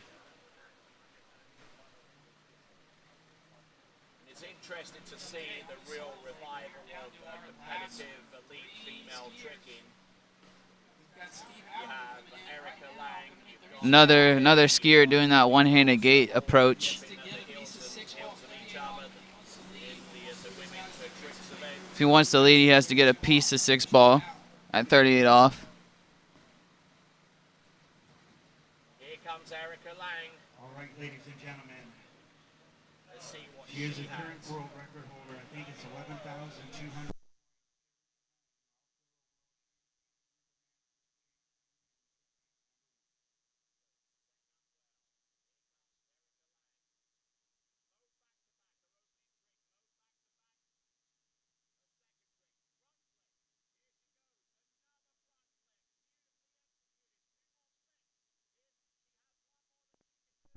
Now she slows it right down for a ski line. Oh, now wake 5 back reverse, boom, ski line back to back, still on top of the water. Oh my word. Unbelievable, and you can see these gals are the best in the world. My word. Nice right up in water skier magazine about Erica and all the practice that she Looking does. at this pass again, Mo back to back to set things running.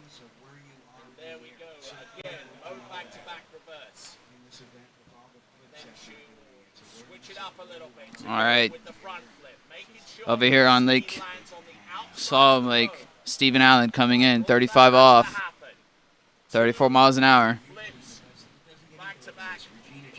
Mo back to back. Mo, actually, a flip twist back to back. I do beg your pardon. Nice looking first half of the course here for Mr. Stephen Allen. Little bobble from 4 to 5.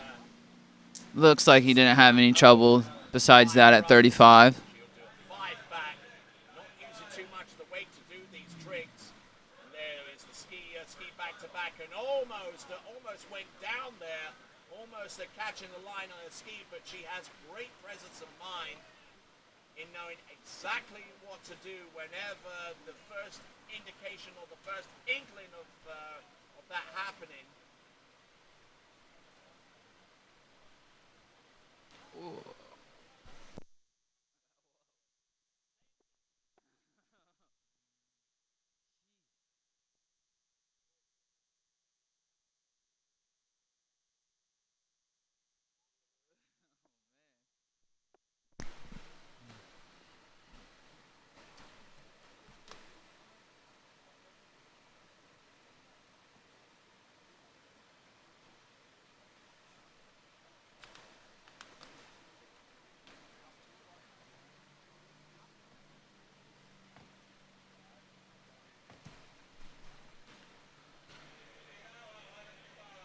All right, Stephen Allen coming back in the course, 38 off. He's got to get a piece of 6 ball if he wants to take the lead in this men's 4 slalom event. Looking pretty good as he's coming into 1. Oh, little bobble at 2, got a lot of position through the wakes, but still in the pass. Coming into 5.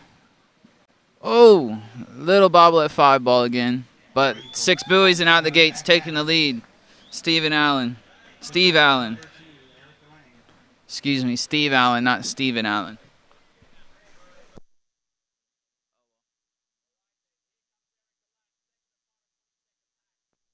With the toe 7 wrap. So toe 7 wrap. Little out of position there at 2. Still was in the pass. See how he leaned away 3 to 4. Toho straight back in. Oh, and she's down, and you don't get to see that very.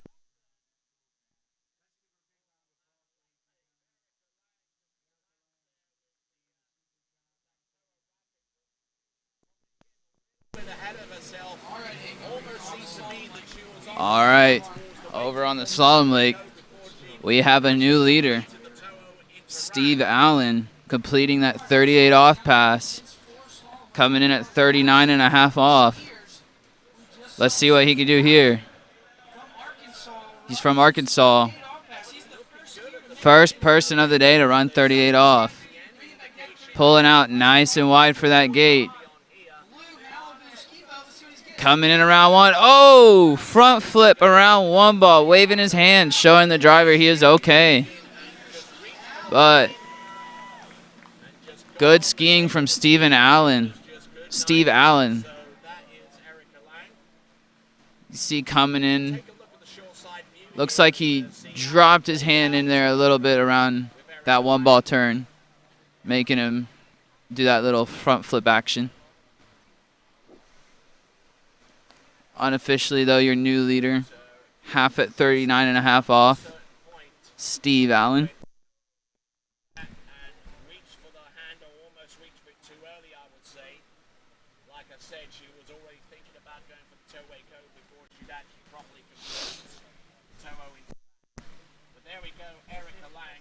We're going to have this trick skier come by, then we're going to do women one tricks. All right, then, we've got Mason Meckler. This is now open men's tricks. Mason Meckler now.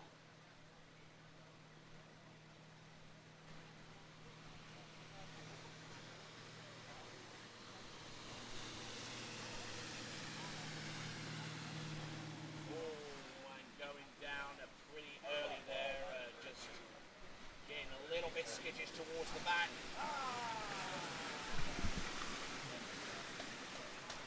Take a look at the instant replay, Mason Meckler. All right, back on the Slalom Lake, men's 4. Into the top 2 people in this division. Barton Ratchwall coming in 32 off, 34 miles an hour.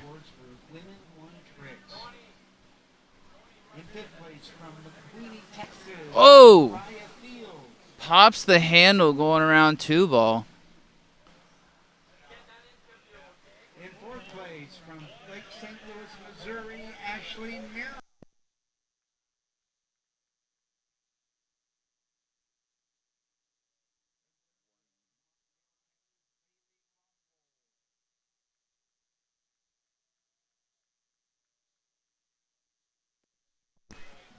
Our runner-up from Center City, Minnesota, Hannah. A little disappointing here for Mr. Ratchwall, missing his opening pass.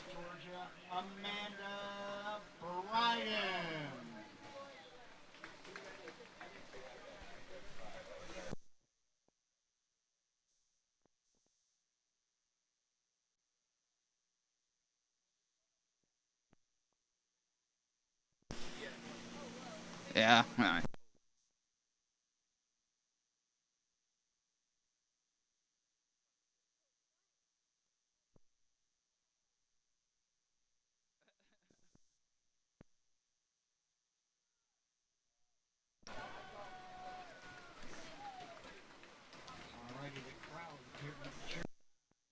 Let's make some noise for him. Let's give him a round of applause. Okay, we've got Mason Meckler out Get back up on the water and then come down a back. little bit to kind of the height a little bit, but this is Erica Lang. Handle pass was absolutely scintillating. Your second pass of toe tricks. What happened with that toe? Yeah, I think I just kind of got ahead of myself, going trying to go really fast, and then just kind of sat back on that toe rapid, and yeah, kind of a bummer, but it's all good. Like, this is a stupid mistake. That's exactly, well, I mean, not that last part, but that's exactly what I said. It almost seemed like you're all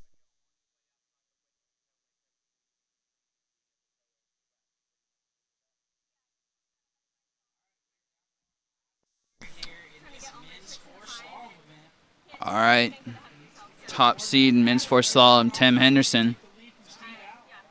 He's got to get past 1 ball if he wants to take the lead from Steve Allen at 39.5 off. Coming in at 28 off the rope, 34 miles an hour.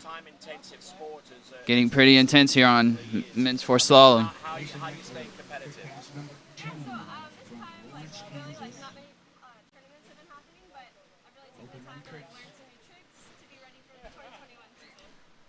Excellent stuff. We look forward to seeing them. Ladies and gentlemen, Erica Lang, as we see right now. That's what you want to do on a pass. Beautiful stand-up rear pass for Mason Meckler.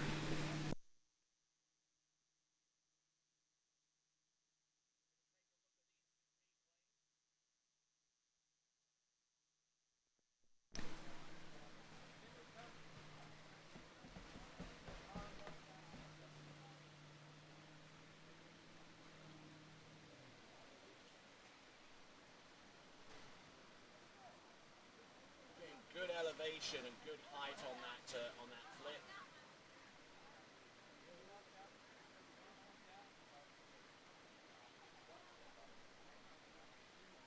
And a wonderful trick towards the end there, although almost dumping it out the back there.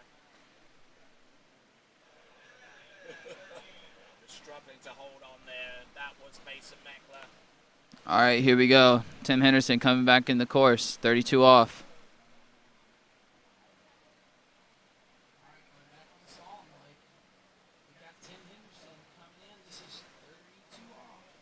Nice tight line going in around one ball.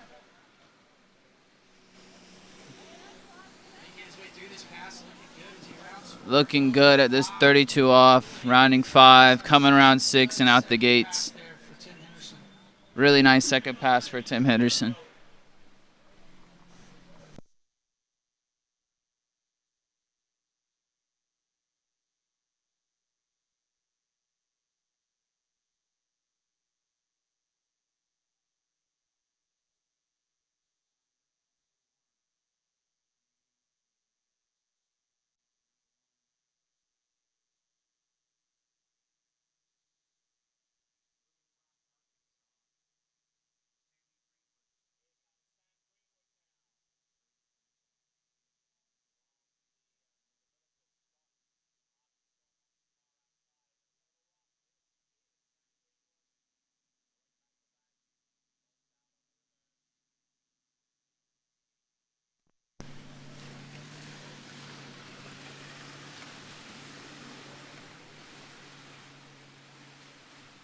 Certainly a good weighted pass there.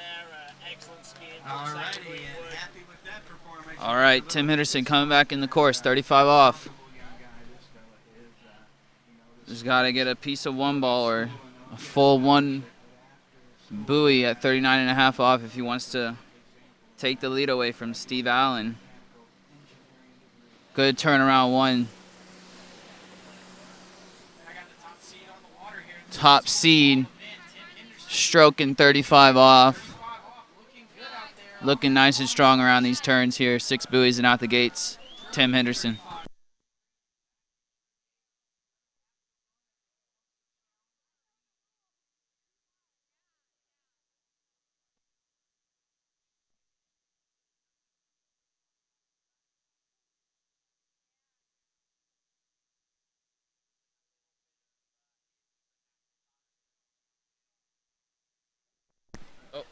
Losing a little bit of his natural balance towards the end. That is Sam Green. Now, let's see what he's got with his final pass of tricks. I'm Tony Lightfoot here on the right side of the screen. That is Chance Lowe with the Lake 2 Slalom in action, which is really continuing on to a big old crescendo. Yeah.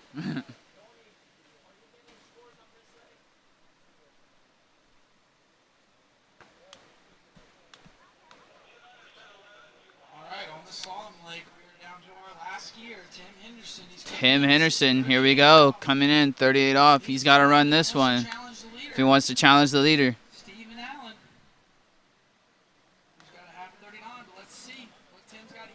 Let's see what he could do. Coming into 1. Nice turnaround 1. He's got to muscle it over to 3. Coming into 3, coming into 4. Really nice. Struggling a little bit. Looks like he might run 6. Yes, he runs it. 6 buoys at 38 off for Tim Henderson, second skier, to run that pass. Whilst a good amount of action's taking place on Lake 2, we've still got some tricky action here on Lake 1. A lot of good slalom skiing going on today here in men's 4. Here he goes, regular flick. see what he's got. He slows it down, goes for the ski line back, going cross wing for that one. He goes for the front flip and he nails that one. Yay! Front flip at the end, a little tick-tock side slide. A great trick pass number 2 for Sam Greenwood as he takes it back to the dock. So some amazing performances by these open division skiers. At the best in the world here at the Goode 2020 National Water Ski Championships.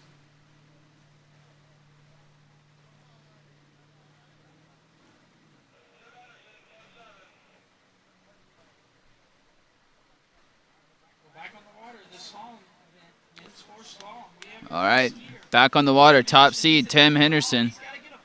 He's got to get a full piece of one ball if he wants to take the lead from Steve Allen. Let's see what he can do here. Comes around one. Oh! Looks like we got another tie.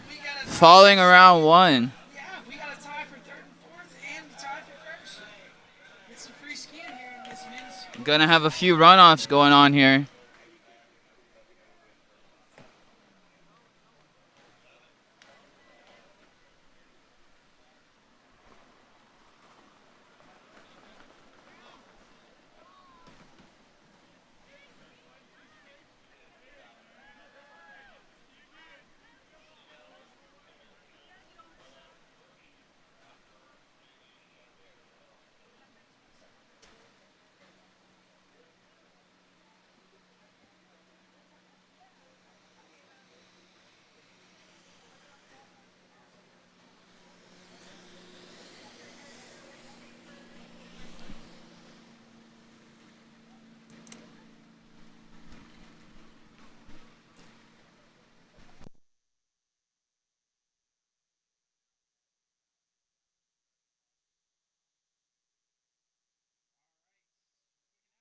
Steve Allen, you have a runoff for the lead here in men's horse slalom. All right, we have a tie break for first place. A runoff. This means they'll have to come out at the pass before, so they'll have to come out at 38 off, cold off the dock. Actually, maybe our last quicker in the open men's competition. Look at him go rapidly from one. Oh, beautifully executed front flip, and he's got another front flip thrown in for good measure. Beautiful, beautiful skiing. And Dylan doing a superb job on all right, let's see if we can call these. We actually need to actually have a slow motion replay to get it to a speed to where I can actually call these individually. Home Cross, Rocks, Alabama. And boys, he's had an amazing career.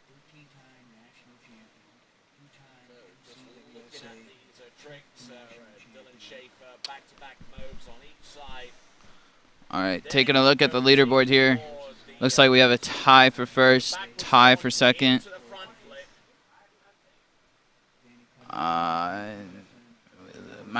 And we're gonna have a couple runoffs here today for men's 4 podium. The first of them, he really sent it out, and then I'll tell you what, he even sent it out even further, and highlighting the rule that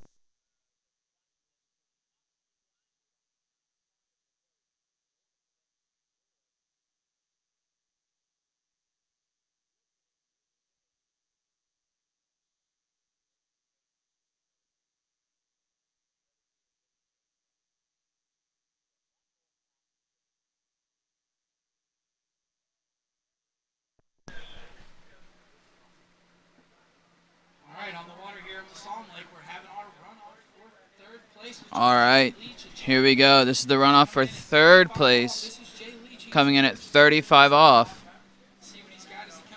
Oh, losing the handle around one. A half. that's Jay Leach on this lake.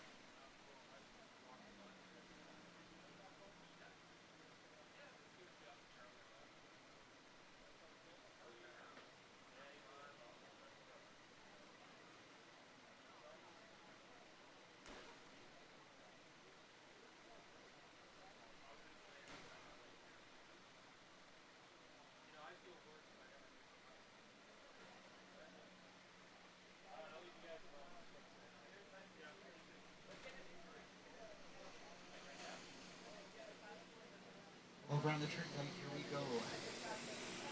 Dylan Schaefer, kick pass number 1. A beautiful opening hand pass. That's what we see him do on the second pass. Should be his toe pass. Yes, it is. Here we go.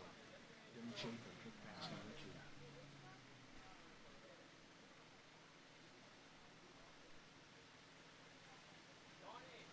Yeah, all right, hang on. All right, here comes Dylan Schaefer with his second pass of toe tricks. And Little bobble at the end, but he rides it out, makes some noise. Dylan Schaefer doing a great job. Just not really getting settled into the toe tricks. Let's have a look at this once again with the.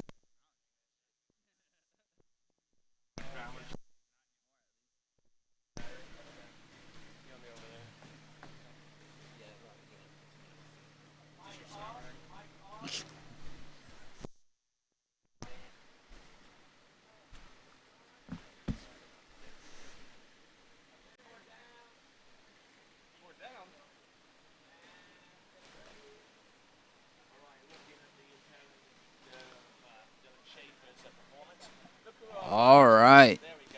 Here we go. Back on the water, Chad Baker. Run off for third place.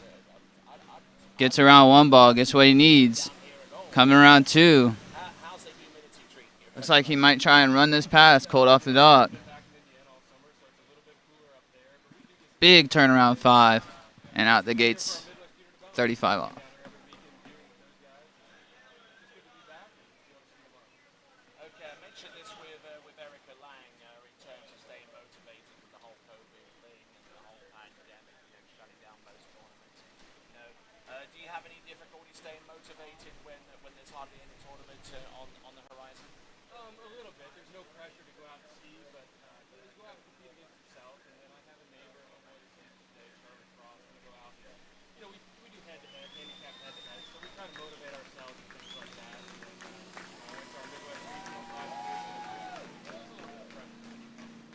Excellent stuff, and we wish you the very best of luck going forward. There we go, Nate Smith.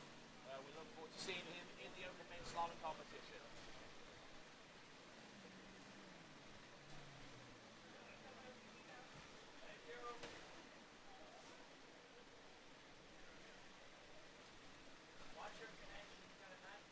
I know. I'm acutely aware of that. Here we go. Number 1 seed. All right, here we go. We've got our number 1 seed in the tricking competition. This is Kevin Jack. There we go. Oh, getting into all kinds of shape here. Here he goes. Nicely done with the front flips. Both sides. There's another front flip. I believe one of those flips in the middle. Wow, just a was array the of flips here. backward starting front flip. Here he goes. Ski line 5 front. Oh man alive.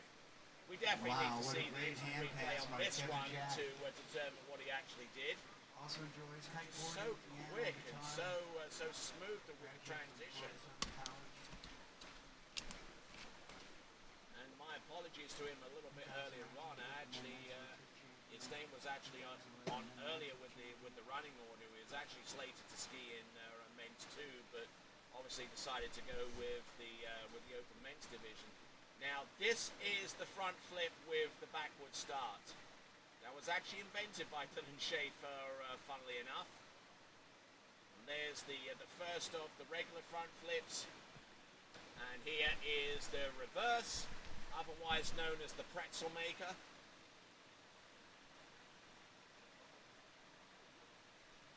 At least it's known to me as the pretzel maker, because if I try it there, I'll be turned into one. Here we go. Flip twist there from front to back.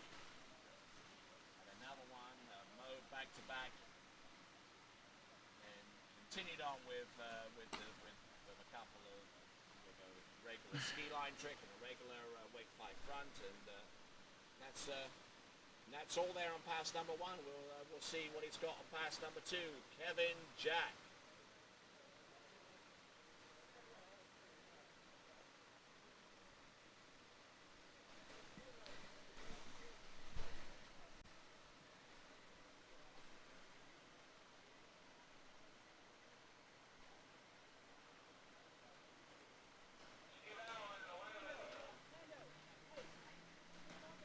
All right, next skier on the water for these runoffs, Steve Allen, coming in at 38 off.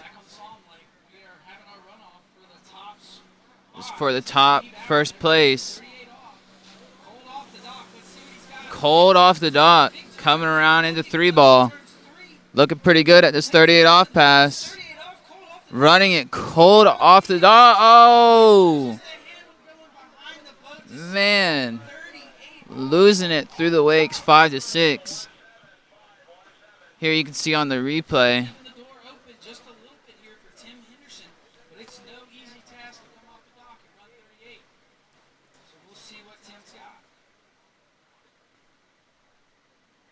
Looks good pulling out for his gate here.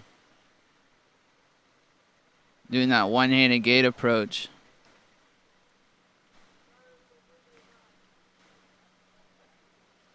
Pulling in strong into 1-ball. Looks like he hits the water again with his handle around 1. Gets back into position going into 2. Nice turnaround 2-ball. Little slack. Getting a little down course. So looking at Kevin Jacks, a second and final toe pass, toe 5 front, toe out, toe 0 straight back in. Patient with the line grab there. There we go with the toe wick lino. Line back, toe wick line back to back, and beauty of a pass. Alrighty, there you go. There we go, Kevin Jack. Here we go. Tim Henderson, your top seed in men's 4 slalom. He's got to run this pass or get a piece of 6-ball if he wants to hold on to that first place position.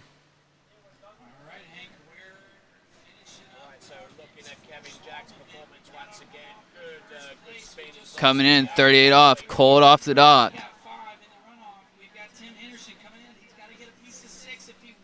Pulling out for his gate, looking good. Nice little bobble around 1-ball. Looking good through this first half of 38. 38 off, cold off the dock. Looking good in a 5. Can he get out to 6-ball? Yes, he does. 6 buoys out the gates for Tim Henderson, your new good 2020 national champion for men's 4 slalom. Right, so congratulations to your men's 4 skiers. Congratulations, Scott Greenwood. You got 5th place. Jay Leach in 4th. Chad Baker 3rd. Steve Allen 2nd. And Tim Henderson is your champion. Here he comes back down the lake. Tim Henderson, your good 2020 national champion for men's 4.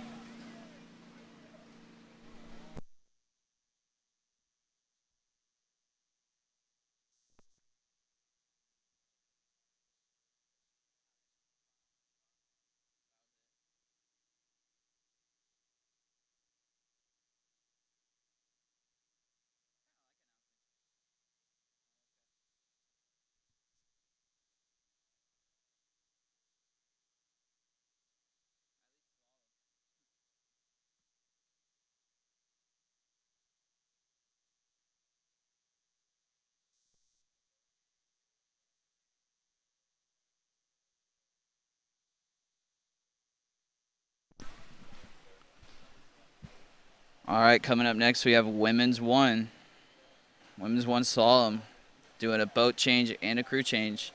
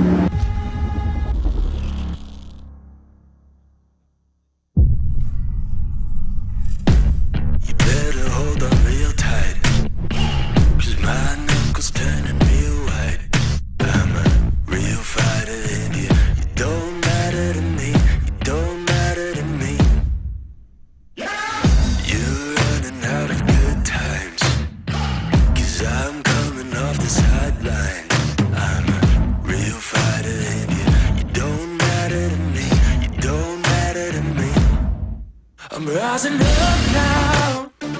I won't back down. Taking my shot now. They kill my background.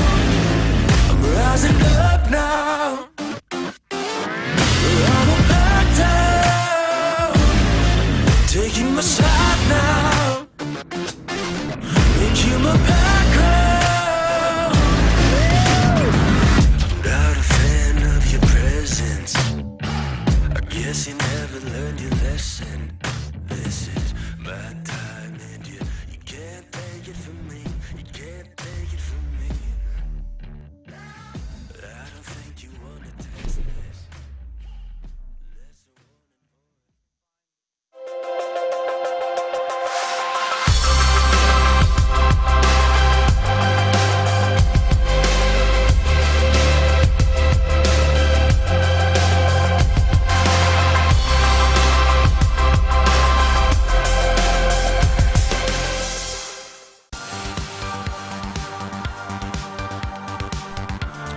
Well, good afternoon. This is John Wilkins taking over for Chance Lowe, who just finished announcing the men's 4 slalom division. Next on the water is women's 1.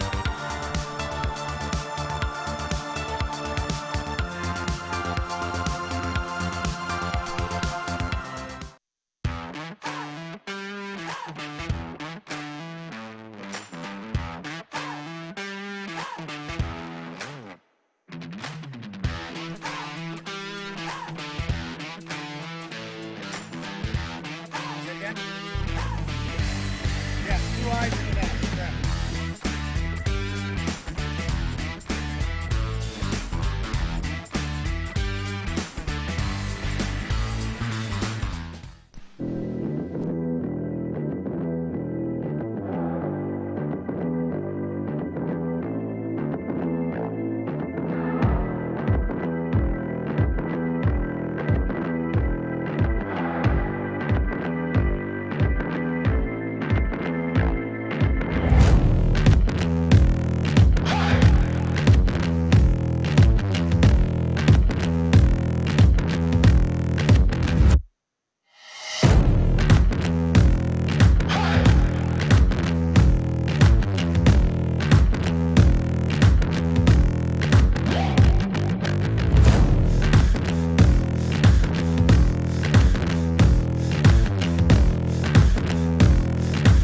All right, we're almost ready to go with the women's 1 slalom division. This division is going to be pulled by the Nautique ski boat, black and red, driven by Jerry Bausch.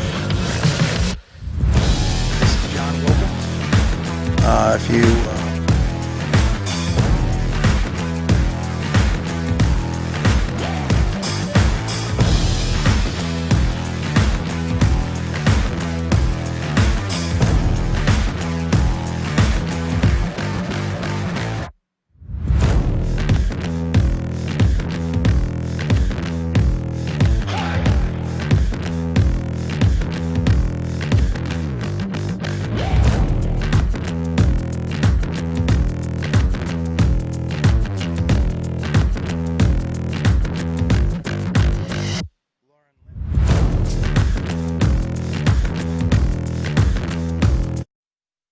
and our top seeds, our top 5 skiers, Hannah Janzik, Carlsley Newman. I'm going to have a hard time with this one.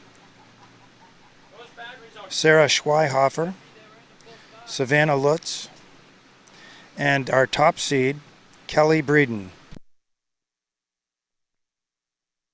Our first skier is on the water. I did not hear anything on the radio. I'm assuming that this is Anna Pryor. Looks like she's at 15 off. Does not appear that she's at the top top boat speed yet of 34 miles an hour. But she's around 6 out the gates on an official score of 6 for our first skier, Anna Pryor.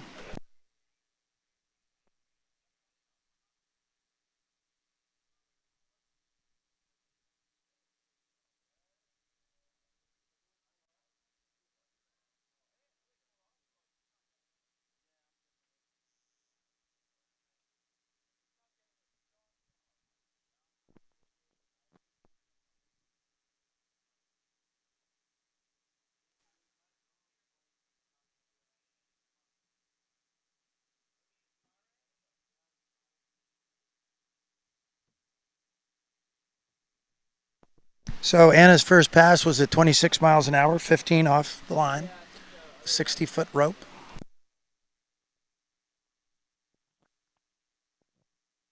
Otherwise known as the 18-meter line. She'll be coming back at 28 miles an hour, 15 off.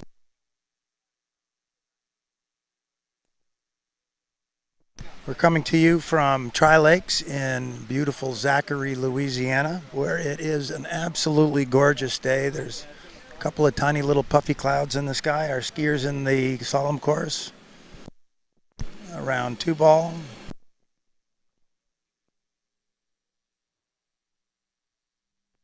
I don't recognize the ski that she's on,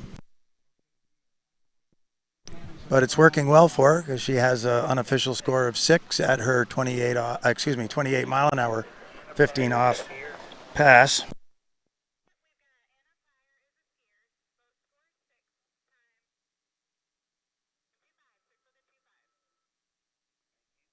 And that score of 6 is now official.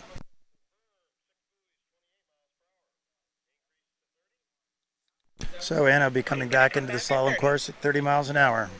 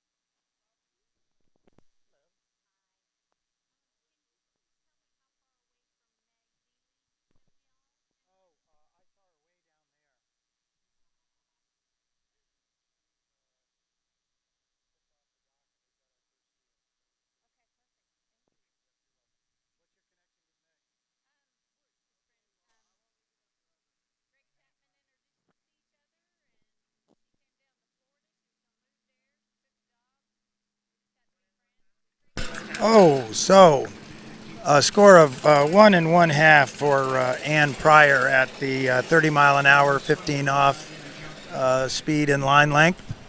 That's our first skier on the water. So at this moment in time, she is in the lead, but we've got many more skiers to go.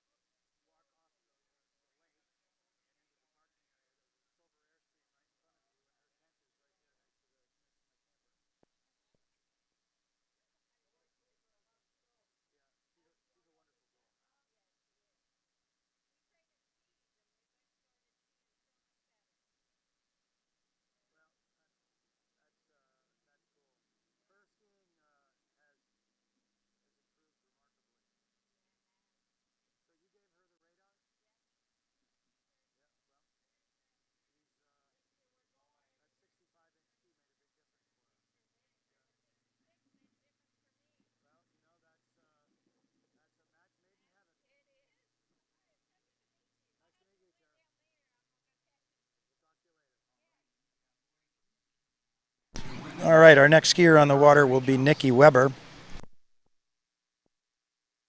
Nikki's got a tournament average of 68.9.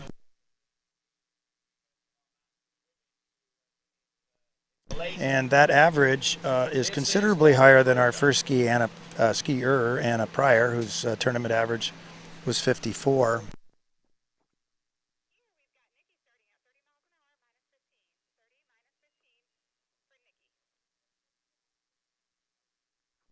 So, again, next skier on the water is Nikki Pryor. She's coming out at 30 miles an hour, 15 off. This is the line length that became the nemesis for Anna, our first skier.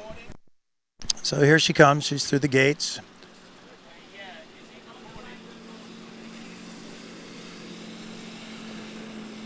She needs to run this whole pass, actually, to go into the lead. And she's in nice fine shape around 6 ball and out the gate. And there is your new leader, Nikki Weber.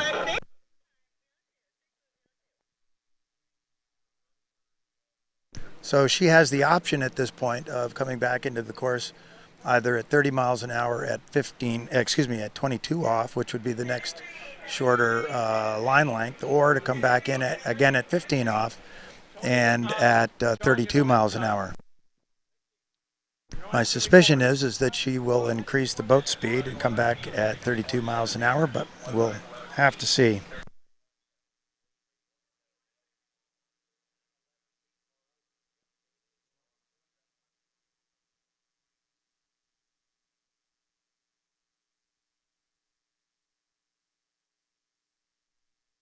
Give a shout out to Jay Bennett and the crew here at Tri-Lakes. They have worked very hard in a very short amount of time to put together this 2020 Goode National Water Ski Championships. Nikki's coming back into the course.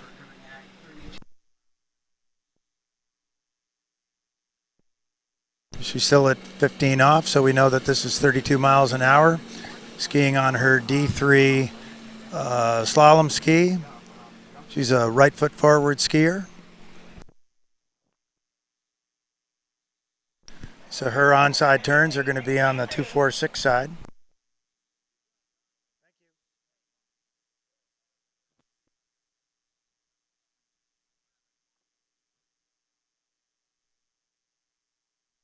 If you're watching slalom going on here at Lake 2, I've got to tell you, we've got a good jump event going on over on Lake 1. Lori Kruger's on the water right now. Multi-time U.S. team member, great skier, great gal. But we're here looking at slalom. We're watching the women's 1 slalom division. We've got the second skier of a total of 21 on the water.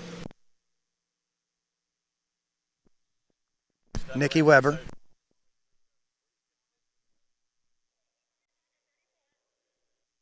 So Nikki's going to be coming back 34 miles an hour, 15 feet off the line. And she's up on the water and coming back in for her third pass, skiing away from the dock. 34 miles an hour and Nikki Weber, third pass. All right, she's around 1 ball. Good shape. A little separation going across the wake, but recovered from that. A little bit of a bobble there at 3 ball. But she's in the hunt here. She's in the hunt. She's around 6, and she is out the exit gate. So she had a couple little bobbles there at that 34 mile an hour, 15 off pass, but she recovered. She stayed steady. She stuck with her game plan, and she's got a score of 6 at 34 miles an hour. So she will be coming back at 34 miles an hour, 22 off.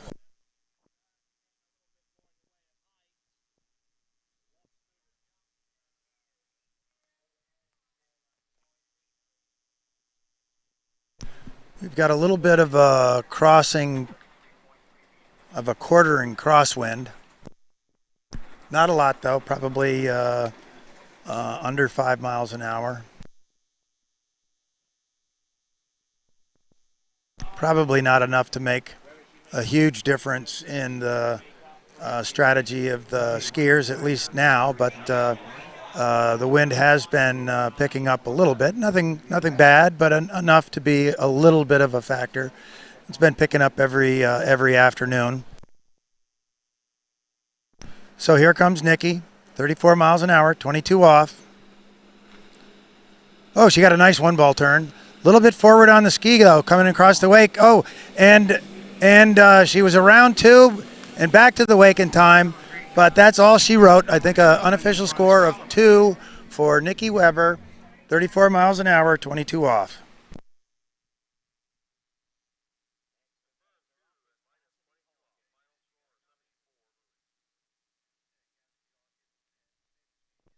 So Nikki Weber, our current leader, score of 2 buoys, 22 off, aggregate score of 74. Lauren Linton's on the dock. She's She's going to be followed by Alexandra Steele and Meg Deely.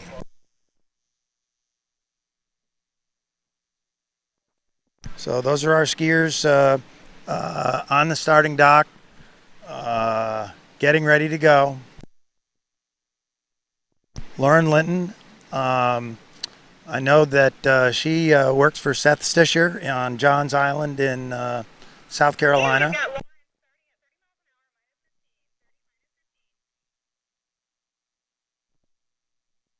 And she's going off the dock at 30 miles an hour, 15 feet off.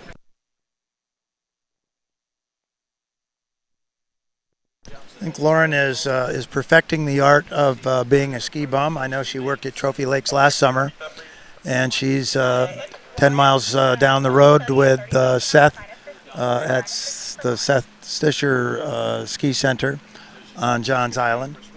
Either of those sites are wonderful places to go water ski. Over the years, I've gotten a lot of coaching from Seth Stisher, and I can say nothing but extraordinarily good things about Seth and his coaching. But Lauren's on the water now, 30 miles an hour, 15 off, riding a Denali ski. She's a right foot forward skier, and she's nice and early at 4-ball, and she's around 6-ball and out, nothing to it. So we've got an unofficial score of 6 on her opening pass of 30 miles an hour at 15 off.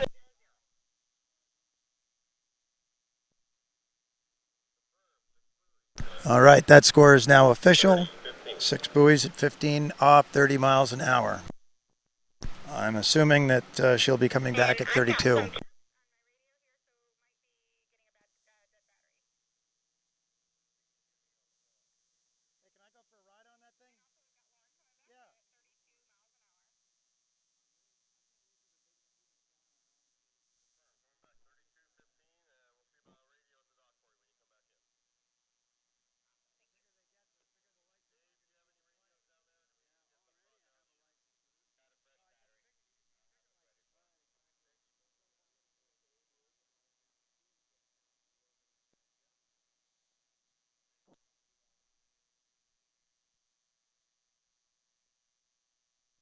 So Lauren's back on the water, coming in from the far end of the lake, pulling out nice and wide on the left side of that black and red Nautique.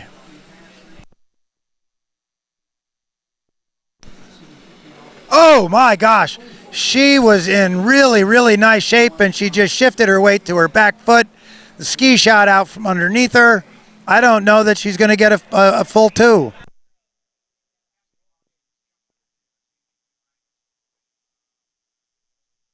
That might be only a score of 1.5 at. Oh, negative. Okay, she lucked out. She did get a full 2 at 32 miles an hour, 15 off, but that is not. That's not good enough to surpass our current leader of Nikki Weber, who has a score of 2 buoys at 22 off, 34 miles an hour. So score of 2 buoys, 32 miles an hour, 15 off for Lauren Linton. Next up will be Alexandra, Steele, followed by Megan Deely, Brittany Panneton, Brittany Panneton, and Ashley Mira.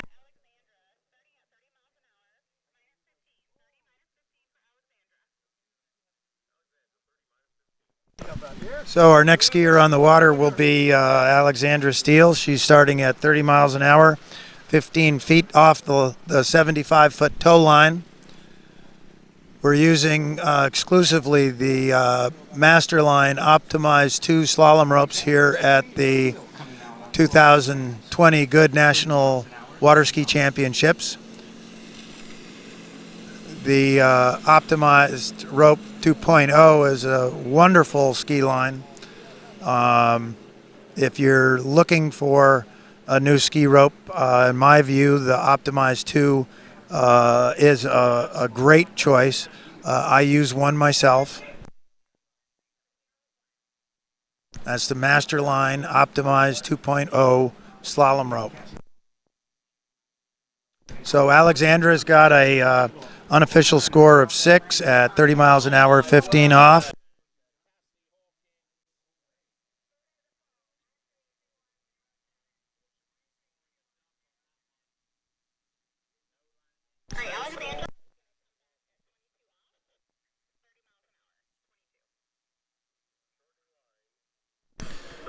So let's see how this strategy plays out. Alexandra has opted to shorten the line and keep the boat speed the same. So this next pass will be 30 miles an hour, 22 feet off the rope.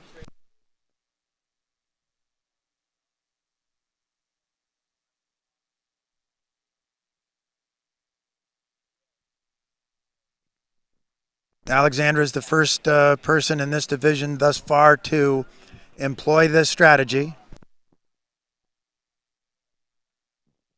It might be, if she runs this pass, that she'll then shorten to 28 off, keeping the speed at 30 miles an hour, or maybe she'll leave it at 22 off and increase the speed to 32 miles an hour. We'll have to see. But right now she's in the course and she's skiing nice and easy on that D3 Evo water ski. At least that's what it looks like from here.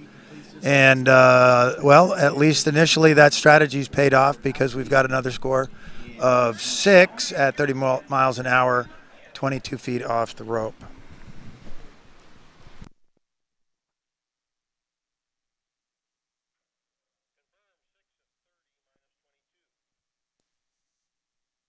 There's our next competitor standing on the dock.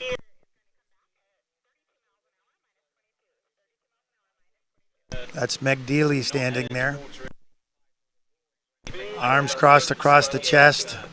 That shows me that maybe she's a little bit uptight, a little bit nervous, butterflies in her stomach. I know that that could be the case, because this is her first national championship. This is her first dance on the big stage. She's up next, Meg Deely. But right now we've got Alexandra Steele on the water. She just got 6 buoys at 22 off, 30 miles an hour. I haven't heard from the boat whether she has opted to shorten the rope or increase the speed, but we'll know when the boat passes by, because we can see the rope.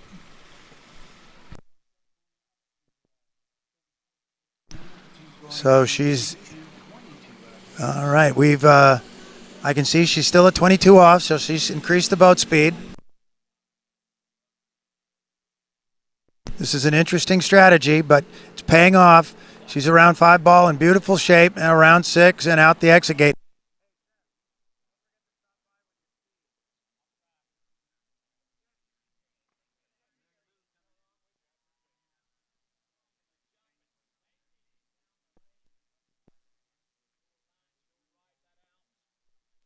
So I'm thinking that that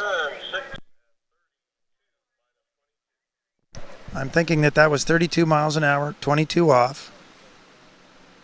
Okay, she's coming back at 34 miles an hour, minus 22, and I am legit stumped on how we swap out this battery. So any tricks to the trade?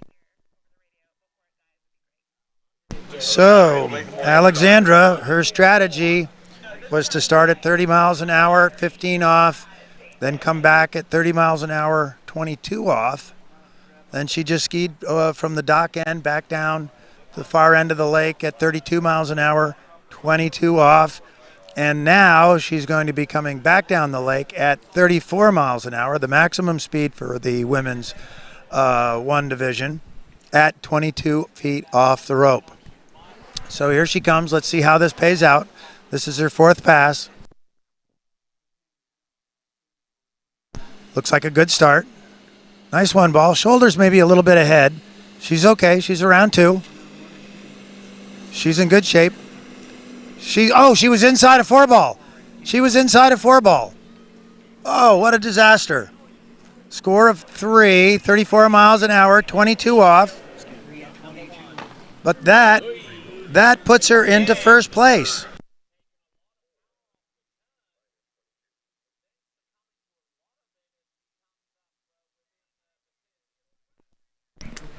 So that's a score of 3 at 22 off, 34 miles an hour. That sneaks her just ahead of Nikki Weber, our second skier off the dock, who has a score of 2 buoys at 22 off. So she is now sitting in second place. That's Nikki Weber, and Alexandra Steele is in the lead, 3 buoys, 22 off, with Meg Deely on the water.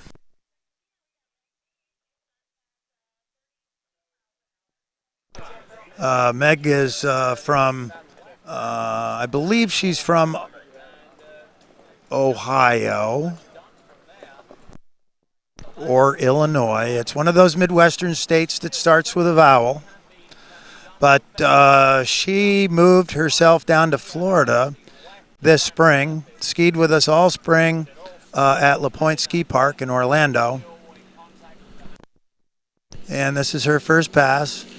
She's at 22 off. I think she's starting at 32 miles an hour, but I'm not 100% sure. She's a little bit down course on this opener, but she's run it. She's run it. She's got a score of 6.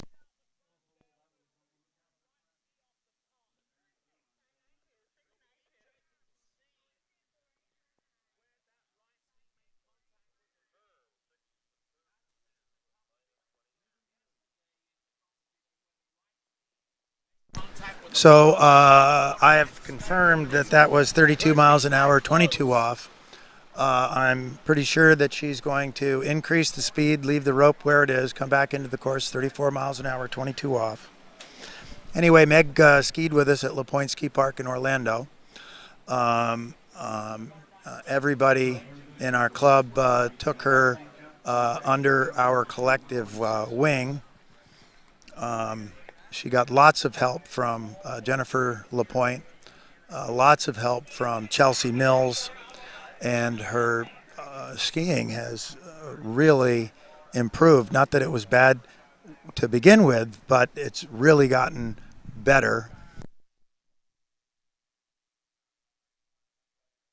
And I'm sure that she's got to have a lot more confidence having just run her opening pass at this, her first water ski national championship.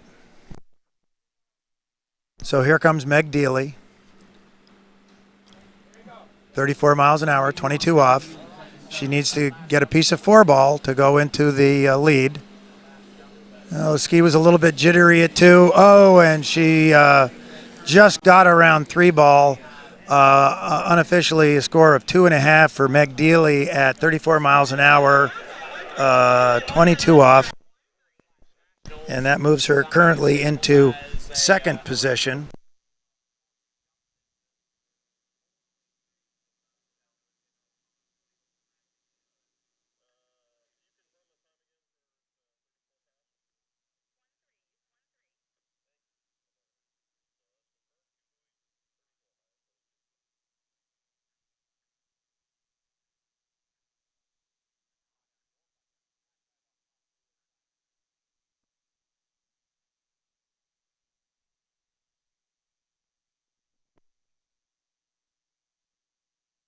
So next on the water, next skier on the water is Brittany Paniton. She's going out at 30 miles an hour, 15 feet off the line.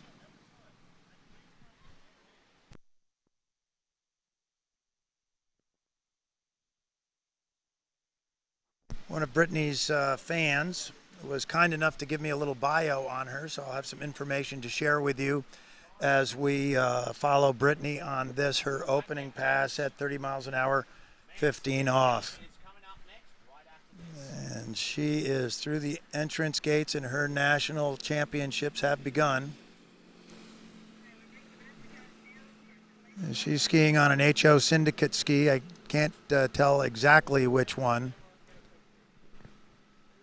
But she is having a nice, easy, steezy warm-up pass. She's out the exit gate, and she's got an unofficial score of 6.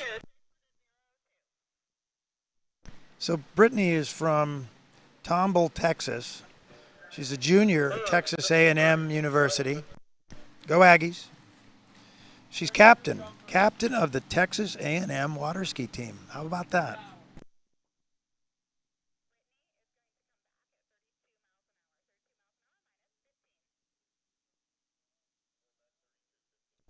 Her PB is 4.5 at 28 off, and she achieved that at regionals this year. I'm assuming that that's the South Central regionals. I believe that's Texas's region. Her bio here says that her very first coach slalom set was with none other than the great Chris LaPointe. Chris LaPointe being the men's 7 2020 men's slalom champion, skiing on his custom LP1 water ski designed and built by Chris LaPointe. And our skier is coached by Chris LaPointe. And she is at 32 miles an hour, 15 off. And she's having a nice pass through the slalom course. Actually, this pass looks better than her warmer-upper. So she's settled down.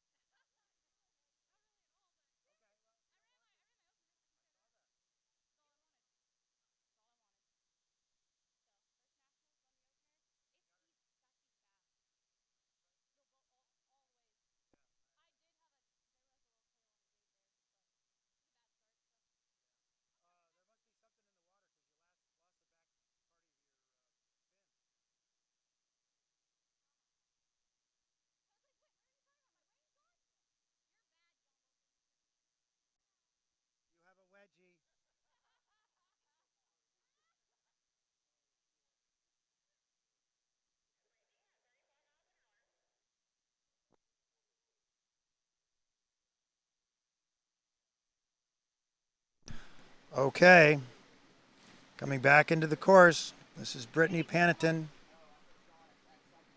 Tomball, Texas, captain of the Texas A&M ski team, 34 miles an hour, 15 feet off the line. She's around the first buoy. Oh, she's nice and early at 2. A lot of ski in the water there. Nice onside turn. Left foot forward skier. She's in good shape at 5 ball. She's got it. She's got it. There's a score of 6 at 34 miles an hour, 15 off.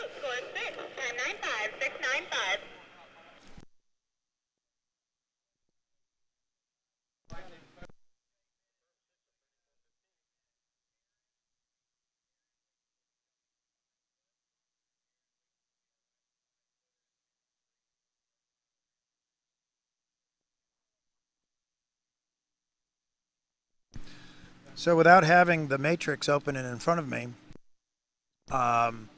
it's going to be a little bit challenging to keep track of these early scores. We just had a full pass at 34 miles an hour, 15 off. And I think that that's equal to a full pass at 32 miles an hour, 22 off. But I'm not 100% sure because I don't have the matrix. But without the matrix in place, knowing what we do know, the leading score right now is 3 at 22 off, 34 miles an hour. So in order to take the lead, she needs a piece of 4 ball. And she's going around 3 ball right now, and she's in good shape.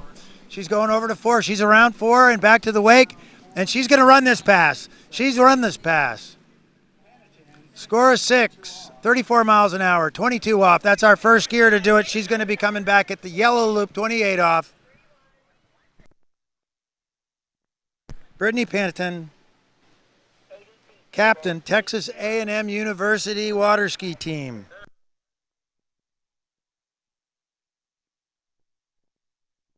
So Brittany is now in first place. She's in first place by 3 buoys. And she's going to build on that lead at the 28 offline length. She had her personal best just a few weeks ago at maybe not even a few weeks, maybe a week and a couple days ago at the regionals, where she got a score of 4.5 at this 28 offline length. So I'm sure that she's going to want to be beating that 4.5, and of course you beat the 4.5 with a 5. And for gosh sakes, if you've turned 5 ball, get 6 and get out the exit gate. So here we go. Brittany, 34 miles an hour, 28 off. Nice gate. Good 1 ball. Little separation coming across the wake. Little loose line at 2, but she's in it. She's around 3. She's around 3. She's coming around 4. She's in good shape. She's going to get around 5 ball. She's around it. Can she get to 6? Oh, she's just inside 6, but she gets a new PB, and she is our leader with a score of 5 buoys at 28 off. Brittany Paniton of Tomball, Texas, captain of Texas A&M water ski team. What a performance.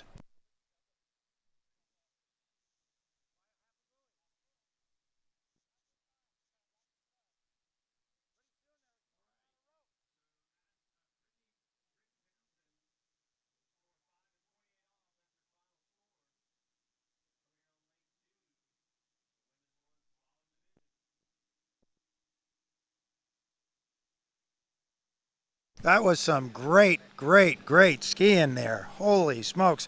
And she just took a commanding lead in this women's 1 slalom event. Our next skier is going to be Ashley Mira.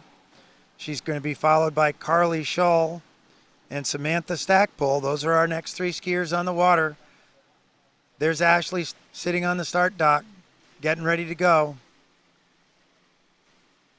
Looks like she's trying to get the soap out of her binder. I ski in hard shells, so I don't have to fuss in that stuff. Nate Smith walking by. Hey, Nate.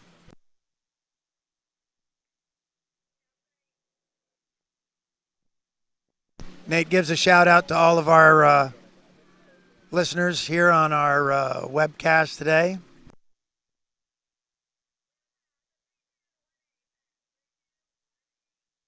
So our skier just slid off the doctor into the water.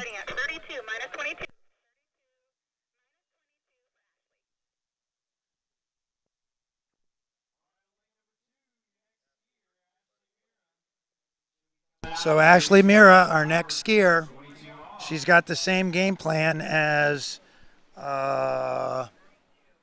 Meg Deely coming off the dock, 32 miles an hour, 22 off.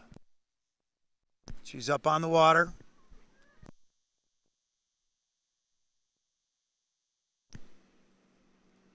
There she goes through the start gate.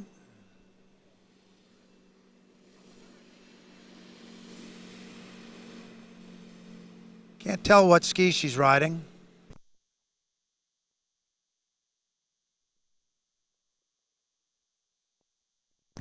But I can tell that she went around all 6 buoys. And so that sets her down at the far end with full 32 miles an hour, 22 off pass. I expect that she's going to increase the boat speed to 34, but she's got the option to stay at 32 miles an hour and shorten the rope to 28 off. Let's see what her strategy is. We'll know when she comes back in. Just heard over the radio, she's coming back in, 34 miles an hour, 22 off the line.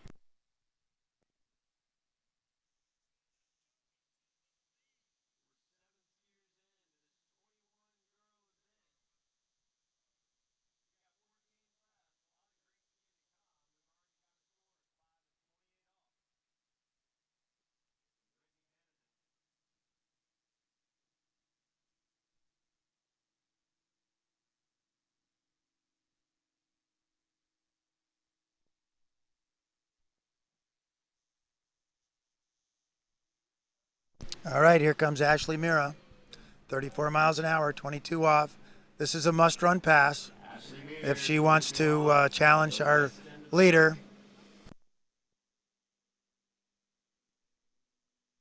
And she is skiing very well, standing nice and tall on the ski. No drama. So that was a must-run pass. That was a must-run pass. She's now going to come back 28 off, 34 miles an hour, and she needs a piece of 6 ball in order to take the lead. And for goodness sakes, if you're going to get a piece of 6-ball, take the whole thing and get out.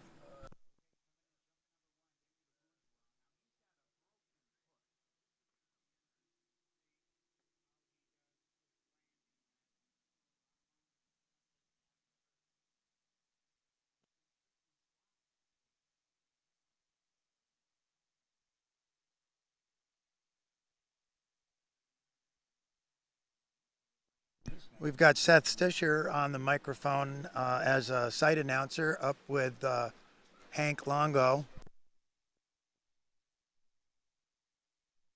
Hank has been doing an extraordinary job announcing morning till night, day after day. I'm lying in my camper at 7 o'clock in the morning. I hear the national anthem, and there's Hank already at work. So here we come, Ashley Mira. Okay, she's around 1 ball, and she's in nice shape. She's early at 2. Everything looks good. She's around 3. Oh, she's a little bit down course. She's good at 4 ball. Here we go, here we go. She's in good shape. She's around 6 ball, and she's out. There's our new leader, Ashley Mira, 6 at 28 off. What a ski ride. Holy smokes. We're going to see our first skier coming in at 32 off the line, 34 miles an hour. She just took the lead away from Brittany, who had a personal best here at the National Championships with a score of 5 at 22 off. Ashley gets around 6 ball out the gate, and she has 6 in the pit at 28 off. Here we go. Holy smokes, what skiing. Hey, if you're watching this at home and you're enjoying yourselves, send a text message, send an email, send a Facebook message to your friends. Alert them to the fact that the event is being live webcast. Send them the link. Ask them to watch. The more views we get, the more worthwhile it is to do this webcast, and the more likely it'll be for us to do it again. Here she comes, 32 off. She's got a good turn at 1 ball. Nice acceleration right behind the boat. Big turn at 2. She's around 3. She's in great shape. She's around 4. Oh, she has a high pull, and that's all she wrote, but she's got a score of 4 balls at 32 off, 34 miles an hour. She just crushes the lead, and she is now in first place at this Women's 1 Slalom competition at the 2020 Goode National Championships here in beautiful Zachary, Louisiana. Ashley Mira, our leader. Ashley Mira, our leader, but we've got, let's see, how many do we have left to go? 2, 4, 6, 8, 10, 12.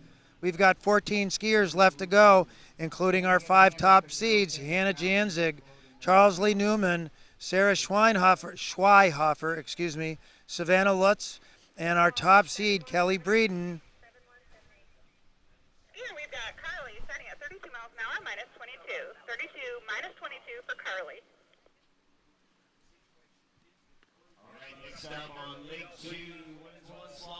Next skier, Carly Shull.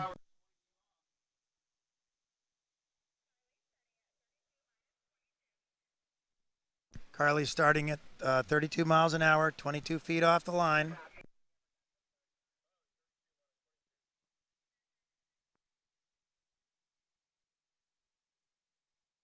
Here she comes. 22 off.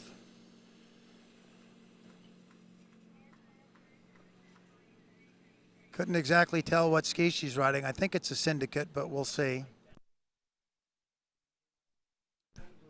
Couldn't tell what the ski was, but I can tell what the score is, and that was 6 at 32 miles an hour, 22 feet off the line. And so she'll most likely be coming back at her maximum speed, the division maximum speed, 34 miles an hour, actually 34.2. All of our speeds and rope lengths are really metric speeds. So her top speed is, in fact, 55 kilometers an hour, which translates to 34.2 miles an hour. And she's at 22 off, which is really 16 meters and change.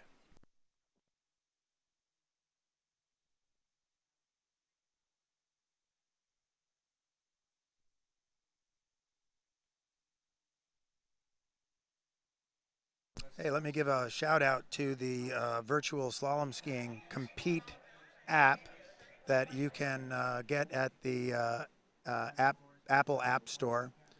If you're an Android user, the app will be available for you for Android by September. Keep your eyes open for that. So Carly's back in the course, 34 miles an hour, 22 off, and she's just stroking that pass. Nothing difficult about it. She got a unofficial score of 6, 34 miles an hour, 22 off. She's going to be coming back at minus 28, and that has now become the must-run pass. Got to run 30. You've got to run your 28 off pass to have a shot at the leader.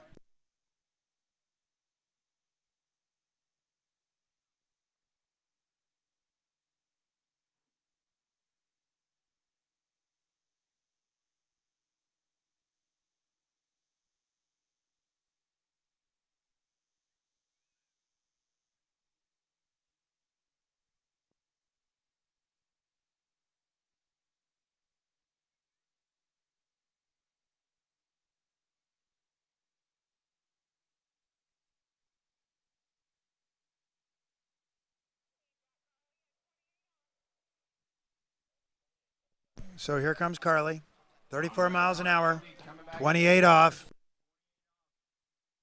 This is a must-run pass.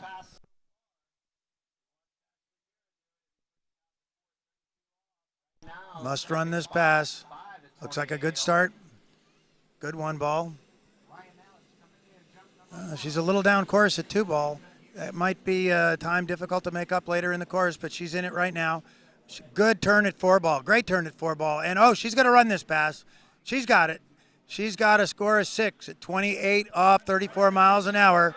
And that positions her to challenge our leader, Ashley Mira, who's holding the lead with a score of 4 buoys at 32 off, 34 miles an hour.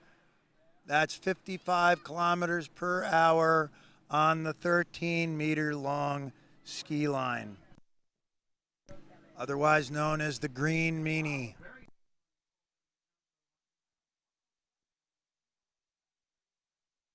So Carly Shull sitting in the water down at the far end of the lake. Really, there's no wind right now. So there's no crossy kind of wind to adjust for.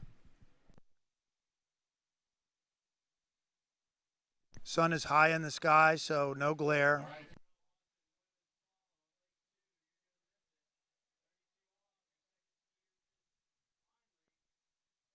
All right, Carly Shull coming into the course. 34 miles an hour, 55 kilometers per hour, 13-meter line, 32 off, the Green Meanie. She needs a piece of 5 ball to take the lead, and she's around 1 ball, nice shape, a little bit of tip rise coming around the turn. Good turn at 2 ball. She's in this pass. She's in this pass. She's going around 4. All right. Oh, she popped the ball. She popped the handle coming around 4 ball. Oh. Oh, what a bummer. 3.5. Always a bridesmaid, never the bride. Oh. Oh. I'll bet you she went around 4 and said, I've got it. And then she said, oh, I'd got everything but the handle. What a bummer. Carly Shull in second place, 3.5 buoys at 34 miles an hour, 32 off. That's got to be a heartbreaker for her. But on the positive side, her life jacket looks great. Nice blue and black life jacket as she's walking out of the water right here in front of me, carrying her D3 water ski. All right, our next skier Coming out at 32 miles an hour, minus 22. Samantha Stackpole.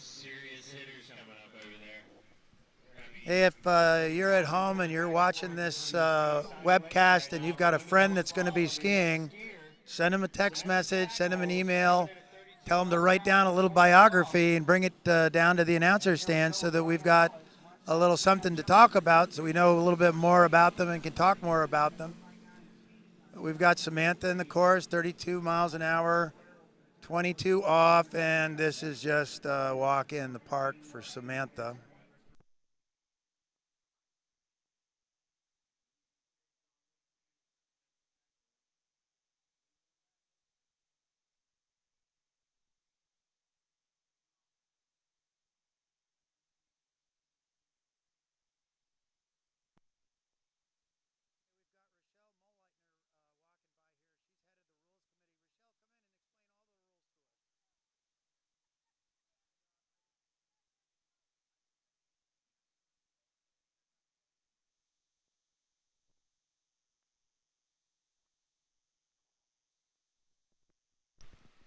All right. Samantha Stackpole on the water. On the dock, Ashley Stevens, Kate Lemke, and Parker Stange.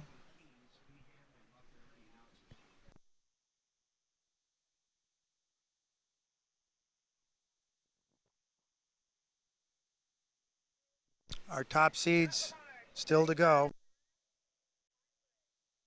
But on the water now is Samantha Stackpole. She's coming back into the lake, into the course, 34 miles an hour, 22 off the line, 22 feet off the line. 55 kilometers on the 16-meter line. It looks like she's riding a D3 Custom. I'm guessing. I could be wrong about that. But whatever it is she's riding, it's working because she just got a score of 6 at 34 miles an hour, 22 off.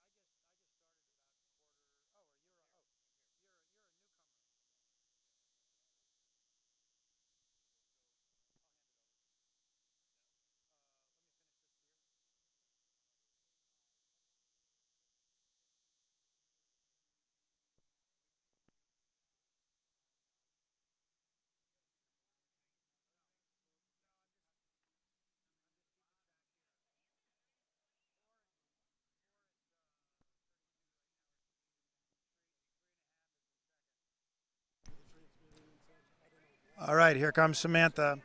This will be 34 miles an hour, 28 off, the yellow loop. She's got to run this pass. This is a must run. Must run pass to take a shot at our current leader, who's posted a score of 4 buoys, 32 off. But this 28 off pass is going well. She's around 5, she's around 6, and out the door she goes. So score of 6 at minus 28, 34 miles an hour for Samantha Stackpole. She's going to be coming back at 34 miles an hour, 32 feet off the line, 55 kilometers per hour on the 13-meter line. And she needs a piece of 5-ball. She needs a piece of 5-ball to take the lead.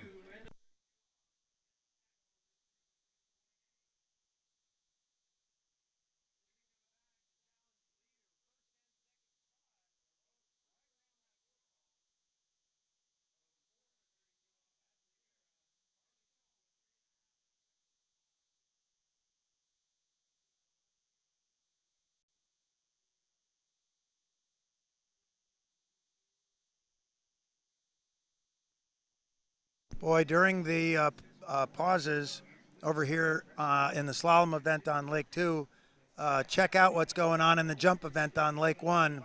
Lots of great skiing on Lake 1.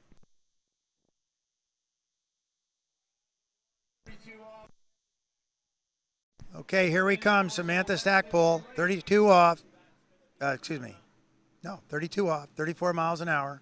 She needs a piece of 5 ball. She's in nice shape around, too. A little bit of a high pull. She's okay. She's okay at 3. A lot of ski in the water. She's around 4. Oh! She popped the handle. 3.5 for Samantha. That puts her in a tie right now for second. Ashley Mira still in the lead. 4 buoys at 32 off. Samantha just got 3.5. I'm sure that's a bummer. So, folks, I'm going to hand over the microphone. You're in for a treat because the Chris LaPointe is going to be your next announcer. And with that, I pass the baton. Thank you, John. Glad to be here. It's been a great Nationals. A lot of people have enjoyed the whole, let me put it another way. Everybody has enjoyed it. It's been a great week. We still have 2 days to go. And this women's one competition is super competitive.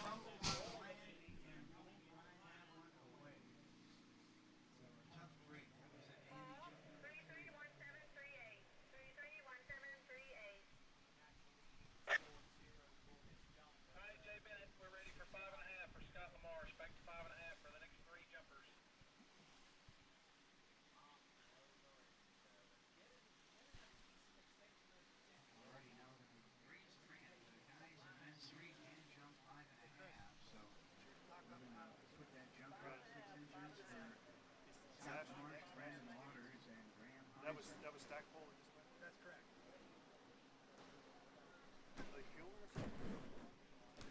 Well, you can see what's going on by looking at the screen. Well, looking at you now, but normally they'll have a camera that's going on the start dock, and that kind of gives you an idea of what they're doing. She filled out a milo. Sorry, I can't imagine that they're. She also claims that she forever wants to be a college skier. That's her lifetime goal. Not a bad goal.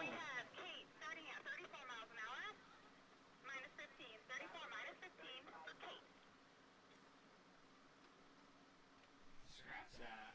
Ashley is not here. Ashley Stevens is she's a scratch. Yes, Ashley Stevens is not here. Okay, we've got Kate Limke coming out.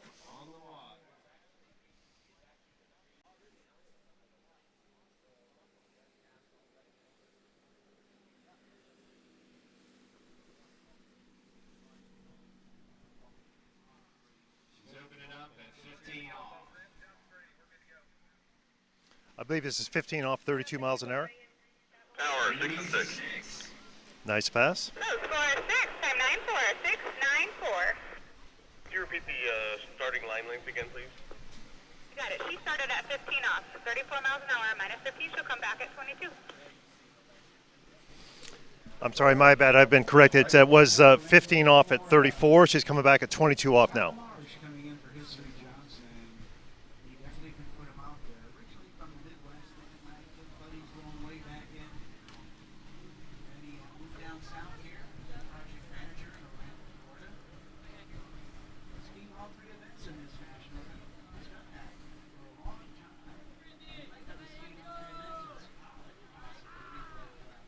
Having fun doing it here at the 2022 Goode National Water Ski Championships. All right, Kate is going to be coming back at 22 off. Now, Kate, I want to say this when she's up and can't hear me. Her PB is, guess what?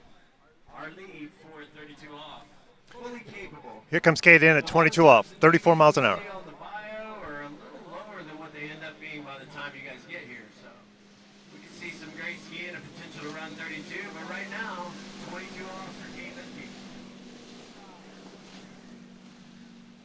Here we go, Scott Marsh, jump number 1, 5.5. Looks like another good pass. Nice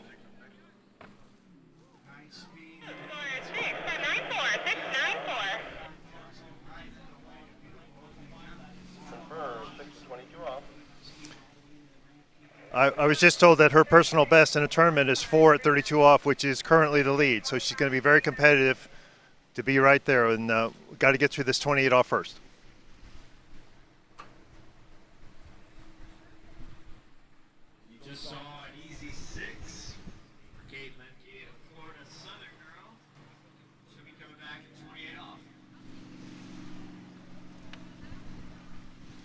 How come Seth gets bios and we don't? Towboat, set the skier down. Set the skier down. Interesting to watch in this slalom event. Now that we have zero-based scoring, we have a lot of different strategies from starting speed and starting late. It actually is not the norm anymore. Kate started in the traditional fashion, 34 miles per 15 off. Here she comes in at 28 off. Is a must-make pass to get to the leader's pass, 32 off.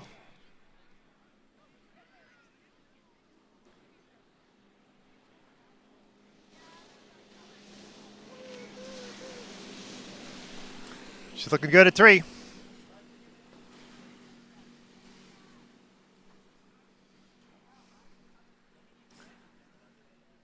There she goes, through at 28 off.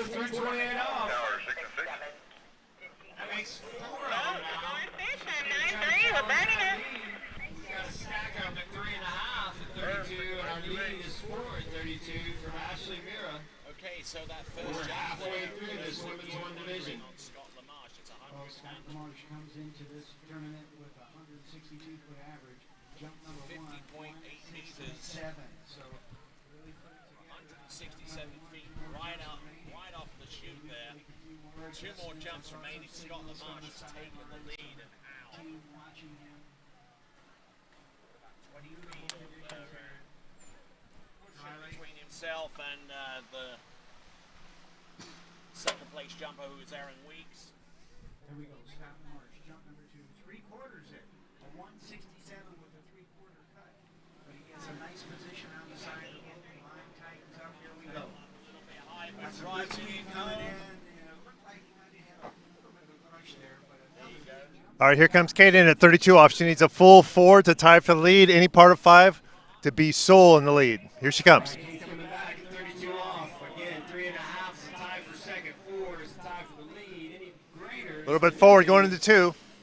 Strung out going into 2. Comes up narrow at 3. That'll be 2 buoys for Kate Limke. Puts in her first spot. 2 off. Again, 3.5 is a tie for second. 4 is Looks like a full 2 there. She got her a little bit forward, going into 2, and then had slack rope at 2. Couldn't recover. Still a fine score. That'll be 2 buoys for Kate Limke.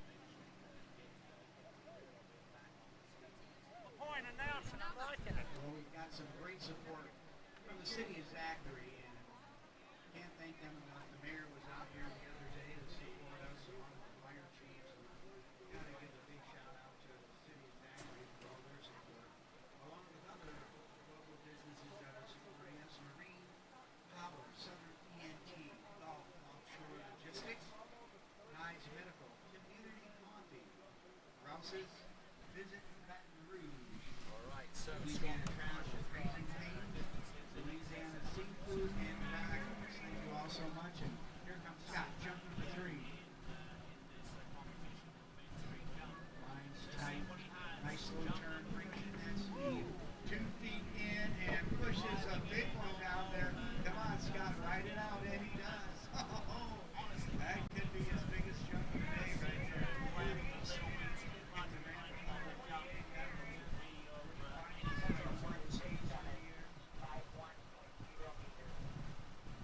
Number 167, 5.30 meters, attempted to lead a long jump. 167 feet by Scott Lamarche out of Sandy. Scott Lamarche, it's going to take some from our remaining 2 competitors to get in amongst that ballpark jumping range. The first jumper that we will see is Brandon Waters. But let's have a look at the jump distances that constitute the lead distance for Scott Lamarche. Then that third and last jump was 51 meters exactly, as opposed to 50. As you see on your screen, we just went through a crew change. New driver, new boat judge. No worse than third. Also on that podium, Aaron Weeks. Happy little energy. 147 and Ryan Mallets there with his jump distance. Driver's going through once through the course once and back just to get a feel for the layout, make sure he's centered, get comfortable, make sure the next gear has exactly the same conditions. We'll be back up shortly with Parker Stange from Texas.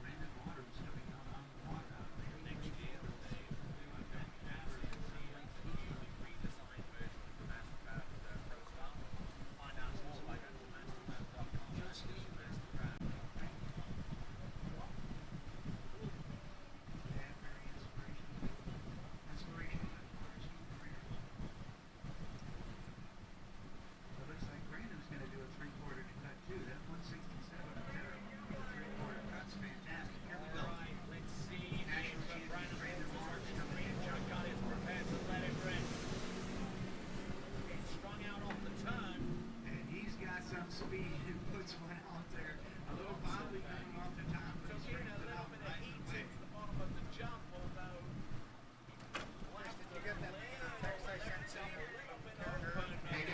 about this a lot, but it's pretty great that managed to put this together. Tons of help from a lot of people that Hank keeps mentioning.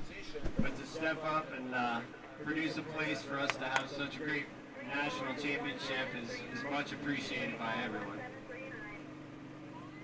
Numbers being transported to our officials to make sure that speeds are correct. We get a distance any moment now. 46.1 meters, 46.1 meters off down waters. What position does he occupy as a result? I will tell you, second place right now in that jump distance of 151 feet. Bridging that gap between Scott Lamarche. Okay, so here comes Parker Stange at 22 off, 34. She's from a family of champion skiers out of Texas. Amazing stuff for sure. Speaking of, Parker Stange on the women's 1 Lake 2 slalom. Starting at 34, 22 off. Jump number 2, let's see. Very smooth, very symmetrical. And that's 6 on the first pass. Turned in towards the Both scored 6 with a 9.5. 6 with a 9.5. seems to me that he's So who's your skier again? Parker Stange. Going to 28. Try and confirm that a little bit. 165.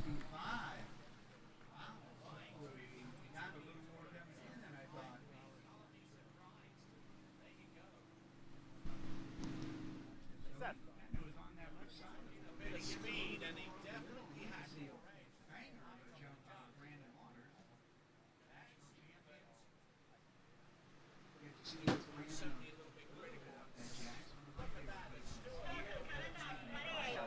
Okay, here comes Parker in at 28 off. This is the pass before the pass where the leaders are. She has to make this. She looked great at 22. Her brother Griffin won the boys 3 slalom, I believe, last year. And mom's the champ, and so's their dad. They're all great people. All right, Parker Stange coming back in at 28 off. Looking good, cruising through passes. Very nice.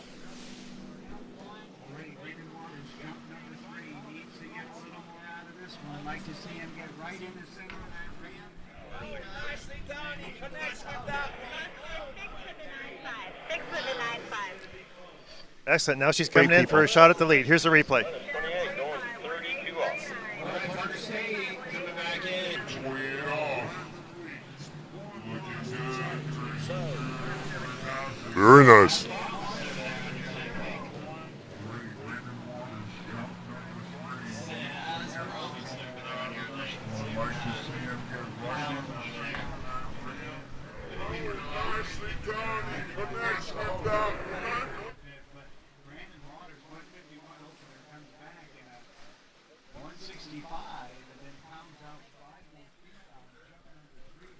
I think Parker's an example who skied her whole life, but she didn't really get enthused about skiing until she got to college. That's what's great about the intercollegiate system. She's coming back in at 32 off. 4 puts her in a tie for the lead. She wants to make them all. 2, 3.5, so we've got a 4 in the lead. Let's see what Parker Stange can put together. Our last competitor out is going to be Graham Pfizer. Our last competitor out is going to be Graham Pfizer. Nice start. Little loose line at 1 is still good. A little bit at 2, but she's in the line. Headed Here we go. This could tie her for the lead. She's headed to 5. Nice 5. She's going to get it on. There we go. 6. 32 off. Your first women's 1 skier at 35 off. What's up with this? You get the prime seat and you buy it. 6 with a 9.4. 6 with a 9.4. That was a great pass. She managed it well. A couple of bobbles along the way. She kept her cool, and she went right through there. Here we go in the replay. Great 5. She was late. Got her done. Turn 6, so she didn't have a ton of slack. It was great.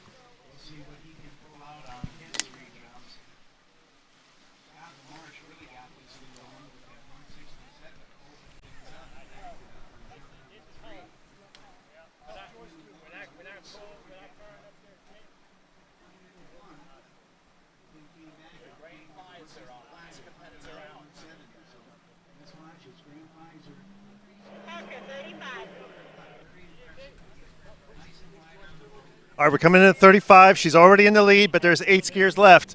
So she gets down this pass as far as she can. Every quarter buoy counts. Look like a good gate.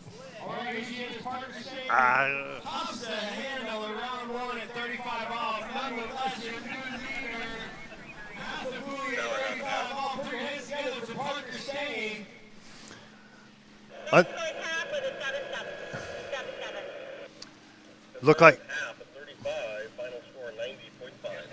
it was confirmed at a half. I thought she had a great gate, and she had a little bit of slack at one. She couldn't quite hold it, but she's in the lead. 69 feet, 51.4 meters. He's got a 169.5 average, so he needs to throw a couple more feet on that.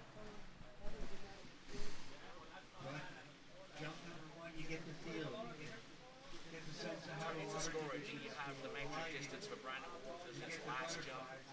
Now this is where you can make the minute little adjustments. You don't want to make anything big of an adjustment out there. Brandon Waters on his last jump in the 170-foot jump was 51.8 meters. If they ran in a good spot, it's split wide on the We got Amanda coming out. All right, so that last jump for Brandon Waters was 51.8, 170 feet. Now, here we go. Graham Pfizer's second jump. And kind of shunted that ramp. Didn't get much out of it, despite the fact. So Amanda's coming out at 22 off at 32 miles an hour. A little different strategy. Of course, all that matters is where you finish, not where you start. So she's comfortable starting here, and that's great. All right, on lake 2, we've got Amanda Bryans, your 9th seed. She's coming out at 32 miles per hour, 22 off. Going to be working through some easy passes to get a chance for our leader. Yes, and confirming that assessment, 48.6 meters, 48 meters, equivalent to 159 feet, actually losing 10 feet. Here comes the replay, very smooth. First jump finished at 169 feet. So Graham Pfizer right now needs to make up half a meter exactly in order to take the title away from Brandon Waters at the very last jump. She will be going to 34.22. It's a nice smooth pass. Now she's coming back in at 34, also 22 off. She's going to have to add some aggression. It'll be interesting to see how she does that, whether she more energy through the wakes, a little more quickness in the turns. We'll see. Here we go. Jump number 3, Graham Pfizer for the national championship. On the side of the boat, good position, sets that speed down, lets the rope tighten up, makes a slow turn, builds it all the way into the bottom, and floats one out there. A beautiful third and final jump for Graham. So she's around the island. She's coming in. This would be 34, 22 off.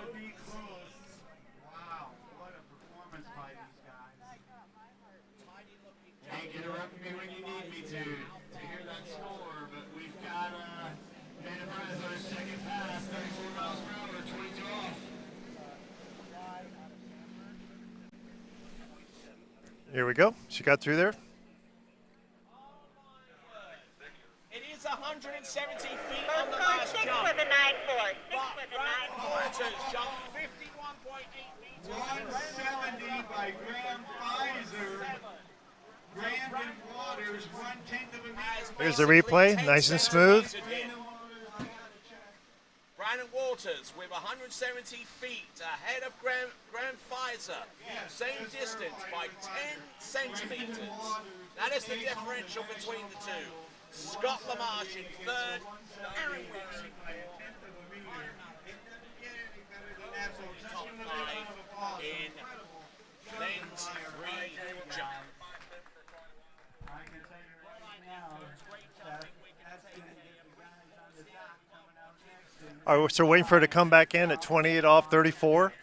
She has to make this pass to get into the 32 off pass. Spectators watching these men's 5 guys fired up and They're around the island. They're coming back in now. here comes Amanda Bryans, 28 off, a must-make pass.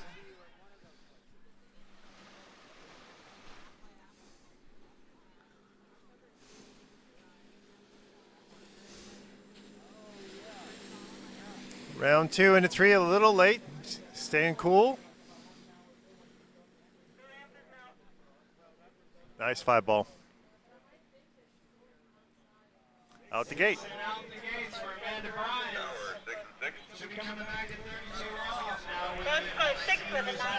Here's a replay. Burn, 6, line is, what is that, 28, downhill, I guess.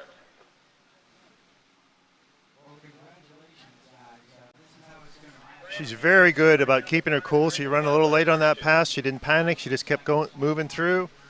Didn't overdo anything and got her done. 32 off. She's going to have to add a little more quickness in a turn, a little more energy across course to get through 32.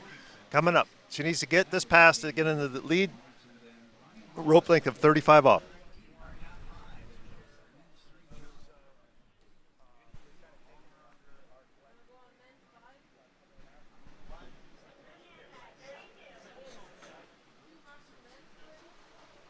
Here we go, Amanda Bryant, 32 off. Your 6th skier into the slide lane. One skier's run it. Coming in at 32. Let's see what Amanda can do.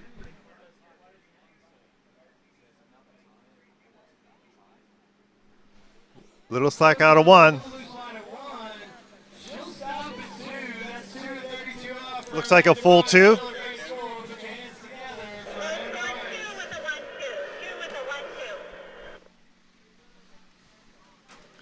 Didn't quite get turned all the way around here at 1. It got slack rope, got twisted, made it tough for her to get to 2.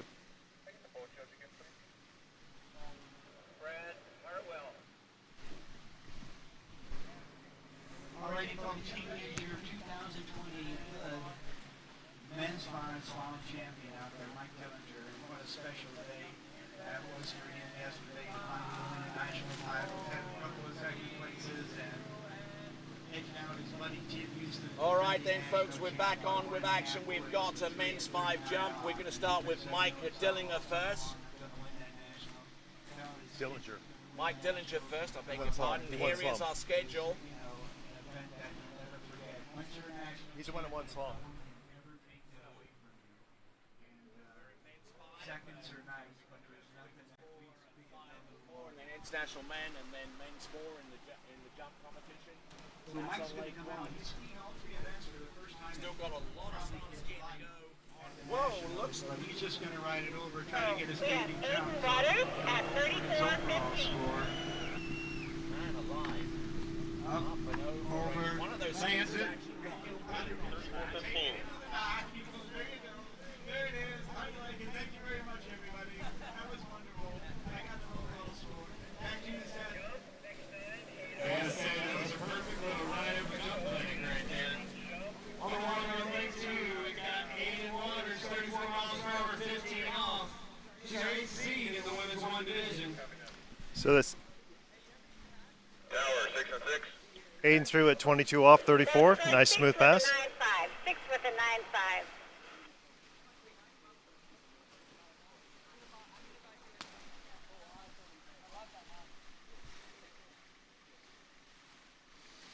So one of the things that I love about slalom is there's so many different ways to do it. We saw the prior skier be a little bit twisted and shoulder up going through the wakes, and here we have a more traditional kind of straight line alignment through the wakes, and it doesn't mean one's better than another. It's just different ways of doing it. And that's one of the great parts about slalom. Lots of ways to do it.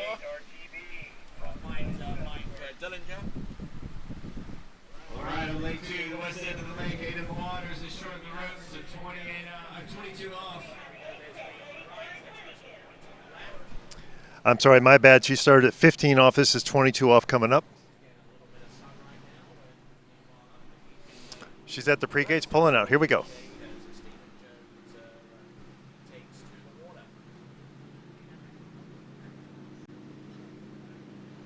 Already Mike Dillinger at 39 corner on that opening jump, and then he takes it back to the dive.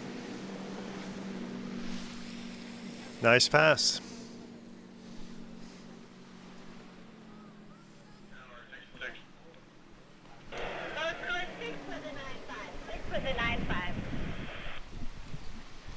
All right, Brandon, Mississippi's own.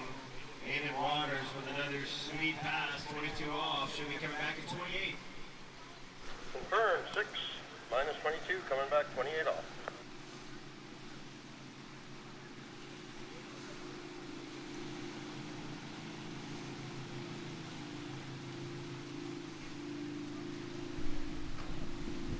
Whoa! Whoa! Hello! Hello! John! I don't know how that happened. How it happened in the air and how it happened in the landing, but I gotta take your breath away. Coming back, 28. See how far that ski went down off the top of the jump. Andy Waters, 28 off of the east end of Lake 2. Number 18, Here he's coming in at 28 off. It's a must-make pass for her.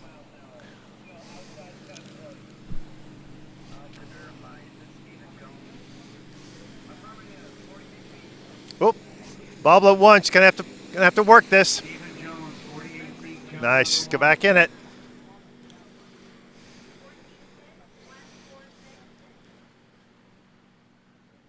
Nice job of keeping her cool there. After a bobble at once, she got her done.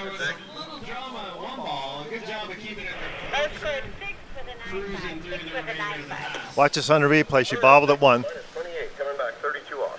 If you don't like hearing me narrate the slalom on Lake 2, put in your AirPods, tune into the live webcast, and the legend Crystal Point. It's telling you how it's going right there on your very own computer screen. Here we go. This now is... That's some great cool. Great cool. She did not panic. She's coming in at 32. She obviously needs a better start here. A little easier on that jump. And, After you make a mistake like that and you recover, your confidence, I believe, is up. You know you can make things happen. So I think that can be a positive thing. So it's coming back at 32, looking for a better start. All right, Andy Waters coming back at 32 off. Has still only had one girl run this pass thus far. She needs to get to 4 just to tie our runner-up right now at the time. Here she comes in at 32. It's a better start. Little struggle at 1, hammers 2 to get back in it, but just 2 down course at 3 to finish it off. Looks like 3:32 off for Andy Waters. Yes. 3:32. Here's the replay. Stood up a little bit at 1, laid out at 2. all right, Stephen Jones now has got one last attempt. He jacked up the boat speed to, I think, the maximum. So that leaves us. That's 3 at 35. It leaves us with. Excuse me. With Parker Stingy still in first place.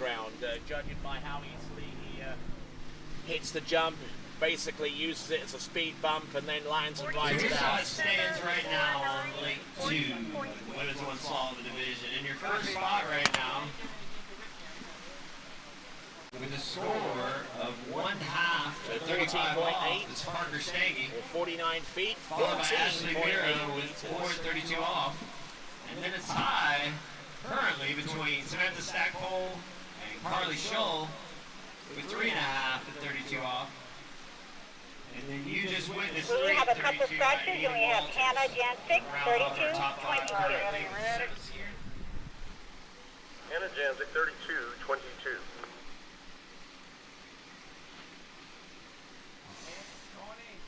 Yeah, Bob. Coming in at 32 with 22 off.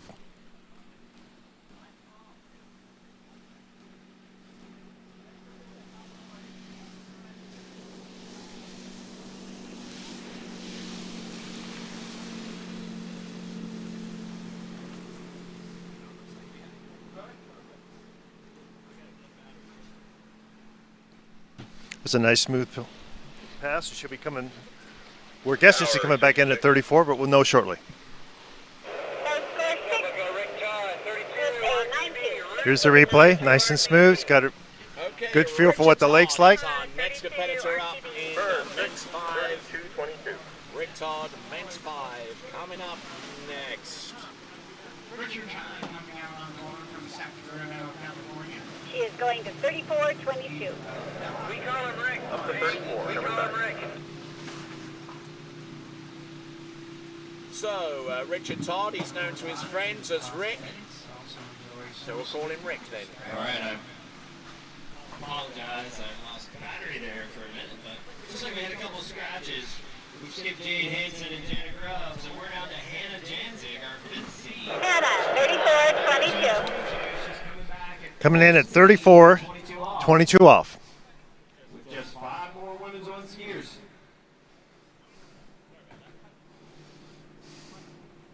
Okay, jump number 1 coming up. Nice wide approach on the gate.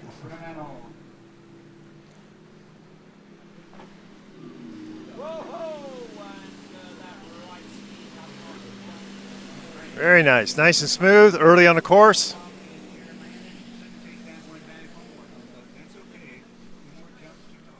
Looks like 6. 6 and 6.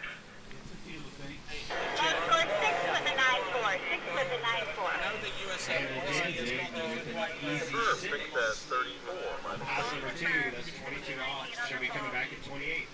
Over there? Yeah, Okay, after this event, they are going to have some practice over here, but this is going to be for the officials. Yeah, I'm going to head over there a little bit later. I'll do that. Thank you.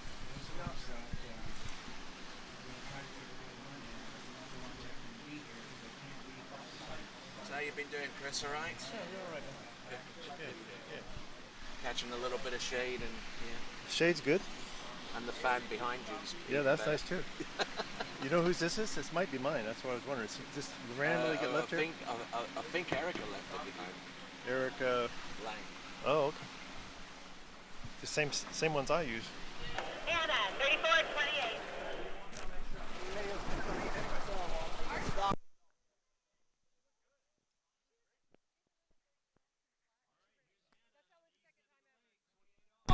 All right, we're coming in at 28 off. Just to get into the leaderboard.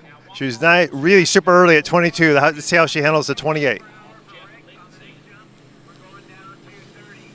Nice early start there.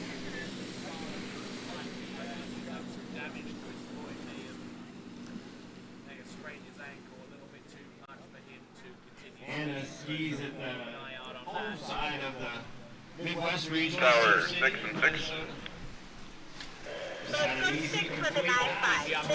There's the replay. Nice 28 off.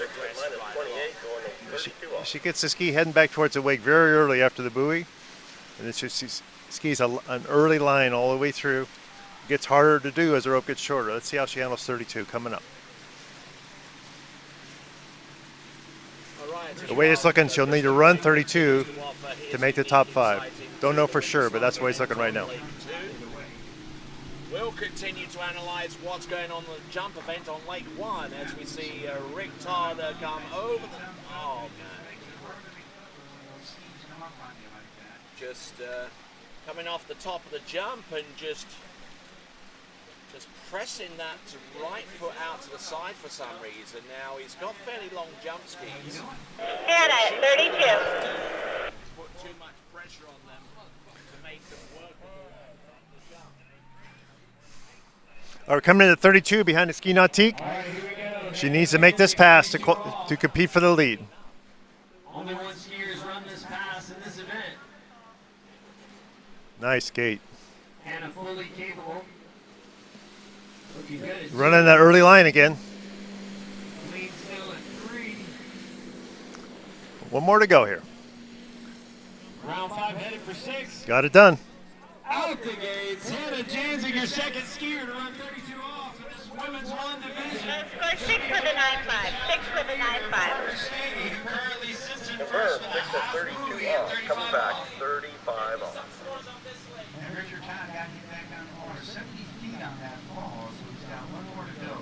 His feet comes up on you, and it's just so hard to recover when they're so Hey, Hank Longo, do you have a copy? over in the water. So the quicker you can get back on top of those skis, the better. And ski away from the hole, tighten up that line, and then get back on the course.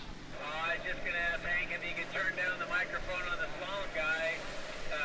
We can barely hear Hank, and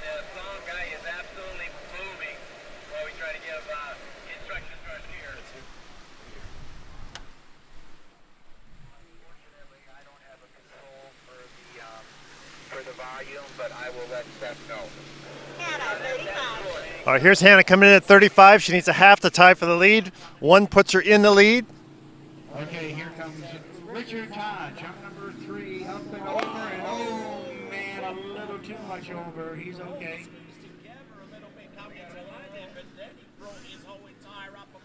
Here she coming.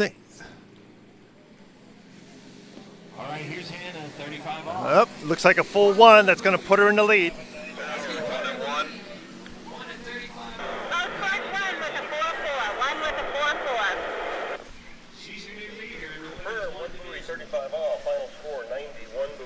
Here she comes in on the replay. I thought the gate was good. She probably didn't commit to the turn quite hard enough. Let's watch. She's got her hips behind her shoulders. Got a high load. She got one, but she is in the lead, and it looks to me like she's going to be on the podium either way.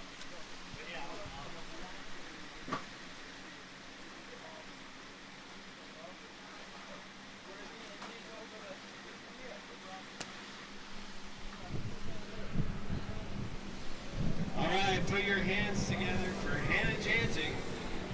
Your new leader with 1 at 35 off. Women's 1 slalom. 4 skiers to go. Well, with that performance, that's going to put her on the podium. Your number 5 seed, and become the leader in the event. You know you're going to take a medal home with you. Absolutely guaranteed, but I know she wants to win it. That puts our tie 3.5 and 32 off for Carly Scholl. Samantha Stackpole, they're on the bubble now for spots 4 to 5. They'll be vying for the 5th spot. If we get pushed any further, we've got 4 skiers left.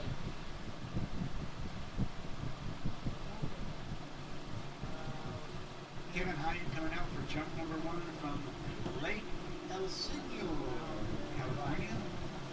CDA. He's with the West Ski Club. 49 feet. Snow ski.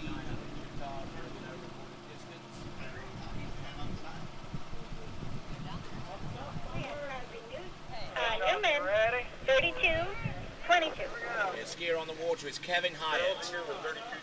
Here comes Charles in. She's elected to come in at 32 miles an hour, 22 off. Here in women's 1, Chelsea Newman.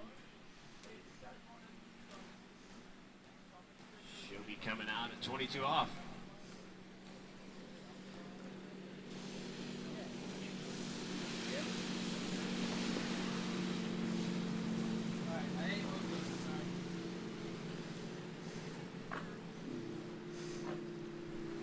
Nice smooth pass. She's got 6.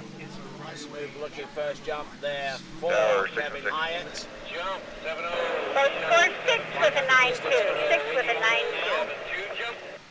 Burn, 6 at 32, minus 22. There's a replay. Nice symmetrical style. 32 miles per hour, 22 off. She'll be coming back at full speed, 34, 22 off. 6-1 on jump number 1 for Kevin, 61 feet.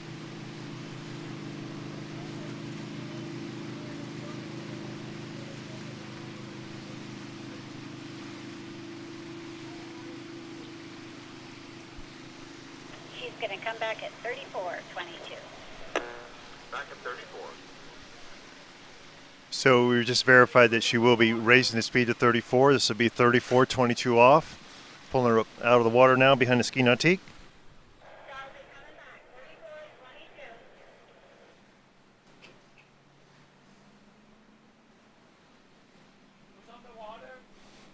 All right, west end of the lake, Chelsea Newman.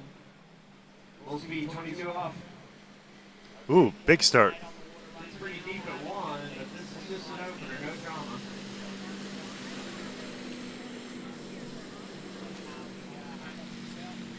Kevin Hyatt, jump number 2, take a little more of a crack at this one. She gets great acceleration out of her offside turn, which is 135. 6 with a 9-4. 6 with a 9-4. That's, you see on this replay here, she drives through here very, very strong. 71 feet, tugboat 7-1, 21.6. Showboat copy. And that was a little farther on jump number 2, She reminds me of a skier that skis with us at La Pointe Ski Park, Bree Carter, out of Tennessee, open women's skier, similar stance on the ski, both right foot forward. Great offside turns.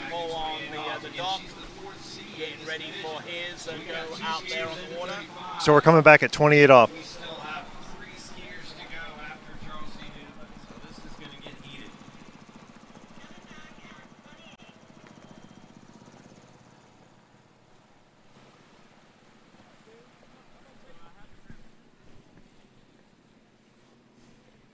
All right, we're coming back in at 28 off. It's a must-make pass for her.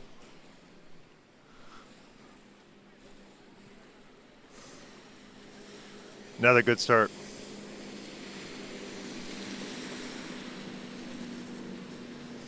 Nice. All right, she's rounded 5, headed for 6. Charles, Here we go. Looks like 6. Tower, 6 Here comes the replay. Nice start.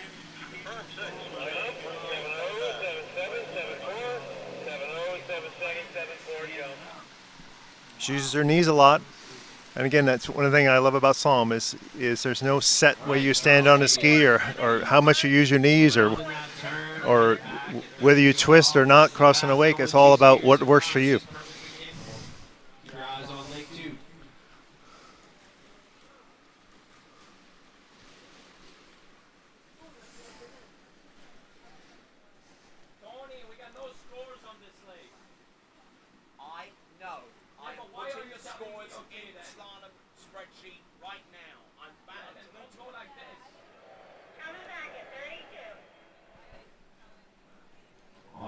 She's coming in at 32. This is a must-make pass to compete with the winners. Tennessee, but a Rollins College skier, 32 off, an average into 35. She can handle this.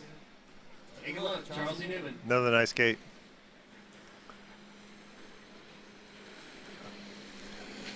Big turn or two. She's still in it. Oh. And too much at 4. Gets the handle popped out of her hand. Stacked up with those girls at 38. Or 33 and a half. Tower, 3.5. 32 off. So her score is 3.5 officially. If you watch here, she drops her shoulder a little bit at 2. She survives it. A little more of the same thing at 4, and she didn't survive it. Watch her shoulder drop here. Survived it. At 4, it got her. I suspect she's going to be disappointed.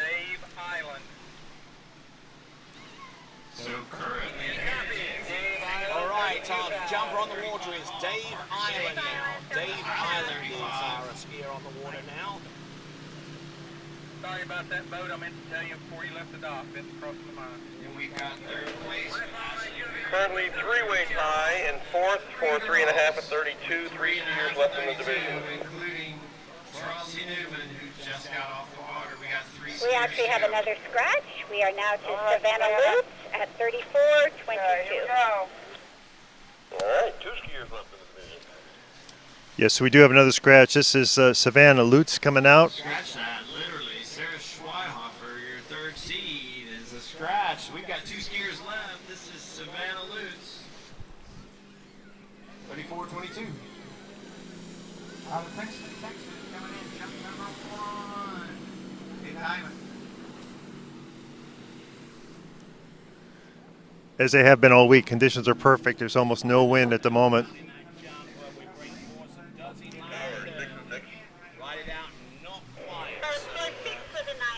Here's a replay. This is the first left foot forward skier we've had for a while. We had a string of several rights. You see how there's a little different stance on the ski. Very smooth, very symmetrical. Good power through the wakes.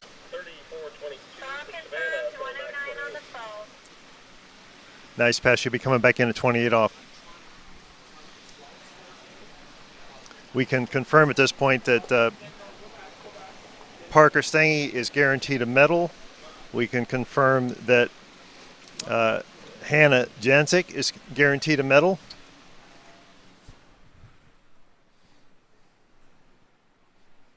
That is completely unofficial, of course, but that's the way I see it.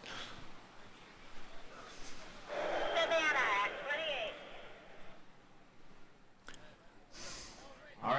on the west end of the lake, coming back 28 off. Coming back in at 28 off.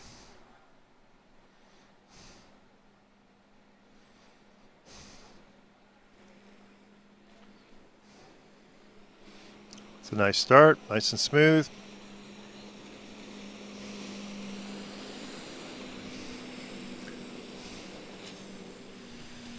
Very nice. She picks up acceleration very early after the turn, particularly on 135.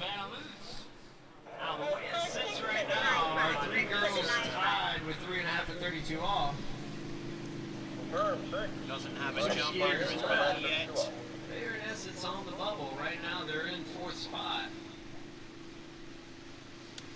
Worst they can do right now is 6th. And truly on the bubble, Ashley Mira with 4:32 off. She's guaranteed 5th spot right now.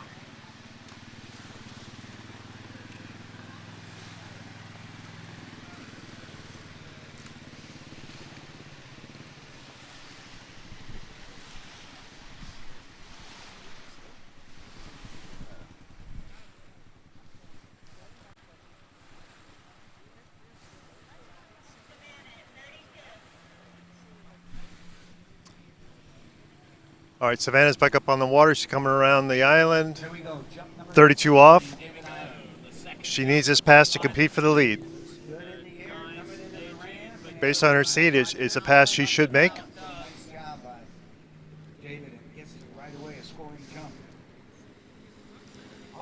Nice start.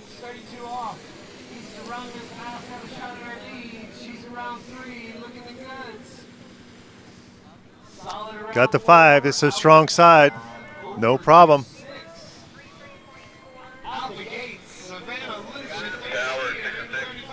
So that's our third skier to run 32 off. Here's the replay.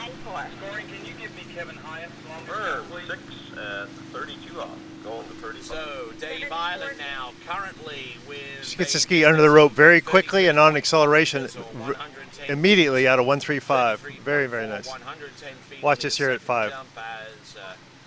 Boom, accelerating right away. Nice. Greg Webb is on the dock. 74 for Kevin might actually be Tommy Newman based upon his attire on the starting dock. We'll find out in a moment. Men's 5 jump again, and Greg Webb on deck. Tommy Newman up next. And then Mitch Cross. Get the media exciting stuff, folks. Savannah, 35.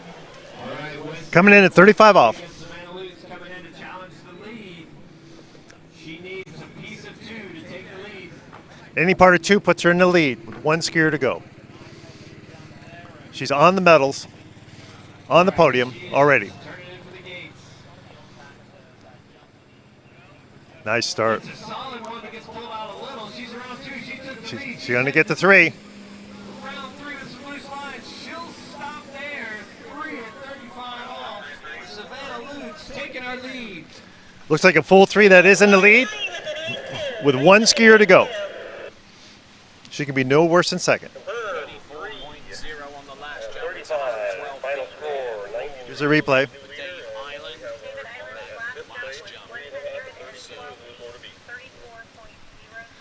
I think she got a little cautious at 3 because 3 looks a lot better than 2.5. But that's a fine score. It'll be very hard to beat. So Kelly will need to get to 4, any part of 4 at 35 off to be the winner. All right, we've made it to our top seed in women's slalom on Lake 2. All right, we got our tie 3.5 and 32 between Carly Shull, Samantha Stackpole, and Chelsea Newman sitting on the bubble in 5th place right now. In 4th place, we've got Ashley Mira, who's guaranteed at least 5. She could be on the podium no matter what. We have Kelly at 34:22. All right, here comes Kelly breathing in at 34 miles an hour, 22 off, number 1 seed. She knows exactly what she needs to win. She has to get part of 4 at 35 to win. First, she's got to run 22.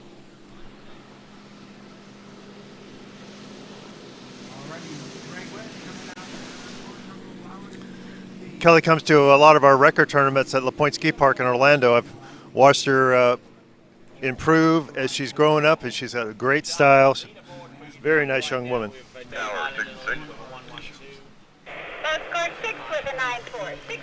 Here's a replay. Watch how smooth she is.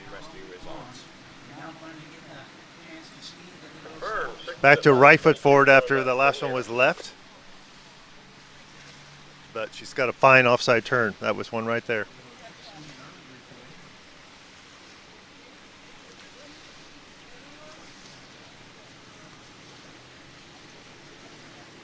Number 3 seed from Tennessee, one of my heroes, Greg Webb. Right, here we go now. This here is Greg Webb from Tennessee.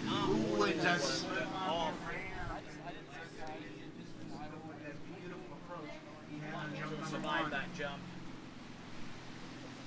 All right, and long late. Elliott, 28. Second pass, 28 off. Again, your final skier in the women's 1 division. So Kelly's up behind the nautique. She's coming around the island. She's coming in at 28 off. It's a pass that's easy for her, but you still have to do it. That's the way tournaments are. You only get one shot. Great 2-ball there.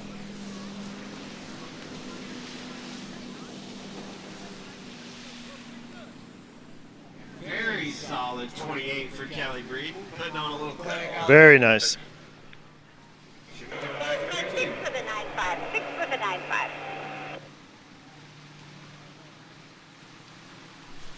Here comes a replay. Watch how smooth she is. Way ahead of the course in the first half. Confirmed, 6 at -28, coming back. 32 off. Great 2-ball there.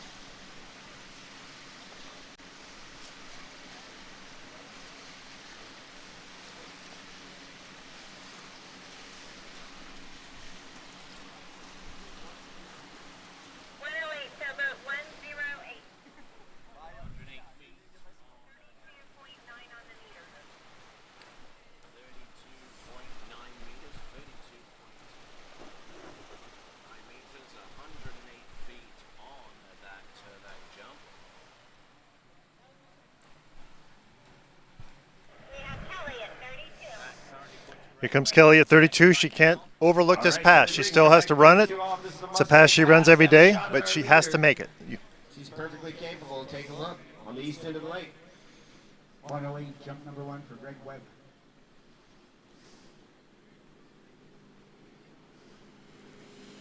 Nice start.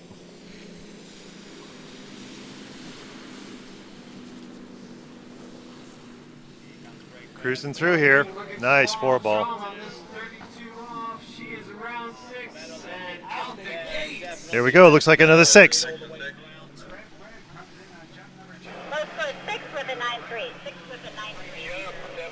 If you watch her, she's getting no tip rise at the end of the turn, and she's never bobbling like she's touches tip rise there, but she's skiing very balanced. So she knows she needs to get the 4 to win. She's the number 1 seed. She earned that right. So she knows what she has to do to win. She can't be too cautious. 4 is still quite a ways down the course. Greg Webb, which is equivalent to 119 feet. We'll have a look at the jump distances, and for the benefit of those of you following the slalom event, you've got the master himself, Mr. Chris Lapointe, there commentating and providing his insight. All right, here it is. So this is a pass to decide the championship. This is our last skier.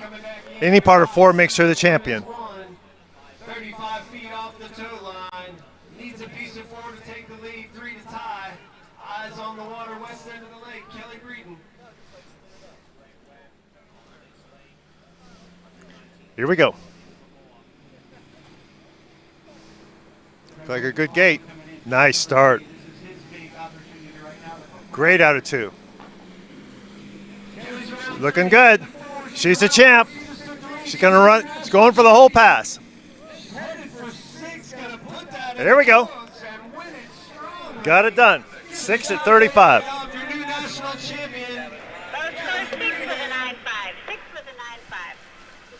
You watch this. She was aggressive the first half of the course. Got a nice start. strong out of 2. She didn't go cautious, thinking she only needed 4.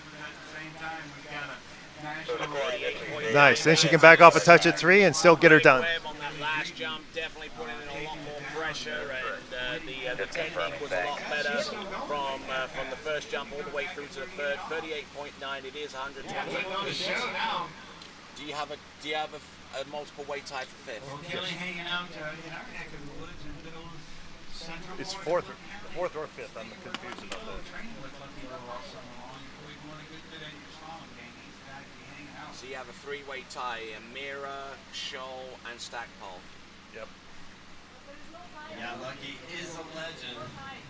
He's got some good techniques, training kids, really knows how to get them fired up and powering through and learning the real technique from the start. Okay, we got Kelly at 38. Coming in at 38. She's already won.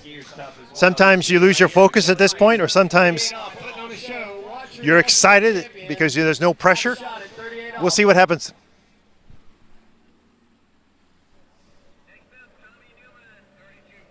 Here we go. Coming in at 38. Ooh, nice start. Oh, I thought she got out of 1 better than that. So it's still 1 at 38 off. She's our winner. She's our national champion.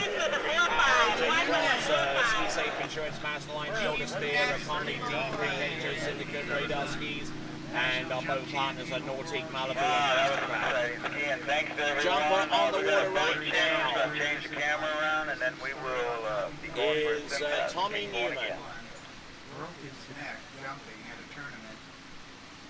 Webcast sponsor, Splash Eye, Ski It Again, and the AWSA.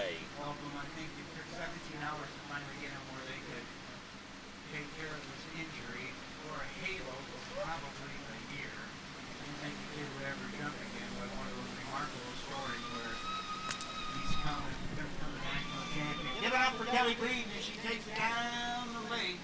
She's going to be happy down. Now my unofficial score says that we have a tie for 5th.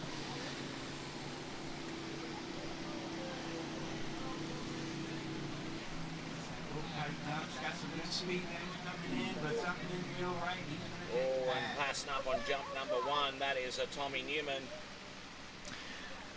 7-4, 7-7 on the pass. 7-4. Actually, I think I'm wrong. I think that 5th place is Ashley Mira. So I don't think we have a runoff.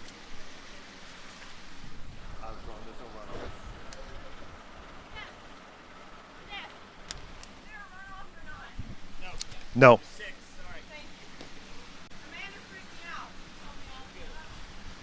All right, so let's run through the standings and the final standings for women's 1 again. That tie that we had at 3.5 and 32 off with Charles C. Newman, Samantha Stackpole, and Carly Scholl actually ends up being 6th spot, so there will be no runoff.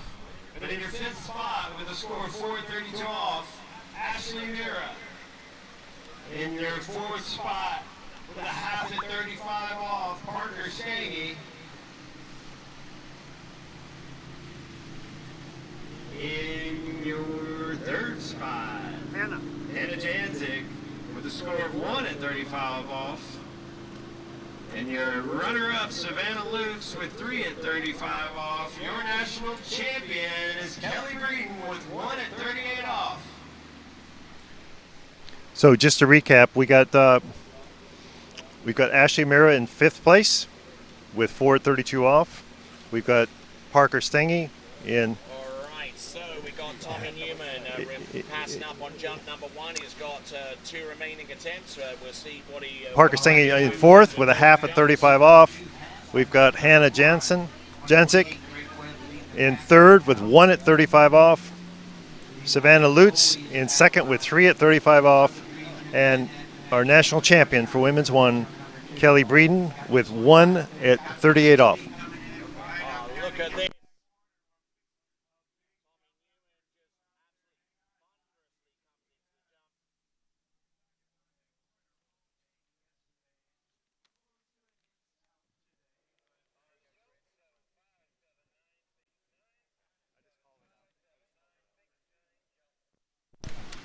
There's the results I just mentioned on the board.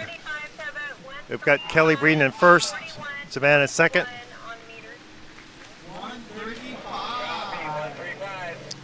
Hennig Janzik in third, Parker Stange in fourth.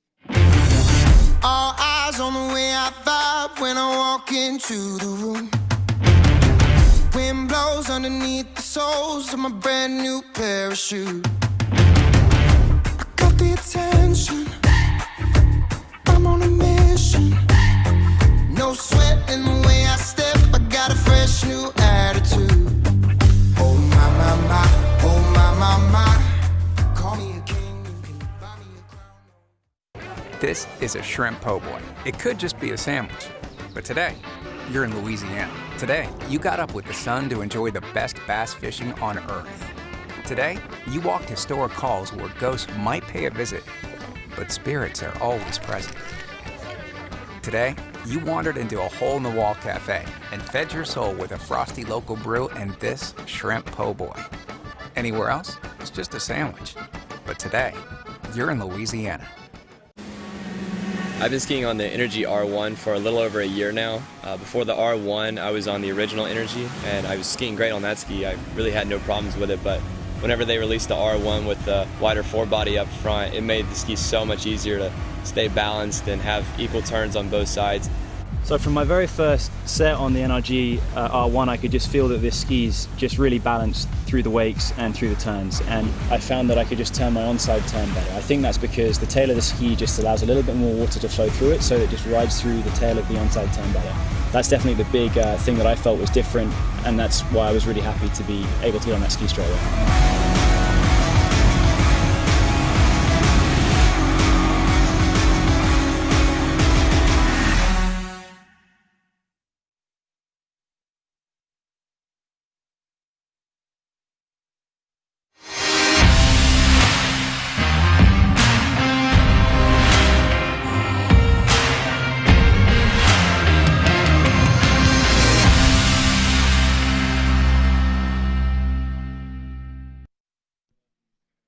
Hey, we're back on. We're getting ready to pull Masters Women. There's 5 in Masters Women. These are the women that are basically too good for their age brackets. They have to be over 35 years old, and they're some of the best women water skiers we have other than the pros. And we've got a great rivalry here. We've got, on their averages, we've only have 5 buoys difference between 5th and number 1 seed.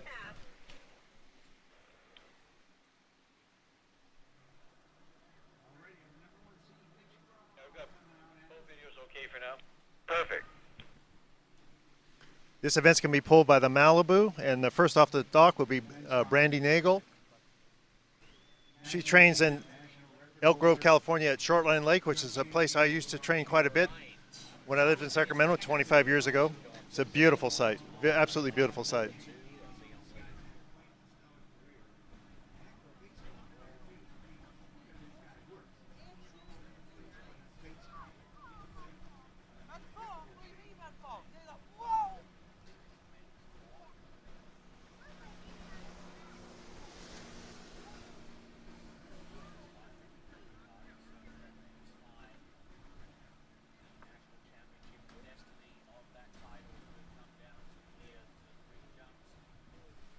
Watching Slalom, we're about to go into Masters Women, and Chris Lapointe here, who will be offering his insight, will actually have the unique opportunity of announcing for his wife towards the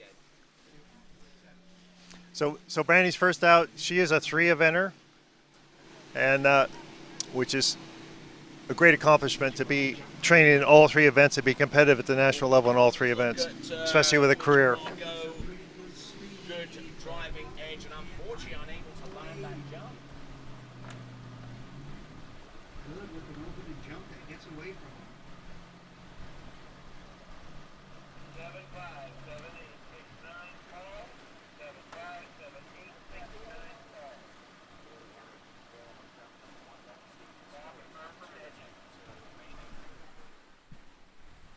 Brandy Nagel, 34 minus 22.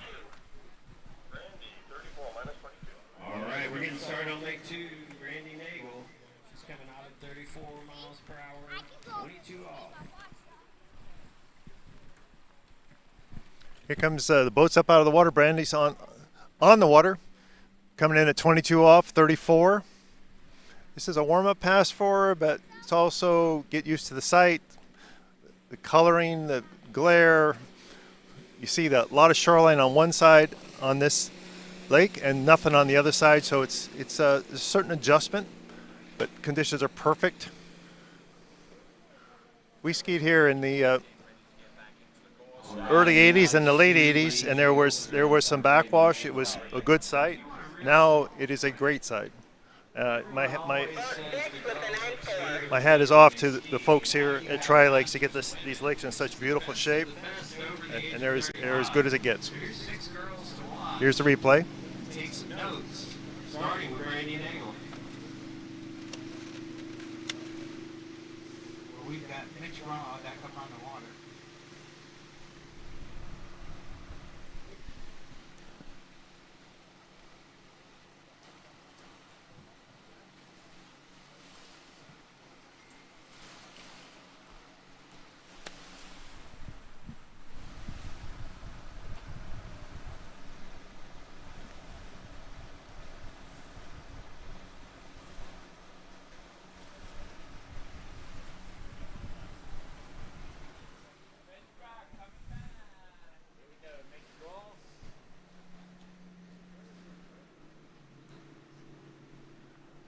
All right, so Brandy's up on the water.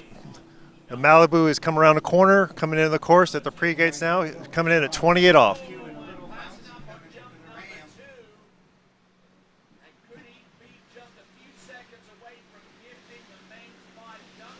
Nagel, pass number 2, 28 off. Your first skier in 6C, Masters Women's Slalom Division. Very nice pass. Nice and controlled, very calm, very smooth. 6 buoys. Boat score 6 with a 9.5. Confirm, 6, 28 off, coming back 32 off.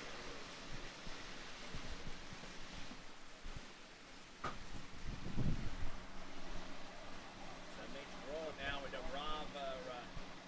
rather undesirable position, having fallen on one jump and passing on the second, receiving no score in the process.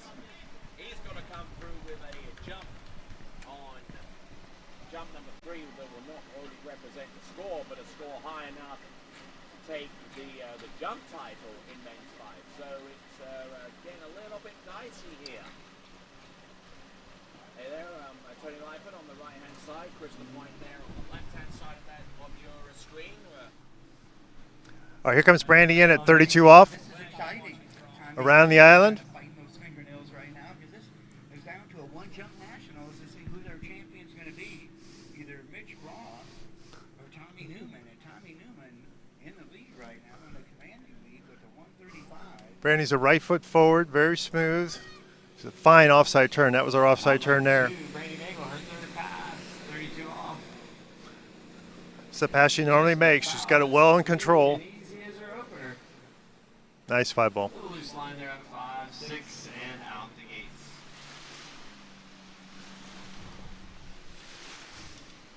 So here we go now. Here's the replay. Watch how smooth our offside turn is. At 1, very nice, very nice.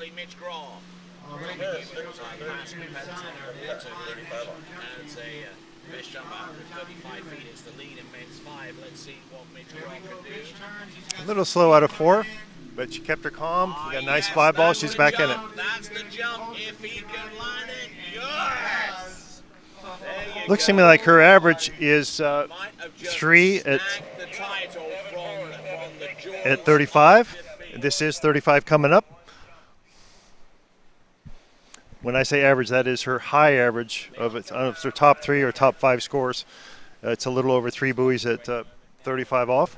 So she's approaching that. We're coming in at 35 in the next pass. Oh my gosh, on jump number 3, Mitch Raw jumps 131. Tommy Newman, your men's 5 national jump champion. The Malibu's around the island. She's coming in the pre-gates, pulling out now for 35 off. Oh man, coming down to the last jump, and that was a beautiful third final jump by Mitch. Not a bad start.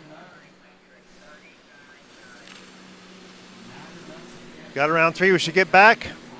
I think she got back, but we'll see what the judges say. Fantastic jumping.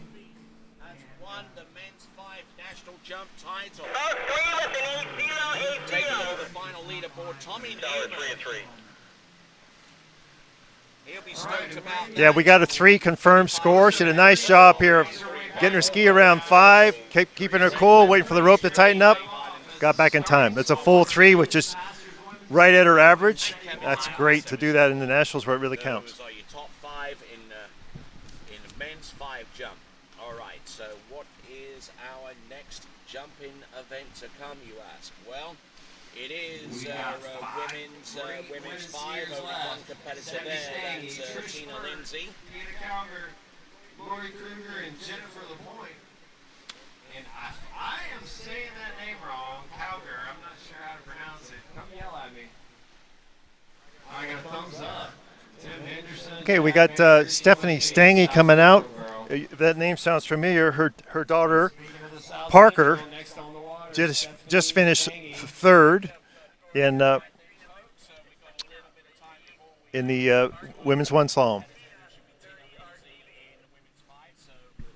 I'm sorry, she finished 4th. My bad. So Steffi's going to come in at 22 off, 34. Also a seasoned international competitor. She's done great at the Senior Worlds, Nationals. It's a great family of skiers.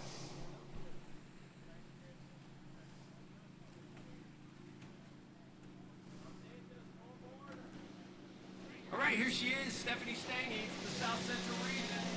Masters Women's Slalom. 22 off.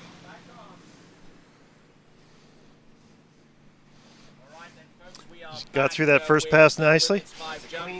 One and only competitor in that division is Christina Lindsay. With a 9-4. Here's the replay. Confirmed, 6 at minus 22. Coming back, 28 off. Nice and smooth on this first pass. Rope gets a little shorter. Stephanie's a great scrapper. I love watching scrappers because that would be what I qualify as. And she never gives up, and she always fights to the very end to get whatever she can get. So it looks like her average is about, her high average is about 4.5 at 35 off. So she's right in the hunt. But there's 6 of these girls. As I mentioned, they're only 5 buoys apart. So we can't ask for a closer competition.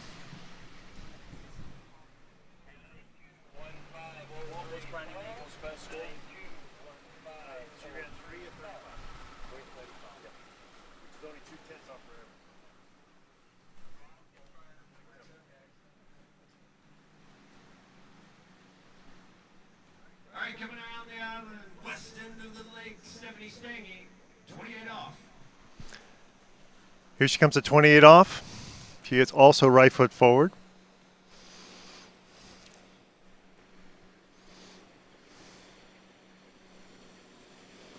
Nice.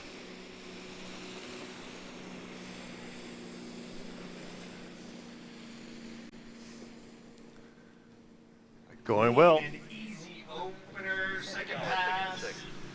Always hesitant to say that because I don't want to jinx them in the middle of it, but those were 2 clean openers. Here's the replay. I thought her energy was a little better at 28, which it needs to be. As the rope gets shorter, you got to add energy. Well in control. I'm sorry, can you repeat that? Just to verify, this is Tina Lindsay. All right then, so Tina Lindsay out on the wall right now.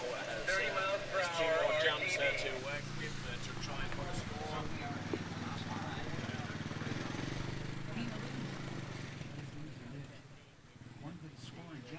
Not afraid to hold that left ski up all the way into the bottom of the ramp. This will be a second jump for Tina.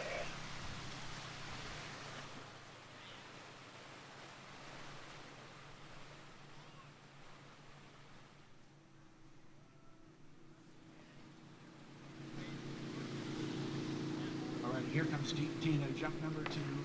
Nice form in the air. Okay, Stephanie's around the island. Malibu's coming in. So 32 off pass. It's a must-make pass.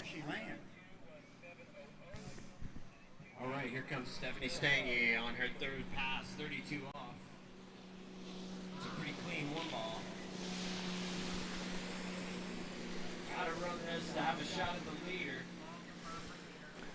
Little bobble there at 4, but she's still in it. Nice recovery. Out the gate, 6 points, 32 off for Stephanie Stange. If you watch on this replay, she broke at the waist at 1 a little bit shoulder forward, broke, touch, went flat. So then when she got to 3, she compensated and she set back a little bit, and then that made her turn a touch slow. Maybe a little bit of an overcompensation. But at 5, she didn't get a good 4. She got the 5, she had to go, and she got it done. Like I said, she's a scrapper. She's coming in at 35. Brandy's already got 3.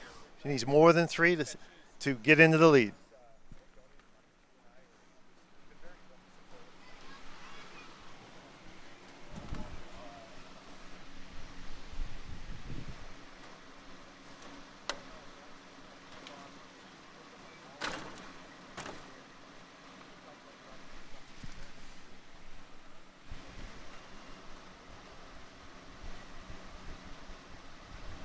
All right, here we go. Stephanie Stange, Sherman, Texas.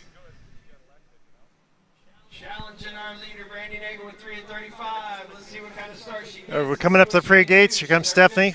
She needs to get a part of 4 to get into the lead. Guarantee a spot on the podium. I think that's a little better 1 than she had at 32. Oh. Gets back, loses the handle, 1.5. 35 off. Scored at 1.5. We'll see what it looks like in replay. I think she pulled a little long into 2 and then couldn't get a tight rope to finish the turn.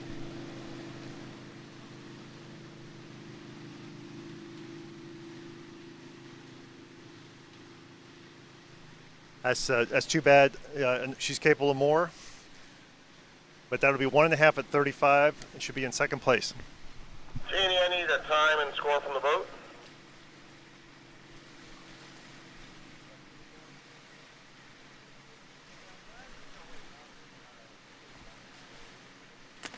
So now Tristina Lindsay has got 1 more attempt at her disposal now. She's failed to land 1.5 for the 4-5. jumps.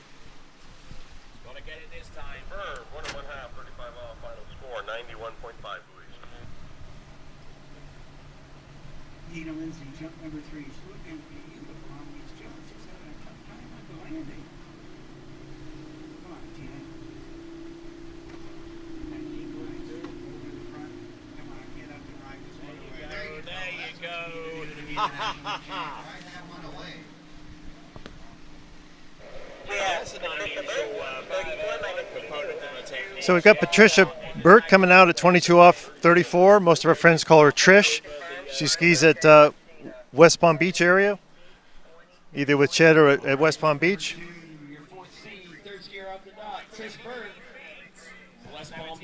She is a 4th seed. She's coming in at 22. We got another righty here.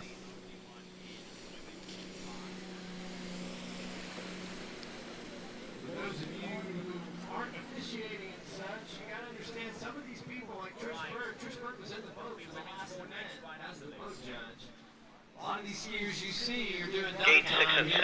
And Starting line length. and trying to crush their opponents. That was a nice, smooth opening pass. Started at minus 2.2, 34, and she just got 6 with a 9.4. Here's the replay. Nice, smooth pass. She's getting a little rhythm going. 22 off, going to 28 off.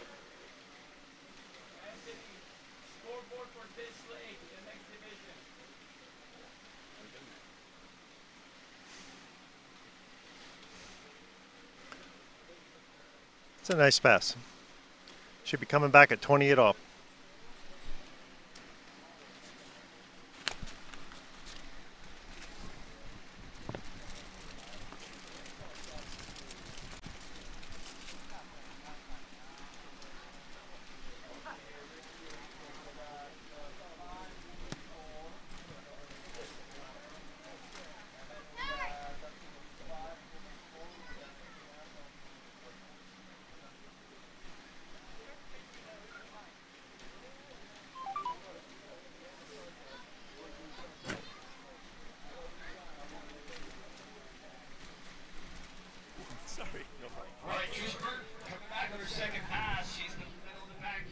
Comes Trish, isn't it?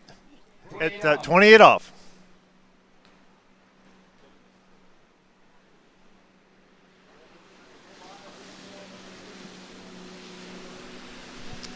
Managing this pass well. Mitigates a little line at 4, but she is around 6 and out the gates. Another easy one for Trish Hart. Power 6 to 6. Confirmed 6. Here's a replay. It's a little bit of a glitch there at 3. Coming up here. Confirmed 6 buoys, 28 off. Coming back 32 off. Yeah, I think she started to go a little bit hand low and felt it and picked it up and recovered and kept on moving. It's all well.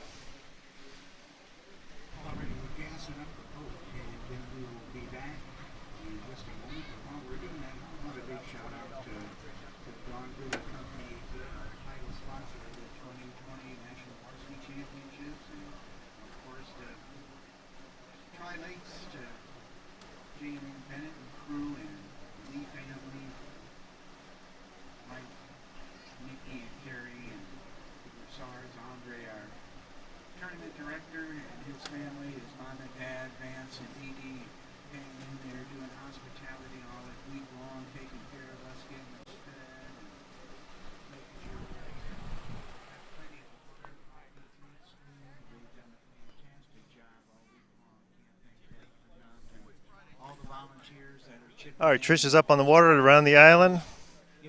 Coming back in at 32 off.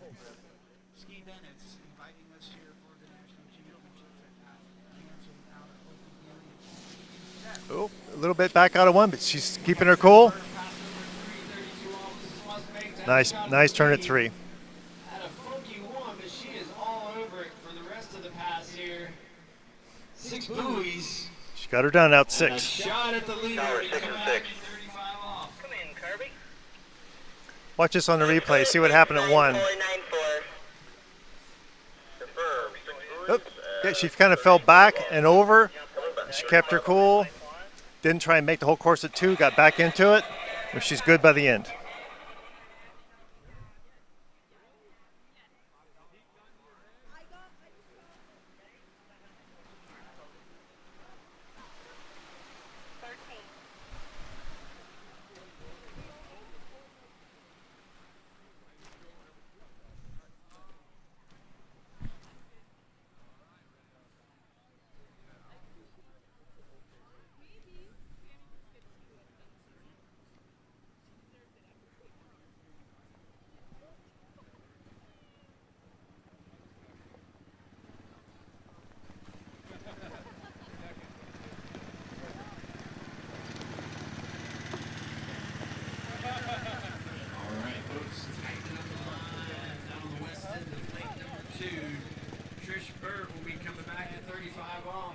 In the lead right now, Brandy Nagel with 3 at 35. Second spot, Stephanie Stange with 1.5 at 35. So we're coming around the corner. We're coming in at 35. That's 12 meters.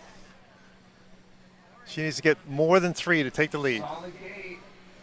Tiptoes up a little at 1, stays strong in a 2, but goes long. 2 at 35 off for Trish Bird. Looks like 2. Together, just taking the second spot for the moment. Here's the replay. I think she got a little bit of that same shoulder drop at 1. She fell back. Yeah, she fell back. Then it made her pull a little long to 2.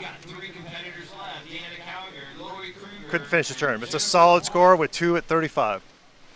My guess is that all 6 of these women will run the 32 off pass.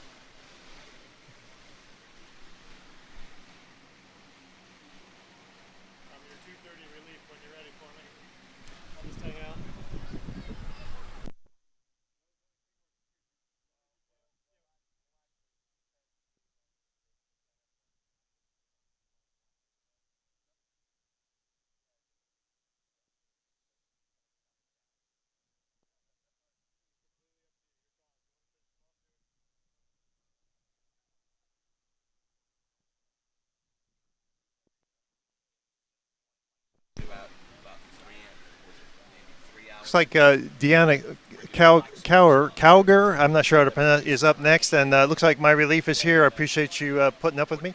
And I'm going to watch the last 3. 22.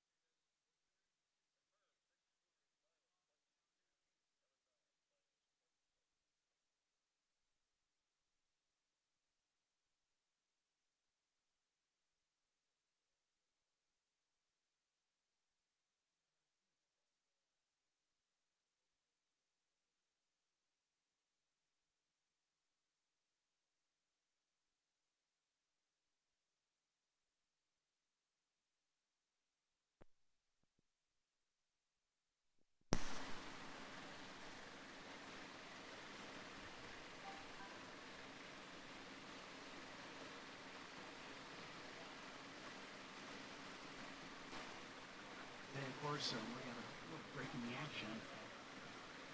Love to have you come. Excuse me, love to have you come. Join us in Central Florida, Polk County with more than 500 lakes. Well, look at our great sponsors there.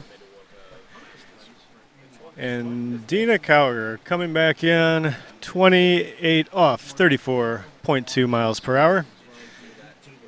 Dropping in and around 1. Easy does it to 2. Looking solid all around.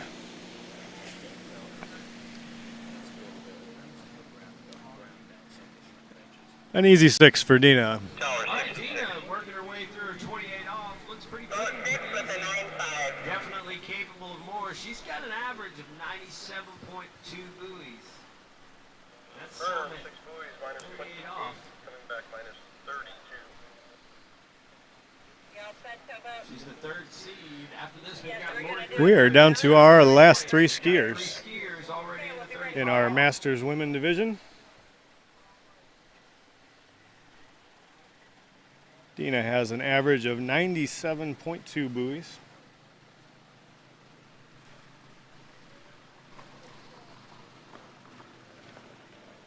Glad to be back here for another opportunity to work with the Water Ski Broadcast Company. Just an amazing, amazing set of webcasts this weekend. We appreciate it. My name is Ryan Ripley from Long Lake, Illinois.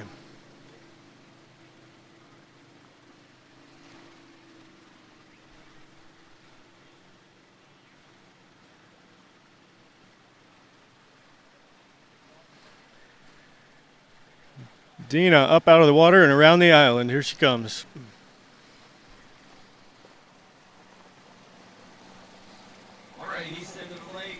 Wide on the boat, dropping in, 32 off.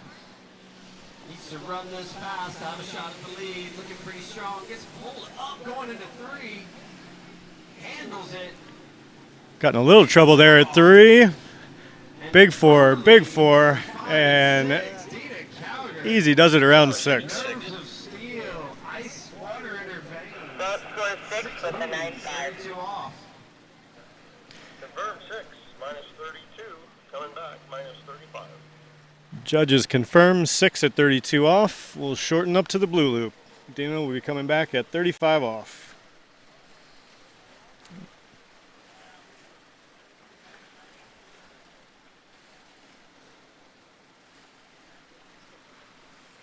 If I heard my friend Seth Stisher up in the on-site announcer's booth correctly, there's a shot at the lead at stake. She may go up. Is this your Amy Carr? Here is Amy Carr, yes, it is. All right, looks like they're running some simulation passes over there, Hank. But meanwhile, on Lake 2, we've got Dina Callagher about to give our leader a run for our money. Brandy Nagel with 3 at 35 off. Confirmed, the lead is 3 at 35, Brandy Nagel. And here comes Dina taking a shot at it. All right then, folks, welcome back. Returning to jumping action. We have got Amy Carr on the water, and it's going to be women's for jumping. Now, we've still got a fair amount of competitors to go. We have 5 competitors in women's 4. Here comes Dina, 35 off.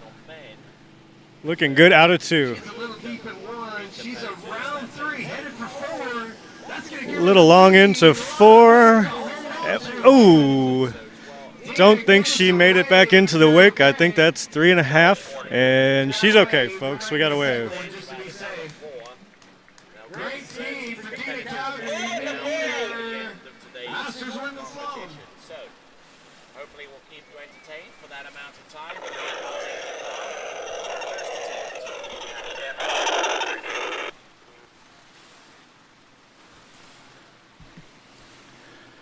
And there you see a look at the fall. But she is okay. And with that piece of 3, she is also your leader.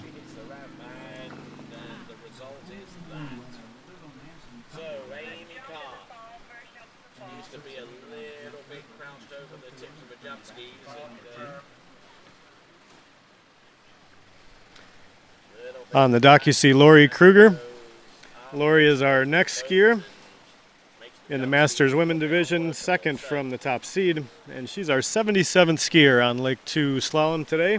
Things are moving along just nicely. Whilst we continue going through the jump event, let me tell you about a jump measurement system, which here we're using Splash Eye.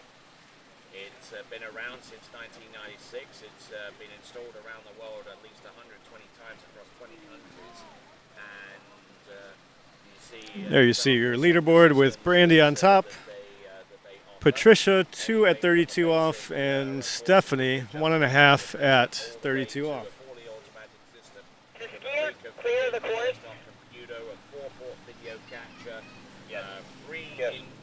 Okay, we're going to bring in Lori, 34 minus 28. Next on the water, Lori Kruger. She'll be coming into the course at 34 miles an hour minus 28. First one of the group to start at 28 off.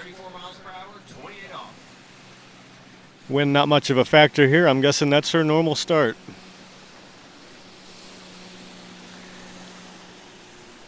And she's making it look easy out there, waiting on each buoy.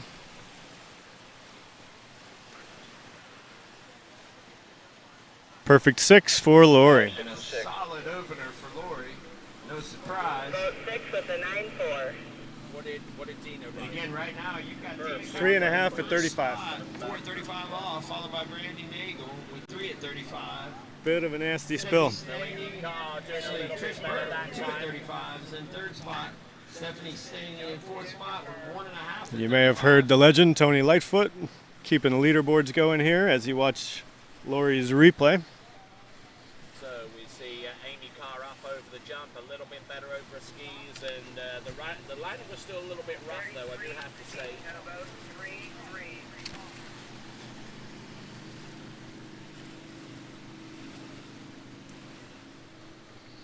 Metric, please. A shout out to my boys at Long Lake Hockey Club back in Long Lake, Illinois. Miss you, and I'm looking forward to temperate 73-degree days on Long Lake. Former pro skier, big contributor to our sport. Lori back up on the water, coming back at 32 off. She's got the Masters Women's Slalom Division. 2nd seed, Lori Kruger, coming back in at 32 off. All right, here we go. This is Amy Carr, one last attempt at the ramp. Lori dropping in at 32 off. Looking good into 3. Round 4. On time to 5. 6 looking good. And out the door. Should be coming back to challenge best jump. Judges concur 6. Time is good. And Lori is getting into the blue loop, 35 off. Competition is Sandy Kovacs. 35 off.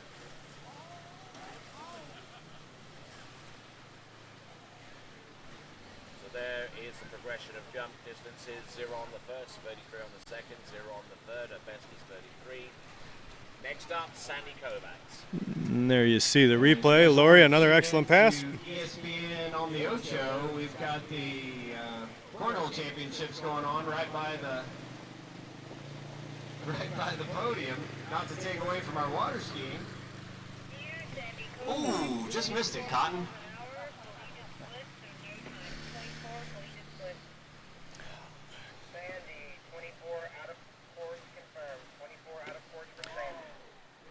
And there you see the legendary Jennifer Leachman-LaPointe. She'll be our last skier in the Masters Women here today at Tri-Lakes. Great weather, great skiing conditions. Lori Kruger coming in at 35 off. All right, that's going to be one for the blue team. Now Lori Kruger on the water, 35 off.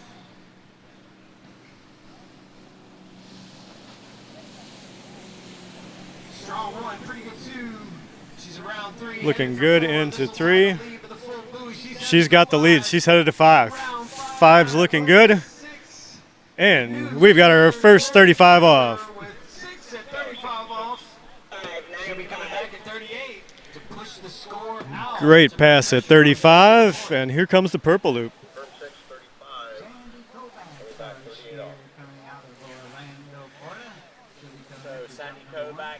Bit of a hit out of 1 there, but man, did she put it back together and make a beautiful pass out of it.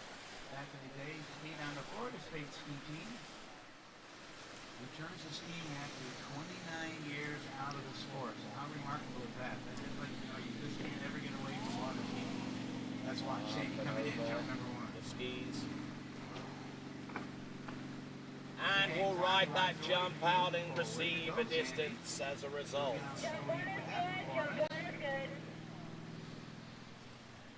And there's Jennifer LaPointe on deck, waiting to see what Lori's going to do here at 38 off.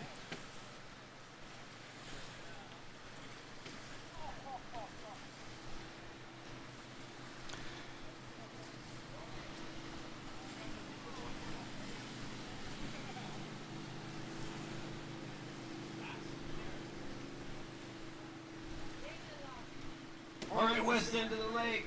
Lori Kruger, 38 off. Remember, she's our second seed. We've got one more. Here comes Lori, 38 off. Push that lead out as far as she can. Great looking 1 ball. Little deep at 2. Ooh, and she is out. Out through the weights. We'll see if she gets 2 or 1.5. Wait for us, Lori. Could be 1.5, could be 2. Oh, there's a little wave. Tower's calling 2, both of them. And boat is also 2. Great skiing, Lori Kruger. Okay, so Sandy Kovacs. All right, put your hands together for Lori Kruger, our current leader and guaranteed at least second spot in the Masters Women Division. Does Lori need anything? On your screen. I'm coming down with the safety card. She did a quick wave to us. Okay, thanks. She's still on the course, so hold on. Sandy Kovacs. Wait a moment while we bring Lori out of the course. She's still grabbing her stuff, Janie, so hang on. Tough fall there for Lori. Jennifer LaPointe looks on. Okay, so lose a bit of distance, but not Waiting much. for her shot at Lori Kruger, who is our current leader with 2 at 38. It was 36 feet on jump number 2, but Sandy Kovacs still holds the lead right now in women's 4 jump. 36 feet.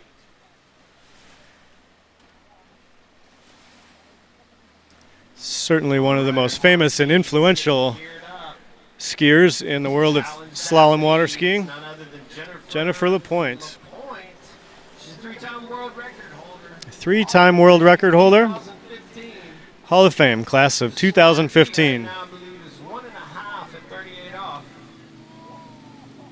Here comes Sandy Kovacs' last attempt. Jump number 3. scoring. Can you confirm Lori's final score? I just heard 1.5 from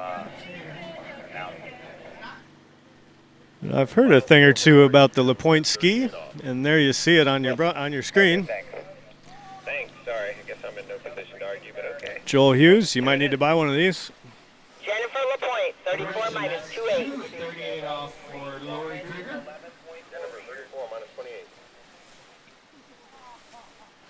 28. And like Lori, Jennifer's coming out at 34 minus 28. And she is on the water. It's still 2 buoys for All right, Jennifer on the water, 28 off. All right, so One-handed gates for Jennifer. on the Slalom Lake. Rocking that new one-handed gate. It made for a clean one, that's for sure. Looking smooth. Riding that LaPointe slalom ski. Around 5 and 6, an easy 6 at 28 off. Nice opening pass for Jennifer LaPointe. Just going to work through these openers to try to get through that 35 and have a shot at Lori Krieger's leading score. 2 at 38 off.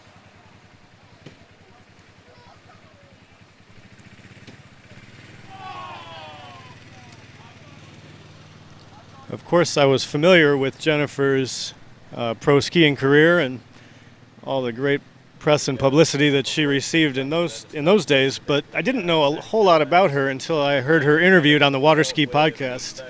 So an unsolicited endorsement of Matteo Luzzeri and the Water Ski podcast. Awesome job they do and really tell skiers' stories. If you haven't heard Jennifer's story, I highly recommend you check out the Water Ski podcast.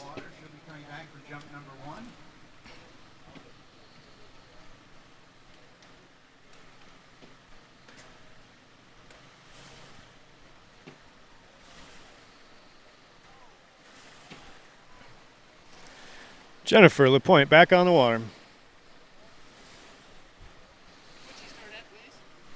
28. All right, here we go. Our top seed, Jennifer LaPointe. Top seed, Jennifer LaPointe. 32 off. Coming west to east. Jennifer Wood coming in, jump number 1.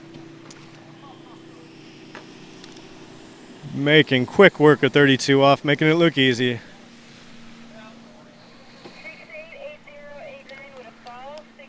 And a full 6. Should be coming back at 35. Have a shot. The fall on the first jump, even though she took a little bit of edge over her skis and everything looked pretty good up to that point, but then she leant away from the pull of the And boat. here you see a replay of Jennifer's 32 off. Sat there and wait for the line to time. That's for my boys at Out of Sight Water Ski Club, Libertyville, Illinois, the 6 a.m. slalom guys. This is how you run 32 off. Watch her, not me.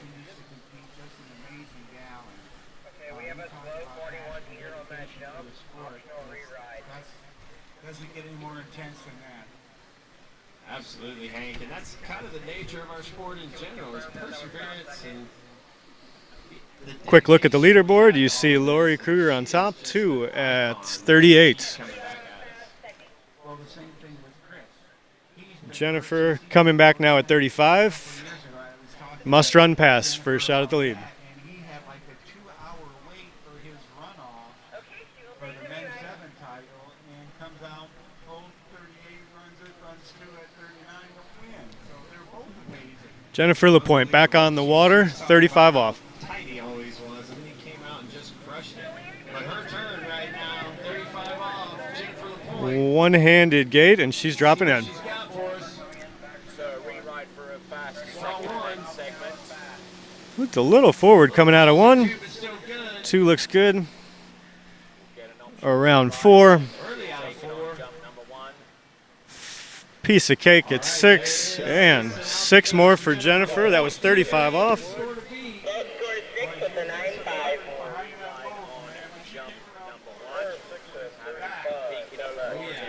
Judges confirmed 6 buoys at 35 off for Jennifer. Lori putting that score out, getting that full 2, making Jennifer have to hustle to get a piece of 3 to take the win. We'll see what happens. Jennifer Wood, jump number 2. Jennifer Wood takes jump number 1. Re-jump and lines and rides it out. National jump titles, and then being able to really go after it like she did, but her longest jump, 156 feet. That's a monster jump.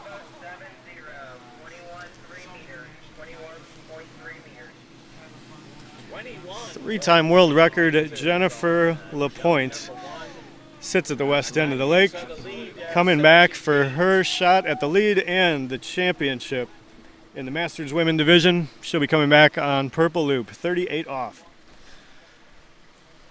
All right, so eyes on the water. Lake 2 up, headed around the island. Jennifer LaPointe, your top seed. Masters Women's Slalom. Score to beat 2 at 38 off.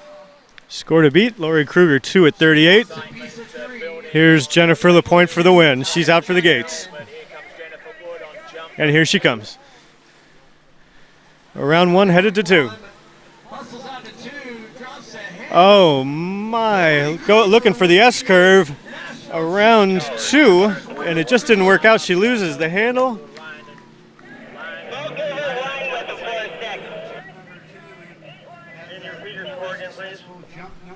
We're waiting for an official score.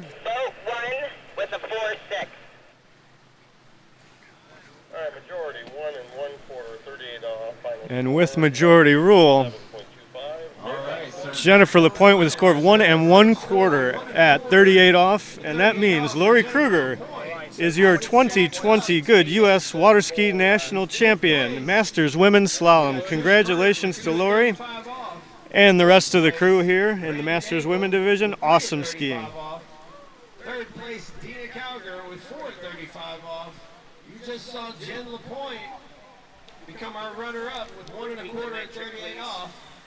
And your 78th Goode National Water Ski Champion in the Masters Women's Division with 2 at 38 off, Lori Kruger. A great effort by Jennifer LaPointe, just falling short. And again, congratulations to Lori Kruger, National Champion, Masters Women's Slalom. And I believe that is the end of our action here on Lake 2. I'm Ryan Ripley from Long Lake. Keep it real.